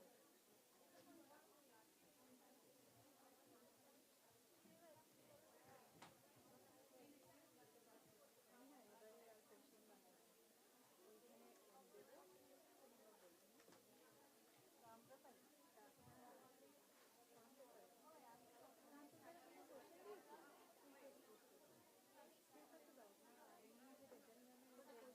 আমরা কোশ্চেন নিই, আমি ভুলেই গেছি আমি কত মানে ক্লাস রুমে কোশ্চেন দিই, এখন তো এইগুলো দিই, আমি এবারে নিবো, সেটা ভালো কথা মনে করছিস তো, ওটা করি না, আমি বলি ফালতু বা পয়সা পেজ নষ্ট করতে পারি কি কোশ্চেন দিই, এমনি কোশ্চেন রেখেছি স্লাইডে, আমার পেজ শেষ হয়ে গেছিল, আবার আনালাম বলছে কত পেজ লাগে, তখন এর মধ্যে 4-5টা পেজ হয়ে গেল, আমাকেও যেতে হবে একদিন পরে,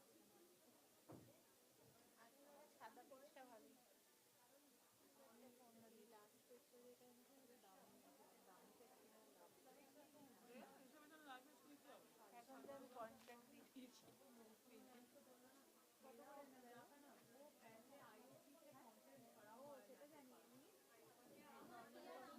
212 না কত সেমিনার मेरा वो 200 টাকা हेल्थ जॉब का लेसन है ना, और 225 টাকা নেয়, बहुत पहले थे, बीच में एक बार गए थे तो मैम ने बोला था बाद में खबर लेने के लिए, तो फिर एक बार ওটা ভালো ছিল,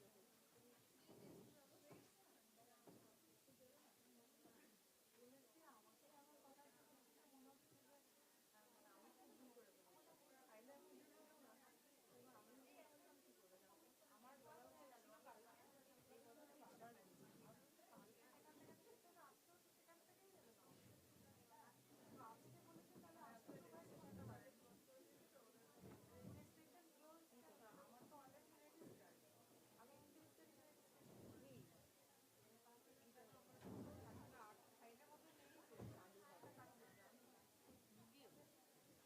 এটা দেখাবি, এরা দেখিয়ে বলবো যে এটা কি হতে পারে, কি মিডিয়া, এটাতে তুই অরিজিনাল মডেল দেখো, হ্যাঁ দুটো একই জিনিস কেন দেখাচ্ছি, বলেছিল না দুটো একই দেখাবে, আর নেই আর মডেল আরগুলোকে দেখানো বা এটা একটা কাজ করতে হবে, ইভালুয়েশনে জিজ্ঞেস করতে পারি, যখন কোশ্চেন করবি কুইজে, তখন যেটা কি বা এটার থেকে রেডিও থেকে এক দুটো কোশ্চেন, মানে কোশ্চেনই আছে, কোশ্চেন দেখানোর সময় এটা আইডেন্টিফাই দিই, কারণ না এটাকেই আমি করছি আইডেন্টিফাই করি না, যেহেতু দেখাচ্ছি একই জিনিস দুবার করলে হচ্ছে তখন আবার বলবে যে কোনো তাহলে এটা বাদই দিই না, বাদ না, এটা সুন্দর হচ্ছে, কোশ্চেনে দিয়ে বলবি যে আইডেন্টিফাই দিই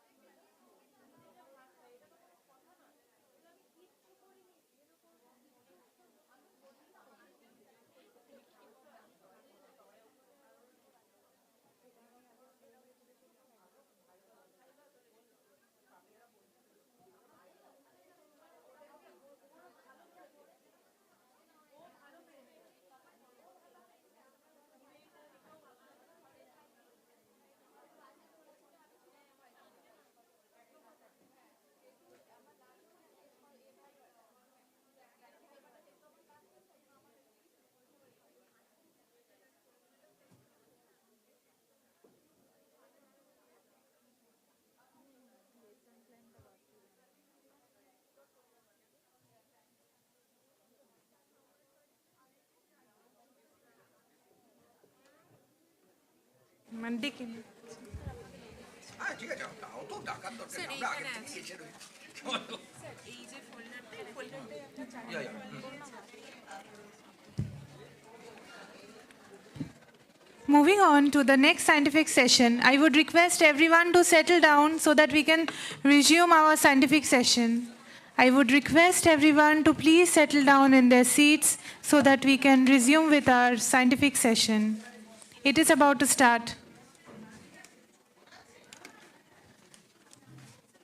I'm requesting all the participants to please get settled down in their own places.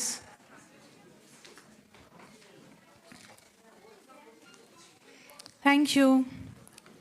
Moving on to our next scientific session, research tools are the methods or devices used by researchers to collect data in a systematic and reliable way. The development of research tools is a crucial step in conducting high-quality research, ensuring accuracy, validity, and reliability of the data collected. It is my pleasure to invite Dr. Debashish Shannal, Department of Psychiatry, KPC Medical College and Hospital, to share insights on development of research tools. ঠিক আছে, হ্যাঁ ঠিক আছে, এটা চলে তো, হ্যাঁ, on আমি আছে। অন করে দিচ্ছি। এটা অফ করে দিচ্ছি। Good afternoon, everyone. So today we will be starting a discussion on research tools. Am I audible? Okay, now তাহলে এটাকে অন করে রাখো, তাহলে গন্ডগোল হয়ে যাবে, এটা অন থাকুক। হ্যাঁ, so we will be starting this discussion, but before that I think all of you have some amount of exposure hopefully about what research tools, possibly some concepts about reliability, validity. Am I right? I would request the audience to say, are you aware of the terminologies of tools like say reliability, validity, etc.?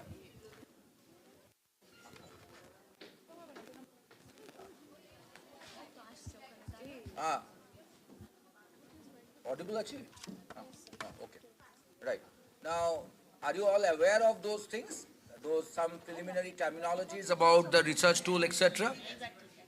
Right. If you are so aware, we will start this discussion from somewhat different way. We will be starting off with a finished publication. I think that publication has been shared with you. Have you gone through that publication?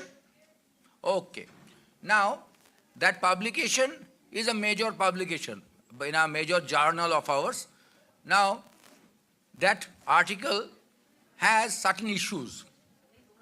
Now, if any one of you can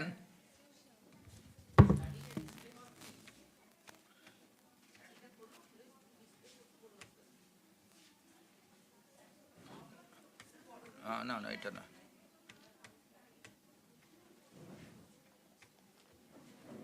I believe this এটা কি হয়ে রয়েছে, এটা খুলছে না কেন? No. Sure. So this is the paper that we had shared, right? Have you gone through this paper? I would request the audience to give a feedback, because without a feedback, the discussion will become quite clumsy. Because this topic is known, the research tools and all are known to be a bit boring topic. But since the topic is boring, we don't want it to be more boring by lack of interaction. So I would request all of you that this is the article that we had shared. That have you gone through it? All of you? Hello? Am I audible, or basically you have not gone through the article?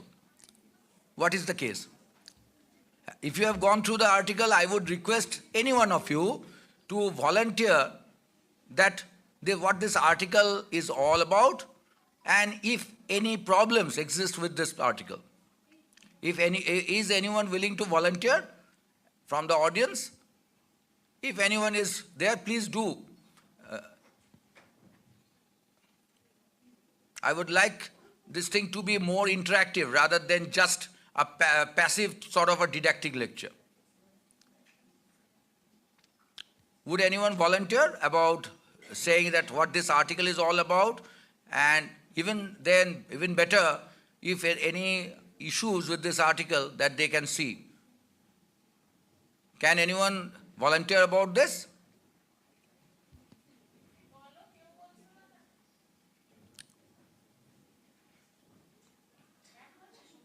No, don't worry, this is not your exam. So if you say something, it is not that you will be given a negative marks. So please do, because that will be a good way of starting the discussion that we will be having.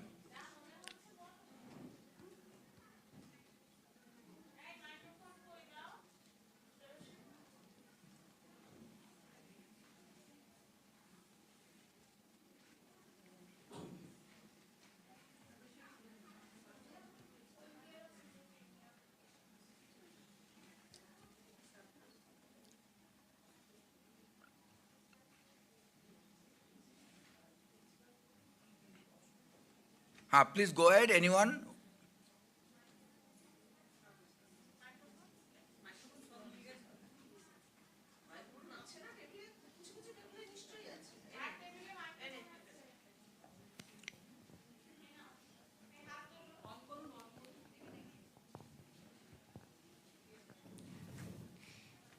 And this article is about development of a Likert skill regarding caregivers of primary caregivers of patients in for patients of schizophrenia. Very good. Nice. So it is a sort of a skill development, right? In Yes. fact, that is something that we are going to discuss for much of the discussion. So, since you have gone through the article, do you see anything that where you would suggest some modification, some improvement and whatever? Because this is a live article. It has been published in a journal.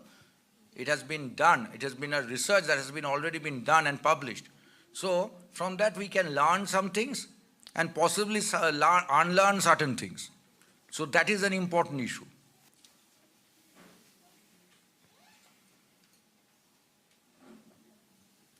See, there is no right, wrong answer in this case. Please realize one thing.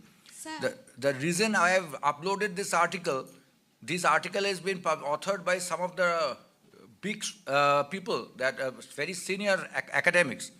But even they can make certain mistakes. So if they can make mistakes, why can't you make mistakes? So no problem. We will all learn from mistakes. So that's why I am asking all of you to contribute. Because if we get this thing, the first things, we understand that there are some issues in a paper that has been published. After all, when we are doing a research for dissertation or whatever, we need to publish that, and we obviously want that to be recognized, and it should add some value to science. Now, for that purpose, obviously, the paper's methodology and other things needs to be very strong. Now, so with that in mind, anything that you would suggest that are problems in this paper?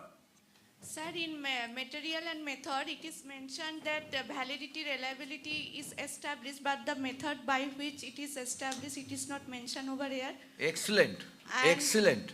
And the scoring system of the item also not mentioned, which should be mentioned in the methodology and materials. Yes, And it is applied on 21 caregiver. And the one area which it is focused on, that should be also mentioned in the material and methods. very good. Good, excellent. Anything else? Anyone else wants to contribute?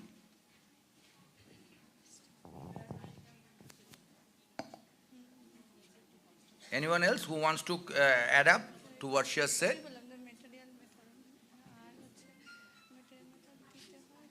See, the thing is, what has been said is absolutely correct. Please take your seat. Okay. Now, the whole thing is, this paper is a major paper. It concerns a lot of clinical subjects.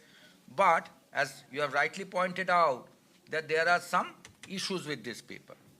What are those issues? Now, we can rapidly summarize this paper. We know that schizophrenia has been in the focus in this article.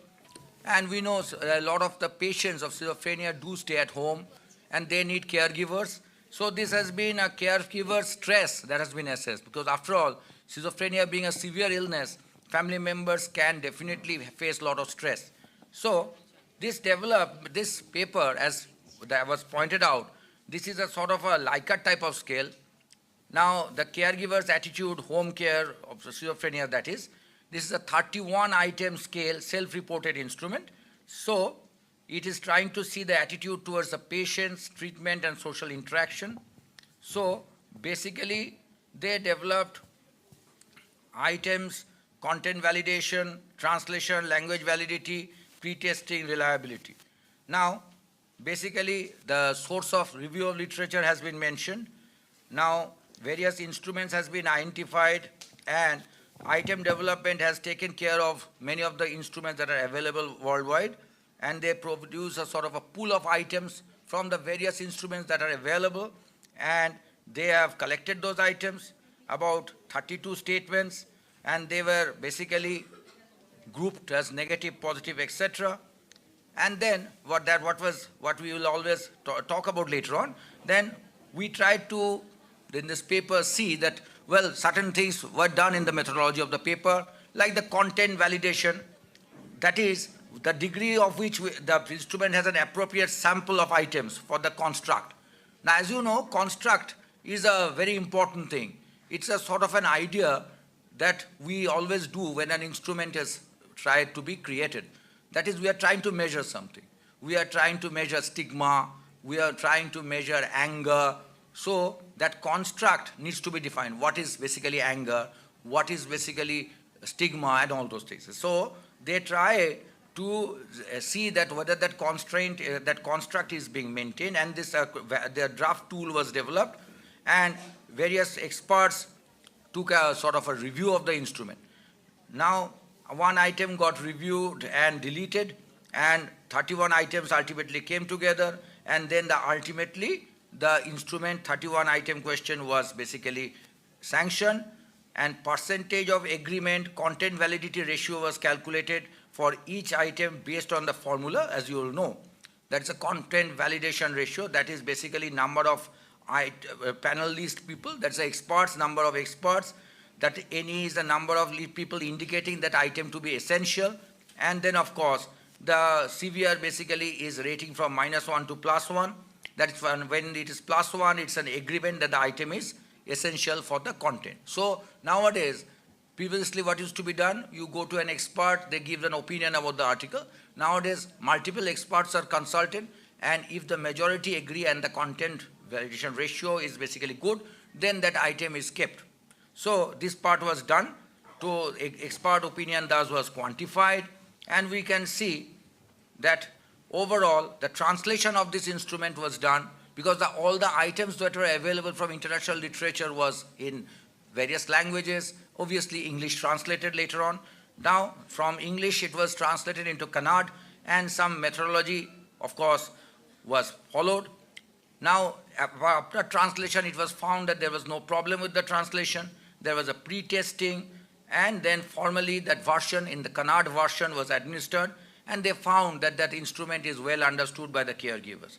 So that is basically done, and the reliability studies were done, the consistency of the instrument with the other versions, reliability of the cache, this instrument was established, and ultimately the study found that this instrument to be quite good. So they found out the correlation coefficient to test-retest reliability. That is the one person replying to the questions in Kannada, another in English, and so on. That sort of thing was done, and statistical analysis of the internal consistency of the final Kannada instrument was done. It was found to be very strong. So what they did, so the formulas, etc., won't be very pertinent in this case. Nowadays, no one will use the formula directly. They will use a computer. So this instrument, therefore, they've said that this instrument is a very good study. They have said, now, what is the problem with this study? Obviously, an inadequate sample, very inadequate sample. Item selection criteria have not been mentioned. Item pool has not been described. because they have said a lot of items were taken from literature. That item pool has not been described. Method of selection of the domain has not been described. You have to describe, because if you want to say this domain exists, you have to say how it has been chosen. It cannot be arbitrary. So clear-cut definition of caregiver is not given. Please realize this is problem with the research. Everything needs to be defined or operationalized. Who is a caregiver? A person just is a neighbor who occasionally looks after the patient. Is that the caregiver? He is a professional person who has been recruited by the family members to serve that patient. Is he or she a caregiver? These are various complicated stuff. So the very idea of what is a caregiver should have been defined properly. Without that, the entire study becomes complicated. So these are the issues that we want to raise. The reason why I'm going through this article and we are discussing all this stuff is because even a major study like this has some operational deficits and all. So this is something that we would all try to avoid. Now, the problem with another thing, I think this is a more statistical issue, that when we talk about internal consistency, and this is a very common problem with almost all studies that we see, that when the study has multiple domains, a single internal consistency is not applicable. Each domain should have an internal consistency of its own. So that has not been mentioned. So these are some of the problems. Again, the translation. How has that been done?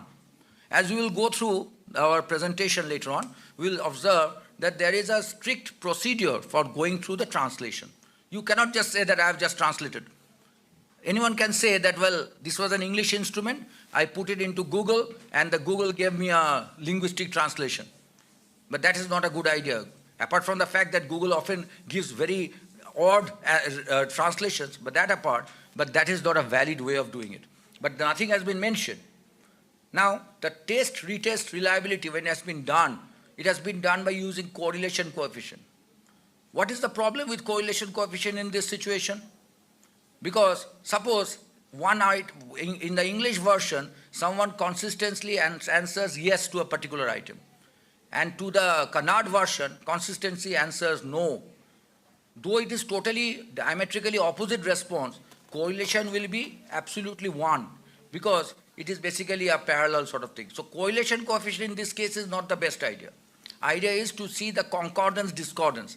Indices like other indices are there, kappa and all those things should have been used. So they have not been used. Now, obviously, now any study which is reporting this sort of an instrument in a new setup should try to report factor analysis and other things. We'll go through that.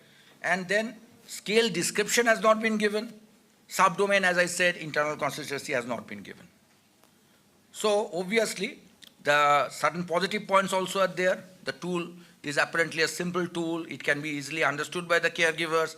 Sampling was done considering the caregivers who stayed at home all the time with the patient, so less bias, etc. So these some of the positive, good things are there, but the study has some of its concerns, and so on. So with this, we will start the presentation with the refrain that even a published study in a reputed journal by some of the senior faculties can have some loopholes, lacuna. No study is absolutely perfect study. But we will always try to reduce the sort of mistakes that we make. So when we will go through the presentation, certain constructs, certain things we'll be discussing initially, superficially, then again in details. And I would always request you to stop me if needed at any point of time during the presentation so that we can discuss those issues which appear to be complicated or you find as confusing. So with that, I would be requesting you all to please try to be interactive. So,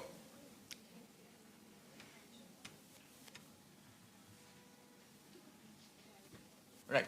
So, let us start off this. Now, all of you know all this stuff, that what research exactly is. After all, research will be basically collecting, analyzing, interpreting information. That is basically research so far as medical science and other scientific branches basically mean.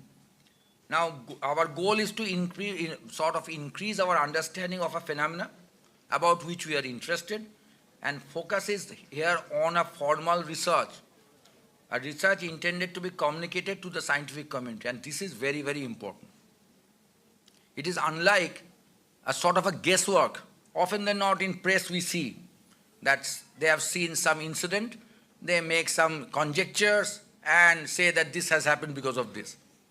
That is basically conjecture. That is nothing to do with science. In science, your study, whatever you are doing, needs to be based on facts. It should be interpreted with scientific rigor. And I use that word rigor because mathematicians use that word very strongly. So we would also say any research, when in a formal setup, needs to convey some information to science. It cannot be just conjectures, guesswork, and so on. So, in order to do that, in order to bring science, and science is always going to question. Those of you who know things about the philosophy of science, you know possibly, one of the important things in science is falsifiability. That is, when you say something, someone can devise an experiment to prove you wrong possibly. So that is important. In science, everything can be assessed and analyzed, and someone can prove anyone wrong. Even the greatest minds like Albert Einstein, etc., have been proved wrong in certain things. So there is nothing in science that cannot be proved wrong later on. And that's how science progresses. So that is the formal research process that we are going to follow. Now therefore, what is tools? Now we will go into more details of that, but in general, basically it's a sort of a mechanism or strategies used to collect, manipulate, or interpret data. Now, we usually think a tool means a questionnaire. It is not always so. Now, it could be, our library itself could be a tool. A computer could be a tool. Measurement could be a tool. Then, statistics itself can serve as a tool. Language, human mind, all can be a tool. Now, methodology, of course, dictates the tools to the researcher. Now, why we are talking about all these things? Basically, when discussion of research tools are done, it is usually understood that we are talking about just a questionnaire, we will do a validity, reliability and all. It is not at all so simple. Tools are far more wider and broader. So, and nowadays, in many cases, they do not even need any instrument, doesn't require much of questionnaires and so on. For example, many of you possibly are aware of things like digital ethnography, etc. Now, suppose, previously what used to happen, one would go to a village where tribals are living, they used to study them, they used to see their lifestyle and report about them. Nowadays, internet itself is a sort of a community. You can study that community, that is called a digital ethnography, make comments about that. So you will not need anything else rather than a net connection and seeing the online behavior in a social sites and so on. So therefore, the research tools has a much broader meaning.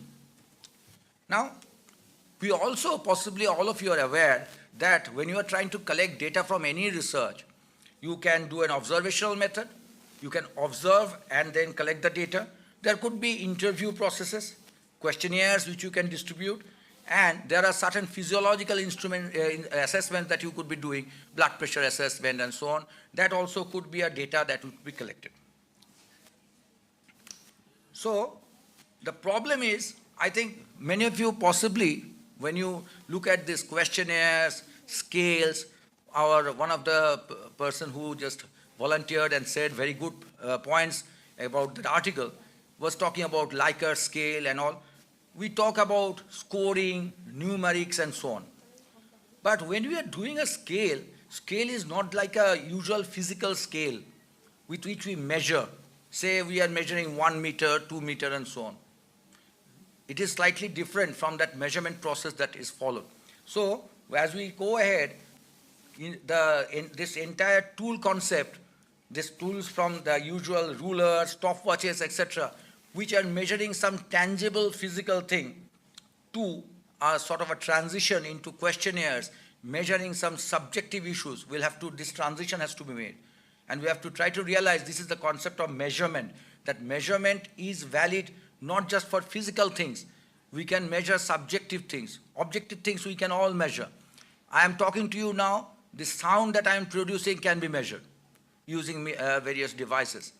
But whether I am at this moment anxious, irritated, that is a construct that you cannot measure with a tape or ruler. That sort of construct measurement is a part of the research tools that many of us will be using. So that part has to be understood. So there are various measurements and tools. Not all are questionnaires. So tool is basically a research instrument. It basically used to measure the concept of research in a research study. It's a sort of a testing device for measuring given event.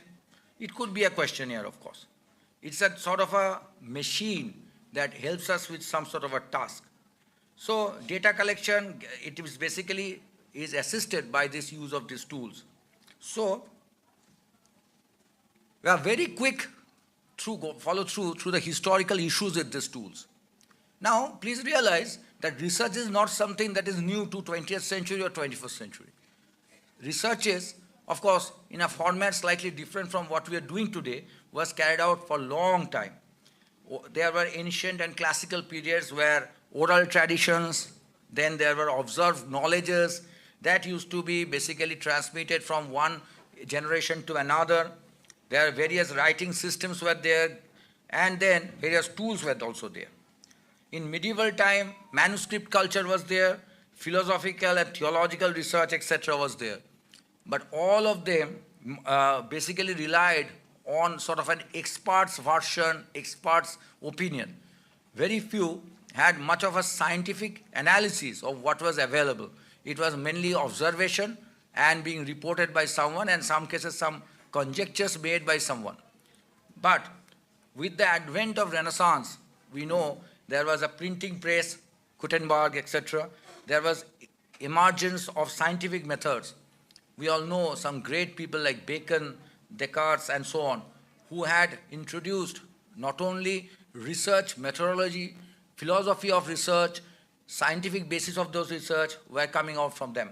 And then, of course, at that time, certain measurement instruments came in, like microscope, telescopes, etc., which were beyond our own perceptions.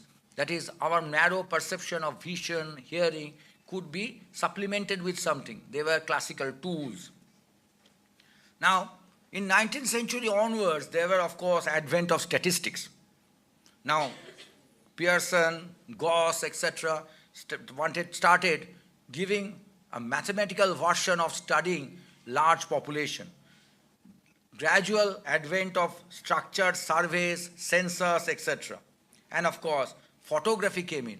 We could document what you are seeing by using photographs, etc. So these were important things that were happening. In 20th century, of course, computers came in. That was a major thing. Easy availability of statistical softwares.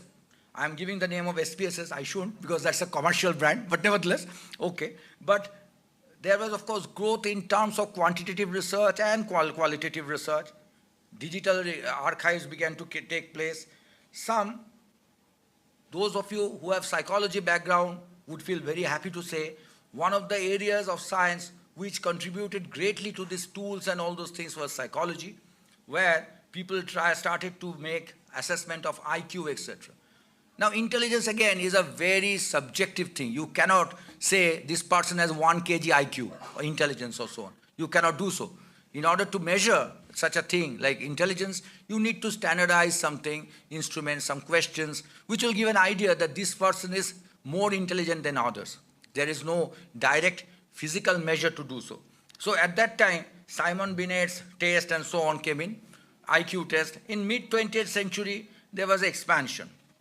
Now please realize this expansion of measurement of IQ and other things during the World War II was mainly due to economic and other reasons, not due to science. Why? Because at that time, America needed a lot of people to join in armies. Now, suppose army gets a person who is of a very low intelligence level, having intellectual disability, then there can be a lot of mess with that person. So for that very practical reason, they started to standardize instruments which would possibly measure very low intelligence and so on. So it was done out of necessity of that time rather than any scientific reason for that. Later on, of course, sophistication, the growth of science, sophisticated scales, Likert scale, Thurston scale, etc., started.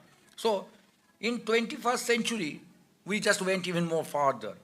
There was a big data, AI comes in, machine learning, internet, digital tools were there, and of course, far more importantly, qualitative data could be analyzed very well. We don't need to rely just on a questionnaire to get a person's response coded into something, because once you do that, you try to break down a person's responses into yes, no, or something, you lose a lot of information.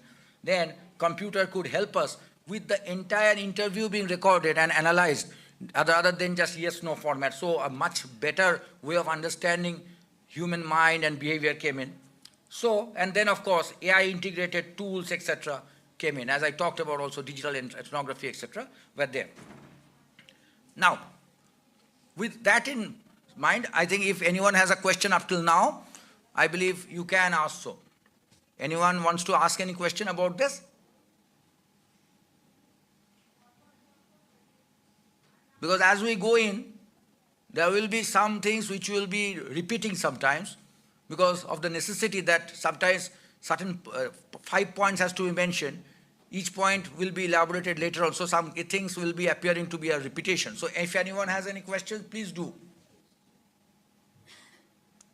Okay, it seems there's no question. Either my discussion has been very good or very bad. So that is the only yes or no dichotomy that can be established out of this. Because if there is no question, there could be two reasons for that.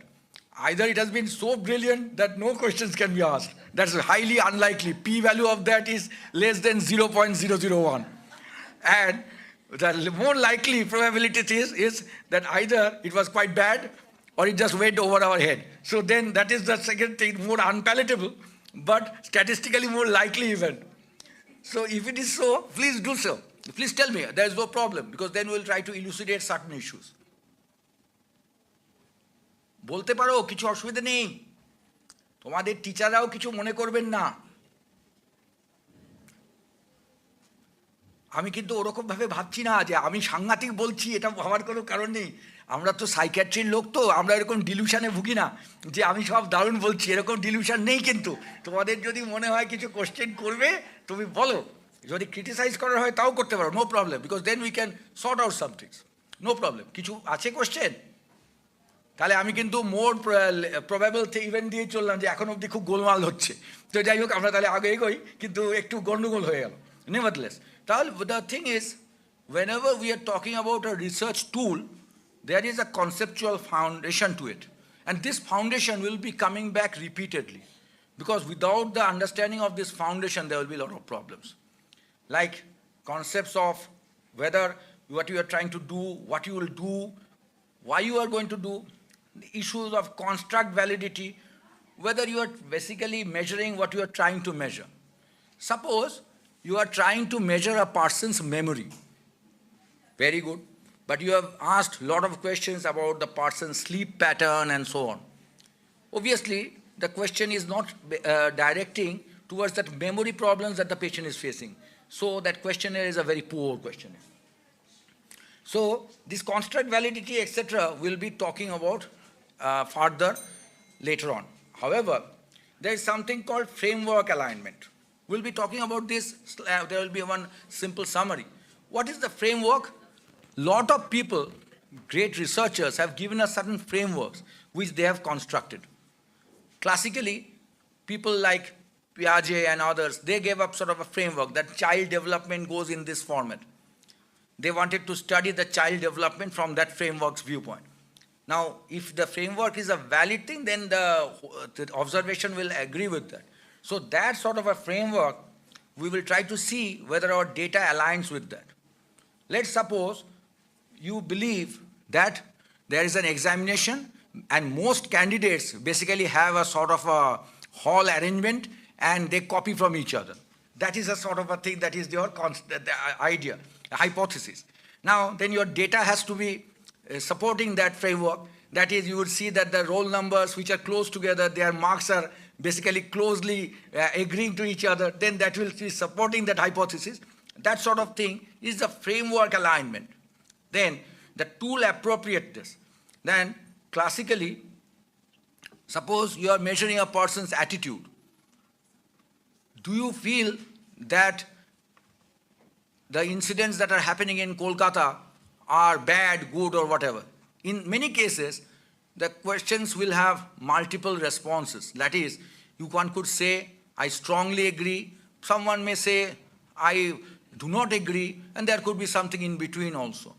So in that sort of a situation, we need to have a tool appropriateness will have many layers of that answer. Then, of course, how to interpret and generalize, those are also theoretical perspective. So with that in mind, we will go into something which is very complicated. And with this warning that what I am going to touch is slightly complex view.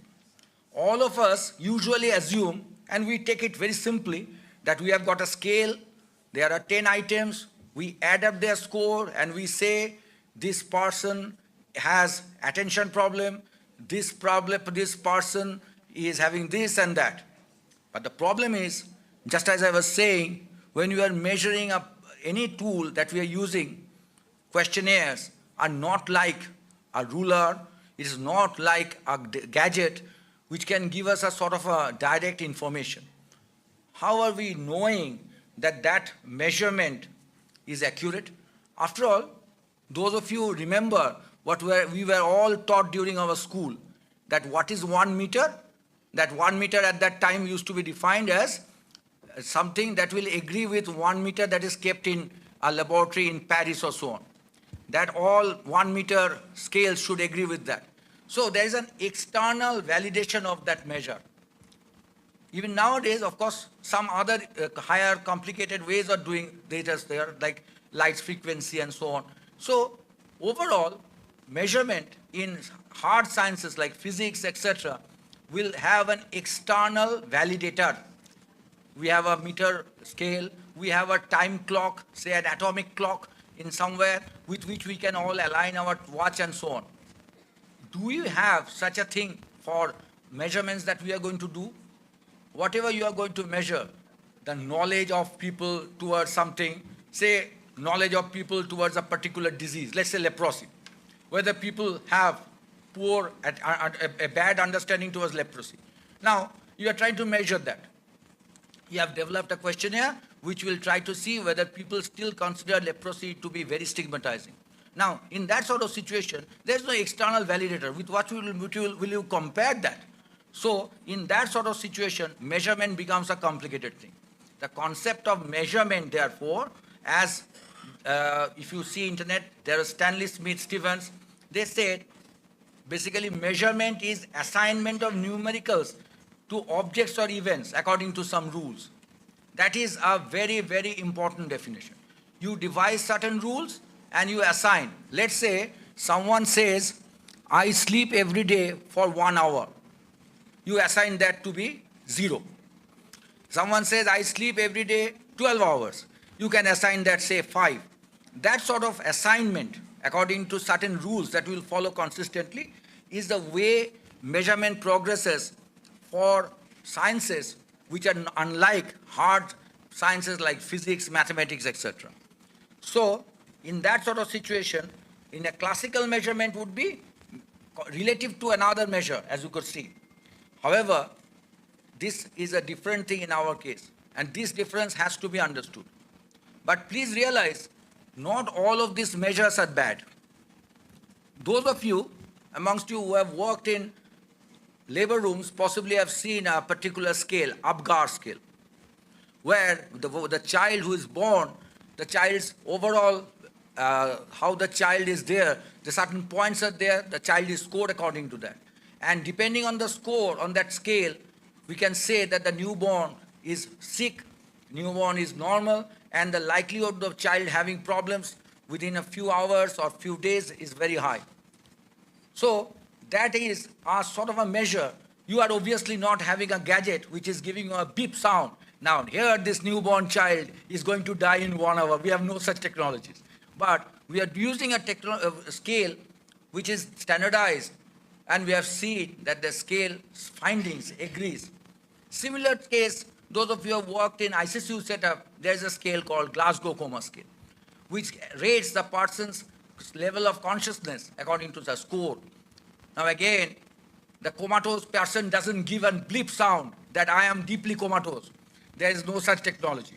However, that score is very reliable in the sense that the person's long-term outcome, whether the person will come out of the coma or there will be a very hard morbidity, mortality, etc., can be assessed. So, though we are not able to do a sort of a measurement, just like physicists, mathematicians, we are still measuring things which are quite valid and reliable. This concept needs to be very clear. I give you another example, very common.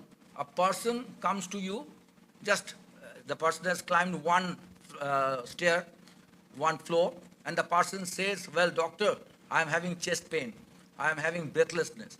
It is a very clear sign that the person has possibly some cardiac decompensation. We have not done an ECG, we have not done anything, but this is a very good, valid way of saying so. So we can definitely therefore form a scale. Anyone who has problem, breathlessness after say 100 years of moving in a normal pace, the person is having cardiac issues possibly. A person who has no problem even after going 2 miles at a very high speed, person possibly has no cardiac issues. It might sound very bad, but it is very well going to be documented with other parameters. So that's why when we are measuring using our tools, we should not feel embarrassed that, well, we are doing some sort of compromise. We don't have a hard measure. Our measures are valid statistically. But the problem with this sort of measurement, we have no external measurement to validate, so we need to internally validate that instrument using certain procedure. And the entire discussion that we have about the stool's reliability, validity, and so on, is basically the need for that. We need to prove our measure to be proper and accurate. Unlike that ruler, the gadget, etc. It is correct that even a BP machine needs to be sometimes calibrated to see whether the measurement is correct or not. But it has certain issues. Say the mercury thing, it will give the blood pressure reasonably accurately. But there is a standardization with the mercury level and the blood pressure. We have nothing of that sort with the measures that we are going to deal with. So we need this much of boring discussion. So without that, we cannot go further. Is it clear? Because this is a very complicated stuff. So measurements definition, as I said, the Stevens definition, etc. I have already completed that, so we are not going into it. So this basically, the key foundations of this, basically, as I said, the measurement theory is there.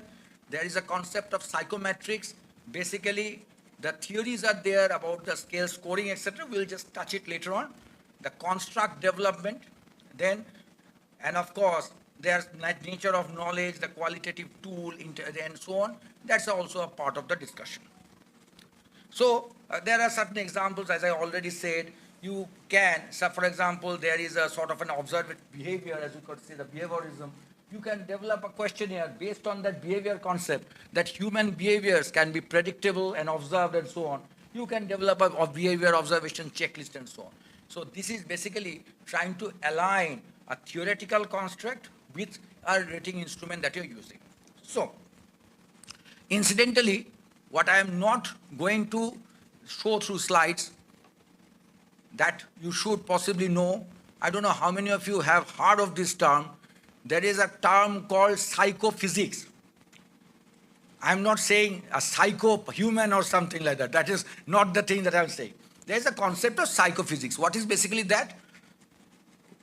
Just as a physical measurements that we are saying, we know that the blood pressure machine is a machine which measures blood pressure very accurately. But do human beings have the capability to measure accurately?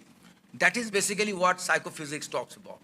And those of you who have read your physiology, etc., very well, there are certain laws, Weber's law, Fechner's law, and so on, which basically says a human being touching a surface, the person can assess the hotness of the surface reasonably well. May not be as good as a thermometer, but definitely a very good measurement. So we have seen that human beings as a reasonable tool, even in a physical situations like temperature, etc. So we should not ignore the fact that human beings have a very good capacity. We often are very much excited about gadgets, that gadgets can do this and that. But human beings can do certain things quite well without even the help of gadgets. So with that in mind, we are not going into that part in details. If anyone has a question about that, we can obviously discuss. Now, this is the thing. Now you have decided upon a research topic. Now you may need a tool. And most researchers will need some sort of a tool. Now, suppose you need a tool. What sort of tool you are going to use? Whether you need some sort of a rating, then a rating scale might be needed. Now, if suppose you are not trying to rate something, you are going to some other measures. If you do not have it available, you have to construct that instrument. Now, if the instrument is available, you have to see whether it is a sort of a screening instrument or it's a sort of a diagnostic instrument. Those informations will help us to come to a conclusion that this instrument that's already available can be selected, or if it is not available, we'll have to unfortunately reinvent the wheel and possibly develop a new instrument. But this is a very ideal situation. But there are problems with that. What are the problems? Many of the researchers who have done researches here know some of these. If the instrument is in public domain or not. Why is it so important? Because suppose we have chosen an instrument. It's a sort of a copyrighted instrument, which you will have to buy. Then you get into, that instrument is very good instrument, but it's a very costly instrument. You cannot use it because your research is not funded. I had a very bad experience with one of the instruments that many of you have heard about, MMSE, Mini Mental State Examination. That is basically done to assess the memory and other functions. It's a screening for dementia, Alzheimer's, and so on. Very much available. Most textbooks have a version of that instrument. So I was emboldened by that, and I used that instrument for a research, and I sent that article to the editor of a journal. That editor personally knows me. He called me up. Said, well, did you basically take permission of these people? It's now a copyrighted instrument. I said, it's a copyrighted? I didn't know. Well, it is, yes, it is copyrighted. Every questionnaire possibly costs some $20 or so. Have you paid them any money? I said, no, obviously no. Then you have to immediately retract the article from the journal, because not only you will get into trouble, I will also get into big trouble because they will sue me. So these are not this is a very practical aspect which is not touched upon by that slide. That slide is an ideal slide, that any instrument available you can use it. It is not the case in a case. So if it is costly, not in public domain, then that instrument, though may be good instrument, you have to possibly give it up. Now, you have to see whether that instrument has proved to be reliable, valid, and so on. Now, whatever constructs that you are choosing that may not match with your construct, then you cannot choose that instrument. Now, if already instruments are available, it's always a better idea. So that has to be understood. Then, acceptability of the instrument. Now, why is it so important?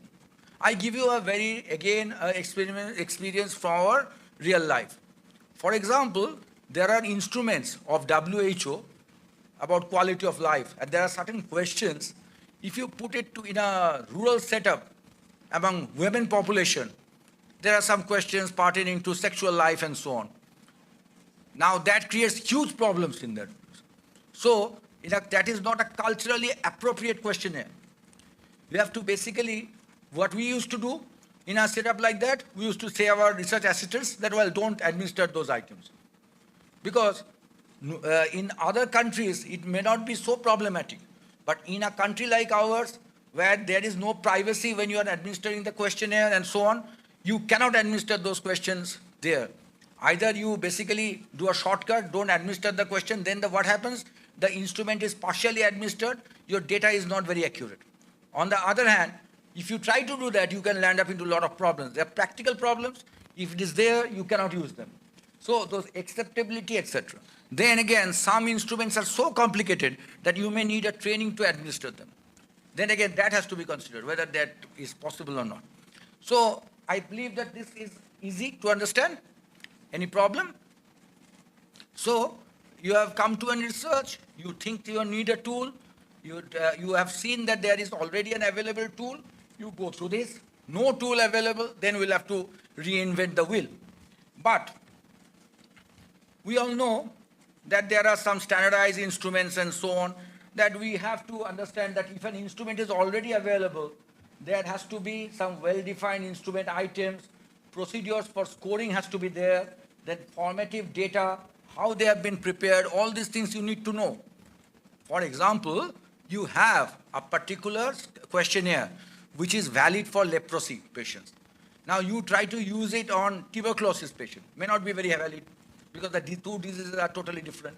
So you have to understand on whom this data questionnaire has been administered, whether it will be applicable to your setup or so on, educational background that was demanded by the instrument when that was being generated, and those things are important.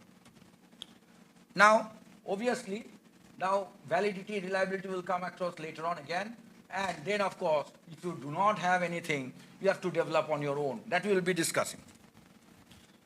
Now, one of the best ways out, as this questionnaire that we had distributed, if you already have some questionnaire available, you have a questionnaire available in English, you translate it into Bengali, Hindi or whatever. Or if you do not have a full questionnaire, but you have many items from various instruments in various languages, you pull those items and then translate it into Bengali. Seems very easy? Unfortunately, not at all easy. Because translation of a questionnaire into your language is a complicated procedure. It is never easy. So many of us, nowadays we see a lot of people taking half an hour to translate a 50-item questionnaire. How do they do it? Google Baba helps them. But the problem with Google Baba's help is that it is often very bad translation, which most people, including us, we cannot follow that Bengali. So either it is very exotic Bengali, which normally that used to be spoken during Bankim Chandra and something like that, or it is so odd that no one can understand. That sort of thing can happen. So when you are going to translate, that itself also has some procedure. So the basic procedure is translation, retranslation, back translation, so on. Many of you possibly know about that. What is the idea? That someone who is adept in both English and Bengali, we are talking about these two languages, it could be any other language combination. Someone will translate from English to Bengali. Another person will translate that Bengali version to English. And then we will try to see whether the two English versions that are now available are agreeing or not. If it is not agreeing, there is a problem. Please realize why we are so irritating about this translation. Many of you may say, oh, well, this is absolutely nonsensical. Translation is so easy, it can be done easily. I give you a simple example. There are questions. On assessing depression, do you often feel blue during the evening or morning? Now, how can you translate that? You obviously can say that, apni ki maje maje neel anubhav karen? That is obviously not the sort of thing that you can say. Now, that feeling blue is a particular English terminology which has no Bengali counterpart. Possibly many of you know there was a great Tagore related person of British origin, William Radisson, that he translated many of Tagore's work into English. He had said that there is one short story of Tagore where the concerned lady is saying to the husband who has got her to get death sentence because basically the husband's brother had killed his wife, but he just got him implicated. Now he had met him before the hanging, and so that person, the wife says, moron. Now obviously that has a totally different meaning in our Bengali language construct. Obviously you can't say, you are going to be dead or something, doesn't obviously make any sense in the translation. So translation appears to be so simple, but it's a literal translation. You have to make a meaningful translation. Word by word translation won't work out. Google Baba will not work out. You need the help of some people who are professional translators. So usually what we say, people with a bilingual competence, say someone teaching Bengali for making a Bengali translation, someone teaching English for English translation. So those people will be very helpful. and create a sort of a committee who will assess them. And that committee should not only include academics people, but also it should include some lay person who would understand. Someone will say that আপনি কি বাংলা লিখেছেন কিছুই তো বুঝতে পারছি না, এই বাংলার মানে কি, বাংলাটাকে আবার বাংলা করে দিন, সেরকম হলে বুঝতে পারবে you are getting it. Obviously, if you allow Shashi Tharoor to make your English translation, obviously that will need another translation. So obviously that will not be a very good idea. So that may be a brilliant translation, but obviously people won't be able to follow that translation.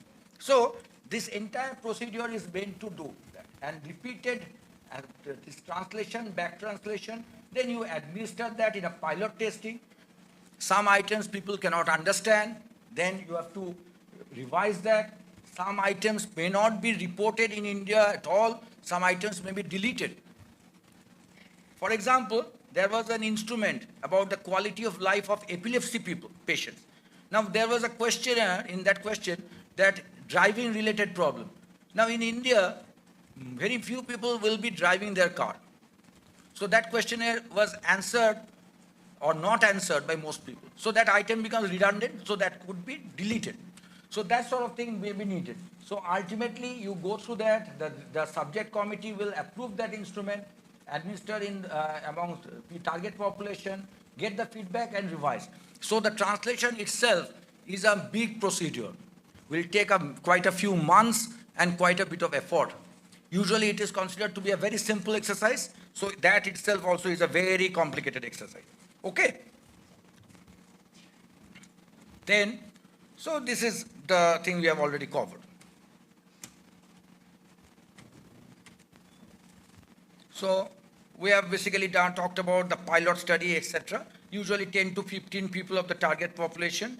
We are trying to target the difficult to answer, confusing questions, etc. Any question that is upsetting, offensive, then we also may ask the respondents whether they would have worded the questionnaire in a different way. So with that, the more complicated theoretical stuff, more boring stuff, that is, we try to see whether there is a content equivalence, whether the contents of this item, basically what we are trying to see, the original questionnaire and their content should be the same. There should be a semantic equivalence. By semantic equivalence means not word-to-word translation. Basically, each item should have a cultural equivalence, as I was talking about. Then there should be a technical equivalence. Then the criteria, the interpretation of measurement of the variable remains same without the culture getting into that. Then of course conceptual equivalence. Those things are very important. So these are very theoretical stuff, but one has to understand these issues has to be kept in mind, but when the subject committee considers these things, they find it that each one will rate each item according to all these things, as I was talking about those indices, etc. Those things can be nowadays calculated, and we can say change one item or sort of delete that item because of all these things. So there are certain guidelines when you are doing the translation, like using very simple sentences, using active voice, now not using pronouns, using nouns possibly, avoid colloquial terms, metaphors, etc., and trying to make words which are familiar, and try to avoid sentences with two different verbs. There could be two different actions, then the questionnaire should be split up. Otherwise, it will create confusion from the answer. So these are important areas. But when we are doing this, we will be considering all this stuff. And most importantly, the language experts, etc., needs to take these issues into consideration. All these things are therefore important. So translation, as you can realize, is much more complicated. So just as developing a new instrument is difficult, even translation is not as easy as we think. Okay. Now, suppose we have no instrument to translate. Then we develop a new instrument. So what are the steps? These are the very brief steps. We are not going into extreme details. If anyone asks that question, then we can go through it. So we have to define the objective of our research. We have to see what sort of data we are going to get, whether it's a qualitative or a quantitative data. What is the tool expected to capture? Then we review the literature, we examine the existing tools, identify gaps, and build a theoretical foundation for the tool for construction. Now, I was talking about, say, a particular disease or particular thing that we are trying to study.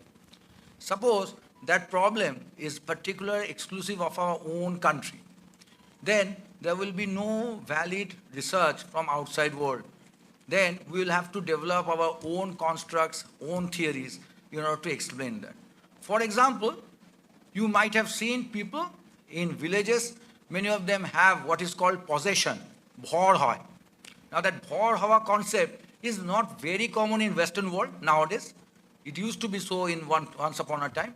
And now in some countries it's still there, but if you want to study international literature, Western literature will not have much of a reference about how to study about it. So you have to develop your own ways of doing it, then the instrument development becomes somewhat complicated. Now, so we have to choose whether we are having a questionnaire, interview schedule, test.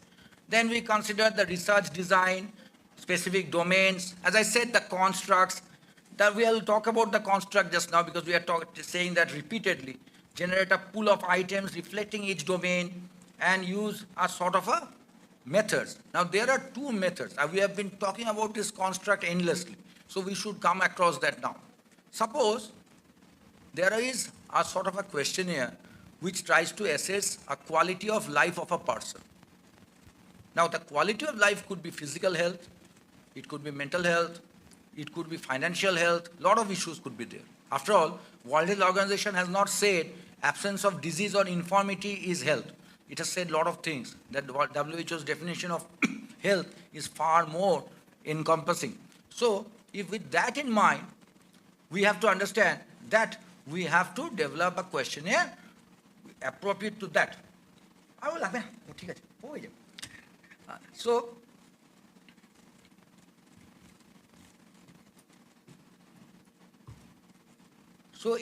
assuming quality of life of a person, we are trying to assess.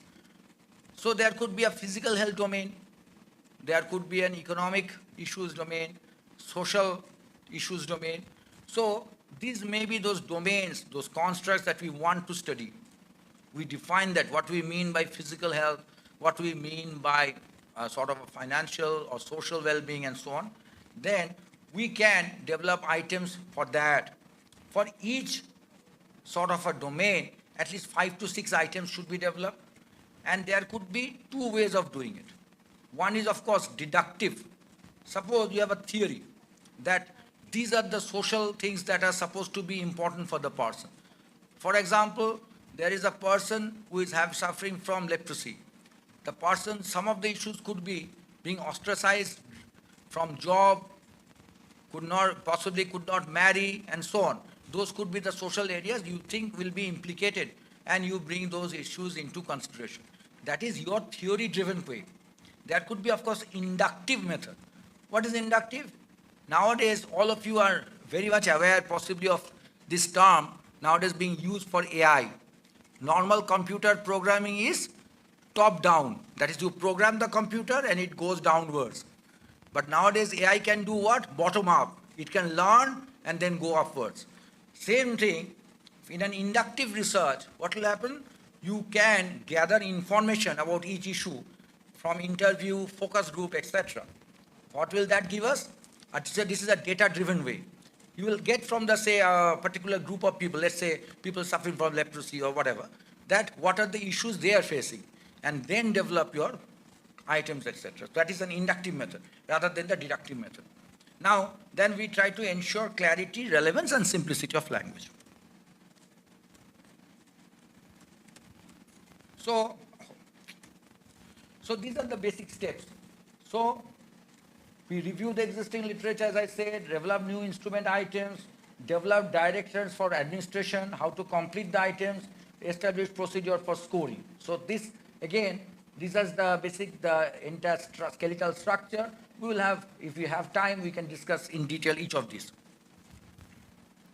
So we have to conduct a preliminary review of the instrument with our colleagues, devise the instrument, pilot test with 20 to 50 subjects, conduct item analysis, reliability, validity.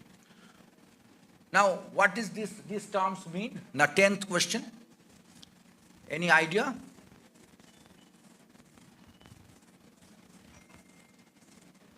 Suppose you have a particular questionnaire, you have developed a questionnaire. Now, that tries to examine happiness. Possibly you have heard that there is a scale for happiness assessment scale. Now, this is a controversial thing because according to the happiness scale, Bangladesh, Sri Lanka had a very high happiness score. But we saw those countries having a lot of problems later on. But so, external validation of that scale is very poor. But nevertheless, that happiness scale, let's say we are trying to make a happiness scale of our own. Now we say, how can a person be happy? We try to see money could be one of the issues. There could be some other aspect. Having a car could be another issue. Having a home could be another issue. Then having a democratic country could be another possible issue. A lot of things could be there. Now, you try to see each of these items and see if you try to add up the item score, the total score, each item will contribute somewhat to that score. If an item does not contribute at all, then it means that that item is a misfit in that construct. So that item may be deleted. So you might see that in the scoring, the democracy is not a part of that scoring. Everyone scores wrongly in that term. So happiness does not involve the concept of democracy in a country. Then we delete that item. That is not a very good item then. So that sort of thing is done. That is called the item analysis. We can do an item to total analysis and various other things. Then of course reliability, validity will come to that later. And then specifications, the pilot study data, etc. The panel of experts will do the review for us. Now we have to revise the instrument again. So this is a very skeletal ideas. We'll discuss this in detail slightly later. Now, we'll do again a second pilot test. We'll do what is called an item analysis, reliability, validity study, make final changes. We try to see a cutoff score and a final instrument. Cutoff score, what does that basically mean? For example, you are trying to develop a new instrument because you say that comatose patient, that Glasgow coma scale is a very old scale. You want to change it now. Very good. You want to change that, you want to develop a new scale. But you have to have some sort of a score beyond which the person is very sick, below which the person is not that much sick. That is a sort of a cutoff. Generating that cutoff will need some data and we have to do an analysis and find out the cutoff. So all those things has to be done according to some things. For example, in cutoff you can say any person who does not get well from the coma within 7 days is a severely ill person, we'll always make that person severe. So whatever score matches with that severity, that is a sort of a cutoff. With that we can progress possibly. This is a very simplistic idea. If anyone wants a more detailed statistics or analysis of that, we can obviously discuss that. Now, we have been saying about the expert validation, content validity. We had given that paper, that the authors of that paper also did that. That's sort of our techniques like content validity index. Now, we revise ambiguous, irrelevant items. We give it again to a small sample of target population. We see the comprehension, feasibility, timing, acceptability. Now, if any instrument you have developed needs 2 hours to complete, it is obviously not a very good idea. I give you an example. We had a study done, I was in SSKM hospital at that time. We had a study about suicidal attempters. We would make a very detailed assessment of their social and other issues. Only problem, that questionnaire was a 40 pages questionnaire. Please repeat, 40 page. So later on we realized the person would feel that I would have been better be dead. This is a bigger torture than the suicide. So please realize this was a foreign funded research. The people who were there who never thought that 40 pages question is not a right idea for a suicidal patient. It was very silly. Most of them could not complete the questionnaire and many found it very boring, disgusting also. So that is an overkill because the people wanted to keep everything. They wanted to study almost everything. You don't do it in a go, but that is exactly what was done in that study. And we found great deal of difficulty. Another thing, The reason why we are interested, we are talking about this questionnaire, etc., in so detailed, and we are saying in every stage you have to validate and so on, is because good studies have failed in some cases because of lack of validation. I give you a very simple example. We had done a study in certain parts of South 24 Parganas. That was about 20 years back. What was that study? We were trying to assess common people's perception of depression. And we gave a case vignette. Everyone had to read a case vignette. That vignette had, this is a 19-year-old girl who now for last few months is not going out of home, crying, not eating, talking about dying and so on. Now, to all of you, it would appear a classic history for depression. Agreed? Unfortunately, public didn't agree that way. A lot of responses were that girl has some sort of a love affair. That's why she is doing all this. Some even went to the extent that said that she has become pregnant. That's why she's not going out. Now, we were totally shocked by these responses because, again, this was a foreign-funded research. Who made this vignette had no idea that how people would develop that, would react to the questionnaire. That is exactly what happens in many studies that we do. Because many studies are not basically driven by what the people that we are going to study. We put our own external concepts into it that we can mess up the whole study. And it happens to big studies also. So the reason why we are doing this boring exercise, a lot of people will say, "Are questionnaire, what is there? We can just make a questionnaire without any problem. We can use ChatGPT to make a questionnaire and so on." But the problem is, ChatGPT is a very good thing, but the only problem, it will not understand our cultural nuances. So that is the problem with us. That is why artificial intelligence is not yet going over our head. So the problem is we have a lot of subtle changes in our mind and all, so that we cannot study that way. So that is the thing. So now we know about some of the tests. I think there are statistics classes that you also are taking, that you know there are concepts of things like internal consistency, assessment, Cronbach's alpha, etc., construct validity, criterion validity. Possibly you have heard these names. But in general, that we are basically, you have constructed an instrument. If it appears to be reasonable, it is measuring happiness, it then is a face valid instrument. Then the constructs of what you have of happiness is matching the items, then again the construct validity is there. Suppose you have a gold standard instrument against which you can assess this instrument. Suppose there is some reliable happiness scoring instrument from somewhere else, and you try to see the scores of these two, then again it can be a good idea. So those are the basic things. Then we finalize the tool, we document, standardize, and provide the various psychometric properties, validity, reliability norms. We'll discuss this. Now again, back to the old stuff. The old stuff mean that the idea of the definition of each construct, each meaningfulness, the true definition, in many cases we do not have. Conceptual definition we form by the concepts, then the operational definition that we have, ultimately the tool. If the true definition we knew, it will cover every aspect of that concept. But conceptual definition is an adequate, best possible. Then certain concrete indicators will be there, and then your tool. So this is always, we never know each item exactly whether it's going to cover what you are trying to exactly do. It is never going to be the case.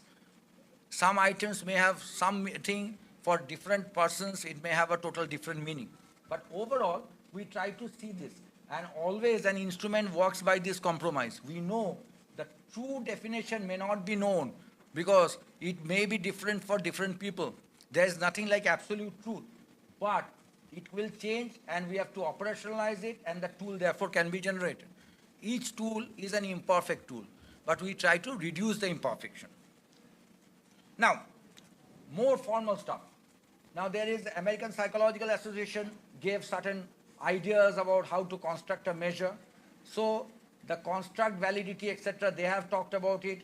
They have talked about criterion validity, internal consistency, etc. That is the extent to which the scale measures what it is trying to measure. So they have also given this entire thing like the item generation, deductive, inductive, which we have already covered. I think that you already know the theoretical stuff, the inductive way, that basically we are basically going from bottom up. You are trying to get the instructions from the subjects that are going to be studied. And we are going to construct the scale and we are going to compute the scale, the sum of the scale, scores, etc. Those has to be done. We have already covered that. There are also certain guidelines about the items itself. If you are trying to write an item, it should be a simple, short item. Language use should be familiar to the target process respondents. And there is, of course, the content validity assessment. You administer a set of items that have been developed to measure various constructs, along with the definitions to the respondents. Then that will give you an idea. And second recent advance is proportional respondents who assign an item to an intended construct. That second is the degree to which each rater assigned to an item to an intended construct. So if we see that an item, whether there is the people are actually agreeing to your construct or not, that also can be assessed. This is a content validity assessment. These are the developments in 1991 and so on. Now, in general, we have been talking about number of items. Basically, the overall goal is to keep about 4 to 6 items for each construct. Final determination must be made with the accumulated evidence. I again repeat, no instrument is unidimensional. Rarely an instrument you will find measures only one thing. Giving an example, suppose you are trying to assess the disability of a person. Disability may sound to be one thing. The person is disabled. But there could be a number of constructs within that disability. There could be physical problems, there could be psychological, there could be employment-related issues, various other stuff. So there could be various sub-constructs within that one construct of disability. So to each construct, we should try to assign few items, 5 to 6 or 4 to 6, whatever. So that will give us a good idea. So as I said, when you try to make an instrument to measure a particular thing, often there are some other things that we are going to be measuring, not one thing, because any construct has sub-constructs, so that has to be assessed. Now, I think a lot of you have heard about Likert scale, etc. Now, usually 5 items, 5 parts, 5 intervals, there's a neutral midpoint that I strongly agree, disagree, etc. That is basically the way the item scaling is done. Now, there comes the major issue. Any instrument nowadays that is developed, I have made some constructs. I have said that disability is something that we assess, and we say that some of these items are meant for employment, some of these items are meant for physical problems, and so on. But whether my own ideas are at all correct from the data, there are ways of doing that. And the ways of doing that include some statistical tests, statistical analysis called factor analysis, etc. Anyone familiar with these techniques? Now, basically, in a very crude way, we can say, suppose you have a 10-item questionnaire. Ideally, you will think that 10 items mean one thing only. But in many cases, 3 of these items could indicate something, 3 of the items could indicate something else, and so on. So how to know whether what we think, suppose we are feeling that these are physical health items, these are unemployment-related items, and so on. It may not always be true. For example, we had done a study on geriatric population, elderly people. We began to think that physical problem, the person's ability to go out, tendency to fall, all are basically separate things. Unfortunately, not so. They form a grand construct, ability to lead an independent life. So, some of those things fall into that construct that we never thought of. We thought we are talking about physical health and other things. Now, in the geriatric population, it is slightly different, we have found. So, whether our constructs are at all true from the data, That is the way to do that is what is called a factor analysis. Now what is factor analysis? We all know about correlations, right? Hopefully you are all aware of what correlation is. That is one item, suppose one item, item number 1 and item number 2, their scores can be correlated with each other. So that you know that every item can have correlation with each other. If we try to see some common threads between this correlation, that is the common factor. That is, those of you who have some memory of what you are taught in 9, 10 or so on, there is a concept of trigonometric ratios, that is the cos, sine, etc. Any correlation coefficient can be interpreted as cos. So suppose there are 10 items. Each item is basically getting a correlation with each other, that they are forming an angle with each other. So each item is going to form a correlation with each other, that certain angles are going to be there. It is just like an umbrella. The umbrella, there are spokes. Each spoke is basically making an angle with the other spoke. And there is, of course, the major stick that is there, which you are holding. We are trying to find that major intervening thing that will basically form relationship with all those spokes together. That is basically the concept of a factor. We are trying to find a common relationship, common association. There are statistical ways of doing that. We are not going to discuss that part. But anyone who is interested, they can ask me about this. Nowadays, of course, it is done not by this geometrical method. It is done by matrix algebra, and there are certain things like eigenvalues, etc. We see things which relationships which have more than one eigenvalue, we take them as important constructs. So that sort of thing is there. So it is not at all a very complicated thing. Statistical programs like SPSS, etc. has options for doing it. You have to only know when to apply and how to apply. But the calculation part can be done by the program. So again, the internal consistency, etc. can be studied, Cronbach's alpha, etc. you should know. Now, the problem is you must realize that if there is a huge scale, that if because of the high item number, Cronbach's alpha can get higher because of artifacts. So one has to interpret alpha, Cronbach's alpha, for a big instrument with a pinch of salt, that they should know that. And reliability, etc., can be studied by using various ways, as I said. Now, so factor analysis, they have said, now today we are having a particular type of construct. We may have to repeat it 10 years later because people's constructs may change. So that is what Ford et al. Had said previously. So I think with this I would like you to give some amount of feedback, because we are going to go through these slides rapidly. Any issues that are there? Have you been completely bored out with this entire session?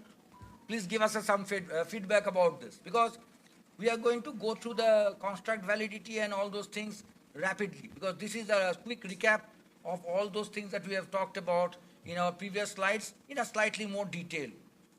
The reason why we are taking it up again is because these are, some cases, less understood areas. If anyone has any detailed questions about this, we can definitely take it up now. Any question? Question নেই, খুব আবার সেই বিপজ্জনক construct. যাই হোক গেল। তাহলে now the construct validity, we have said the concept and the items, the relationship between them, that we have considered a construct, whether the items are related with that construct. It is more of theory laden, but obviously these are the things that we need to consider. We have already covered some of it. Then we have already said the concept of validity related to phase, the content of those scales, the content validity criterion according to some other instrument. We can say there's a concurrent validity and predictive. We were talking about the Glasgow-Coma scale or the Apgar scale and so on. There is a sort of a predictive validity. It predicts outcome. Whether the score is predicting that outcome properly or not is a very good measure of the predictive validity. Now, this is an important area. Bias. When you are using an instrument and you are trying to standardize an instrument, always a researcher will meet with certain biases. There are some biases that when you go there as a researcher and you say that I am a researcher trying to get some data for my research, that the person knows he or she is being tested. That creates some artificial responses. We call it guinea pig effect. Just same as the laboratory guinea pig. Nevertheless, role selection. People ask, what is expected? As you possibly know, that in many situations, people give very predictable answer. In a TV show, whenever any board topper is asked some question, the board topper will always say, I will go and serve my village, native village. But though it is very unlikely that the person will be doing so. In any Miss World or Miss Universe contest, you will see that the person will say, I will do social service like Mother Teresa. But it's very unlikely that the person will be doing so. But this is basically people answering according to what is expected. This is a social bias that is there. And that again vitiates the validity. Again, measurement as a change. Suppose I go and ask the persons there, যে কি মশাই আপনি কি গাঁজা খান নাকি নিয়মিত? So look, the person said, oh, well, this question is being asked, so I shouldn't take ganja that frequently. That itself alters our behavior. So instead of the instrument itself induces some change, but that's what we didn't want. When we are trying to measure something, if the instrument itself induces some change, it's not going to be a good instrument. I give you an example. Suppose I am trying to measure the length of this table. But when I try to put my scale there, the scale's weight bends this table so that the length gets distorted. So then the scale is not a very good thing because it has already distorted what we are trying to measure. So these things happen when we are using measurement as a sort of an agent of change. And then again, a lot of issues happen because this all will affect the validity of an instrument. Now, as I said, we have already covered this, that there is a social desirability. Now, the interviewer effect. This is a very problematic business. Most of the audience here are ladies, which is good that they should know this, that when certain questions are asked by a man and a woman, there is difference in response. Now, for example, a person is asked, that the male person being asked by a lady, that how would you behave in a bus when with a lady passenger? Obviously, it's very unlikely when the lady interviewer is there, they will say, I will misbehave with the lady. So, very unlikely. But when a male interviewer is there, the response might be different. Now, so gender influences responses in many ways. Certain responses will not come with certain gender mischanges. For example, a woman may not be free to talk about certain things to a male interviewer and stuff like that. So that could be an important thing, culture. Now, changes in research instrument itself can happen, and that can create problems. Now, suppose you are using an instrument, you are using it repeatedly. That repeated use might make you more conversant with that instrument, but that itself might make some changes in the instrument's reliability, validity pattern. So those issues are there. Unfortunately, not all of them can be removed. Now, bias. Again, validity bias could be population restriction. Suppose you are doing a survey, online survey. Will people only with internet connection, access to computers, etc., will be able to do? Then population itself might be changing, and certain areas might have problems, areas of rural areas, cities, etc. Certain instrument may have certain strengths and weaknesses. All these things will make our studies have some amount of bias. Now, some contents of your instrument may become redundant, some may be very timely, etc. So again, those changes cannot sometimes be basically avoided. Now, the problem is reliability. What is reliability and what is validity? By validity of an instrument will mean you are measuring what you are trying to measure. And reliability will mean if you are measuring the thing in the same manner repeatedly. That is, you are measuring the thing properly. So, that is, if you want to measure validity, validity is always a complicated thing because it's a more construct driven. Reliability is far easier to measure, but the whole thing is, the matter becomes very complicated in certain situations. Now, reliability, of course, is a consistency of the measurement. Suppose you have done a scoring of a particular person. Today, and you do it 7 days later. There will be a stability of the scoring. Then that is what is called the test retest. Now the stability over items, the parallel forms, etc. are always there. I think many of you would have gone through many of these statistical indices. I don't know whether you know about the split half and all those things. Anyone having any ideas about the split half reliability and so on? The response there any. Either everyone knows or no one knows. That is the sort of thing. Suppose you have a 20 item questionnaire. I have 20 items questionnaire administered to say 100 people. I split up the scores first 10 and then the second half. And I try to see whether their scores of first 10 items and the last 10 items are similar or not. Suppose we find that in the first 10 items, people have some sort of type of scoring. Then in the last 10 items, there's a different type of scoring. Then when the instrument is being split, the instrument's two halves are behaving in a totally different manner. Either then your instrument is having some problems or your items ordering is not in proper. For suppose first 10 are totally positive items, last 10 are totally negative items. This could be. Ideally, it shouldn't be kept that way. Items should be intermingled in such a manner that such biases do not occur. So this is the classical split up. But suppose a 20 item questionnaire can be divided up into two by not just first 10, last 10. It could be from item number 5 to item number 15 and then rest of the items. So there could be large number of ways, as you know, possibly permutation combinations of those items. If I make a summary of those multiple splits, we get various measures like Cronbach's alpha, etc., which gives us a far more comprehensive idea.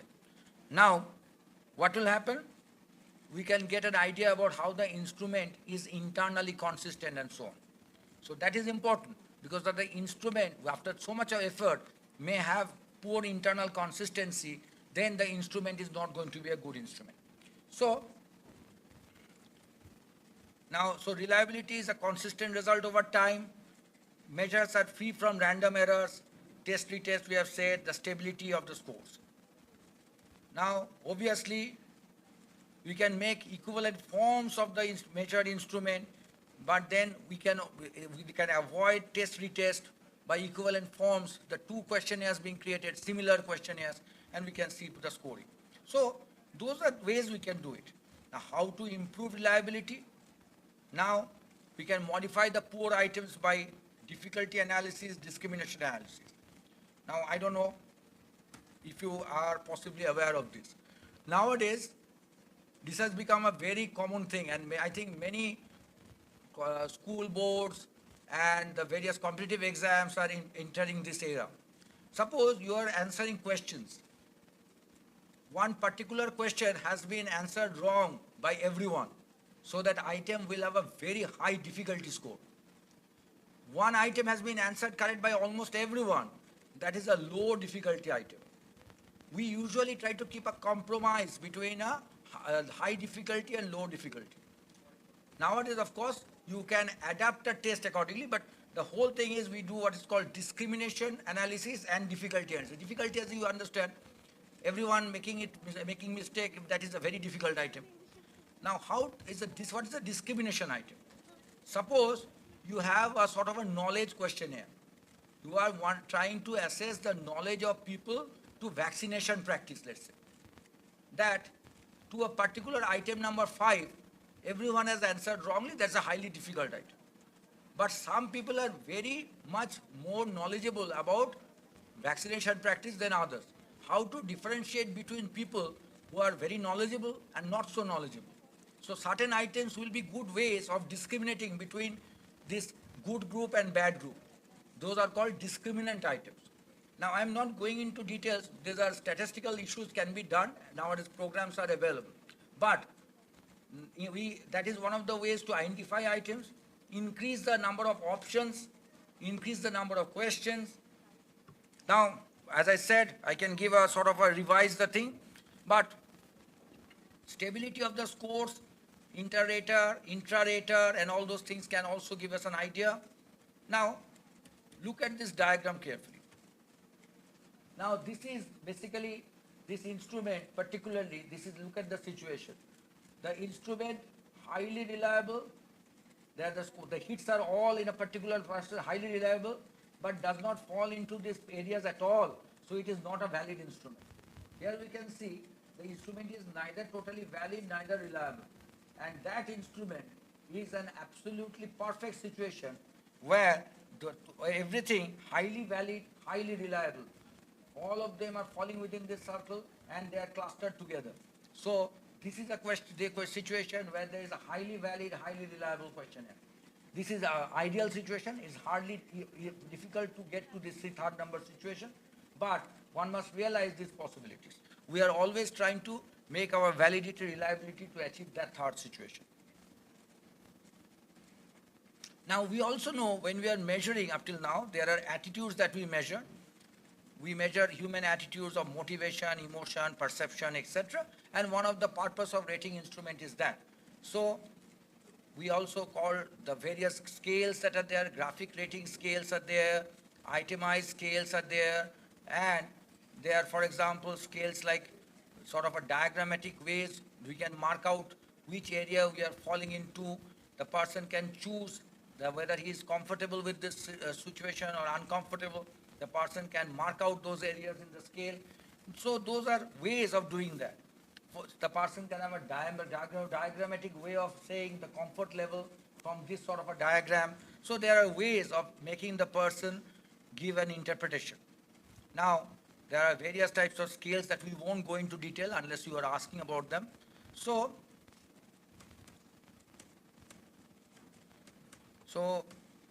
overall, we are skipping this. I think if it questions arises, Likert scale, you all know. This is a sort of a continuous rating scales that we know about. Itemized scales that have a number of brief descriptions. Then commonly used itemized scales like Likertized, semantic differential, all those scales are there. We all have seen Likert type of scales. They require the respondents to agree to the sort of agreement or disagreement with each of the series of statements. This is one of the commonest type of things that are used. Item by item basis you can analyze. When arriving at the total scores, we can do a total scoring. But Likert scales are so popular, but there is a problem. There is a tendency to give identical response. Like everyone saying in this scale, we have this scale here, neither agree nor disagree. Typical way of response.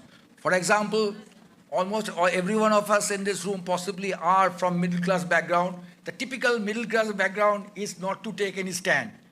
Whenever there is a particular issue, well, I neither totally agree or totally disagree. A sort of a middle approach. And we are basically keeping a neutral stance. While neutrality is a good thing, not always, but if your respondents are giving a neutral answer to everything, then your entire scale scores are vitiated. So that is a problem. Response set, response style, then agreement bias. Now, for example, you have given a scale, the scale items, your tendency to agree always, regardless of what your actual feeling is. अरे बाबा वो madam ने आकर पूछा है तो उसको हाँ कर दो, तो हाँ कर दिया, तो then the answers are basically disrupted. Social desirability we have already said, and we have a sort of a order of answering. We have always said that certain orders, when the questions are put in a certain orders can also make responses change. And then middle category, that undecided category, that's a safe option, is often kept by people. Now, we are not going into the semantic differential in detail, I think. So, in general, itemized scales needs to have odd number of categories to prevent that middle bias. Balanced, unbalanced should be a balanced grade scale. Number of categories, of course, traditionally there should be 5 to 9 categories should be there. Verbal description, those are there. So,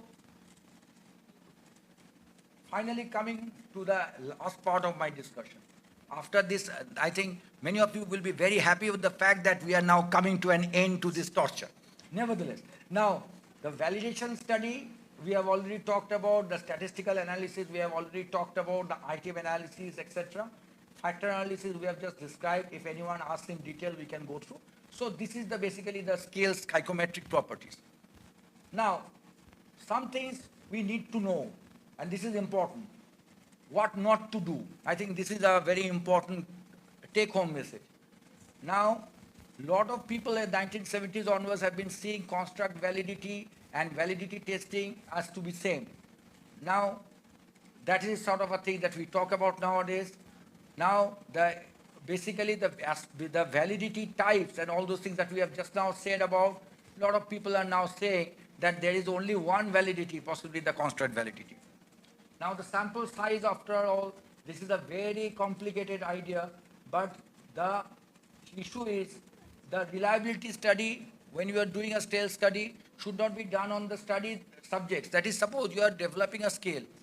That scale is supposed to measure something. You have to do a validation sample as a separate way. Then your study sample should be another separate one. That is a very important thing to be done. The sample sizes are variable. Some say 200 to 1,000. So now some studies have argued that beyond 50, there is not much of improvement. So at least 50 may be a sort of a thing for validation studies and so on. Now, that is basically, that is the issues that you should know. And then, of course, now sample size in validation studies may be very variable, because if you are using, say, factor analysis, etc., per variable, you should have at least 10 participants. Suppose you have a 20-item scale. If you are wanting to do statistical analysis like factor analysis, at least 10 times, that is 20 into 10, 200 samples should be taken. So that is the thing. And then reliability studies, that is basically the various ways of doing that, the correlation coefficient,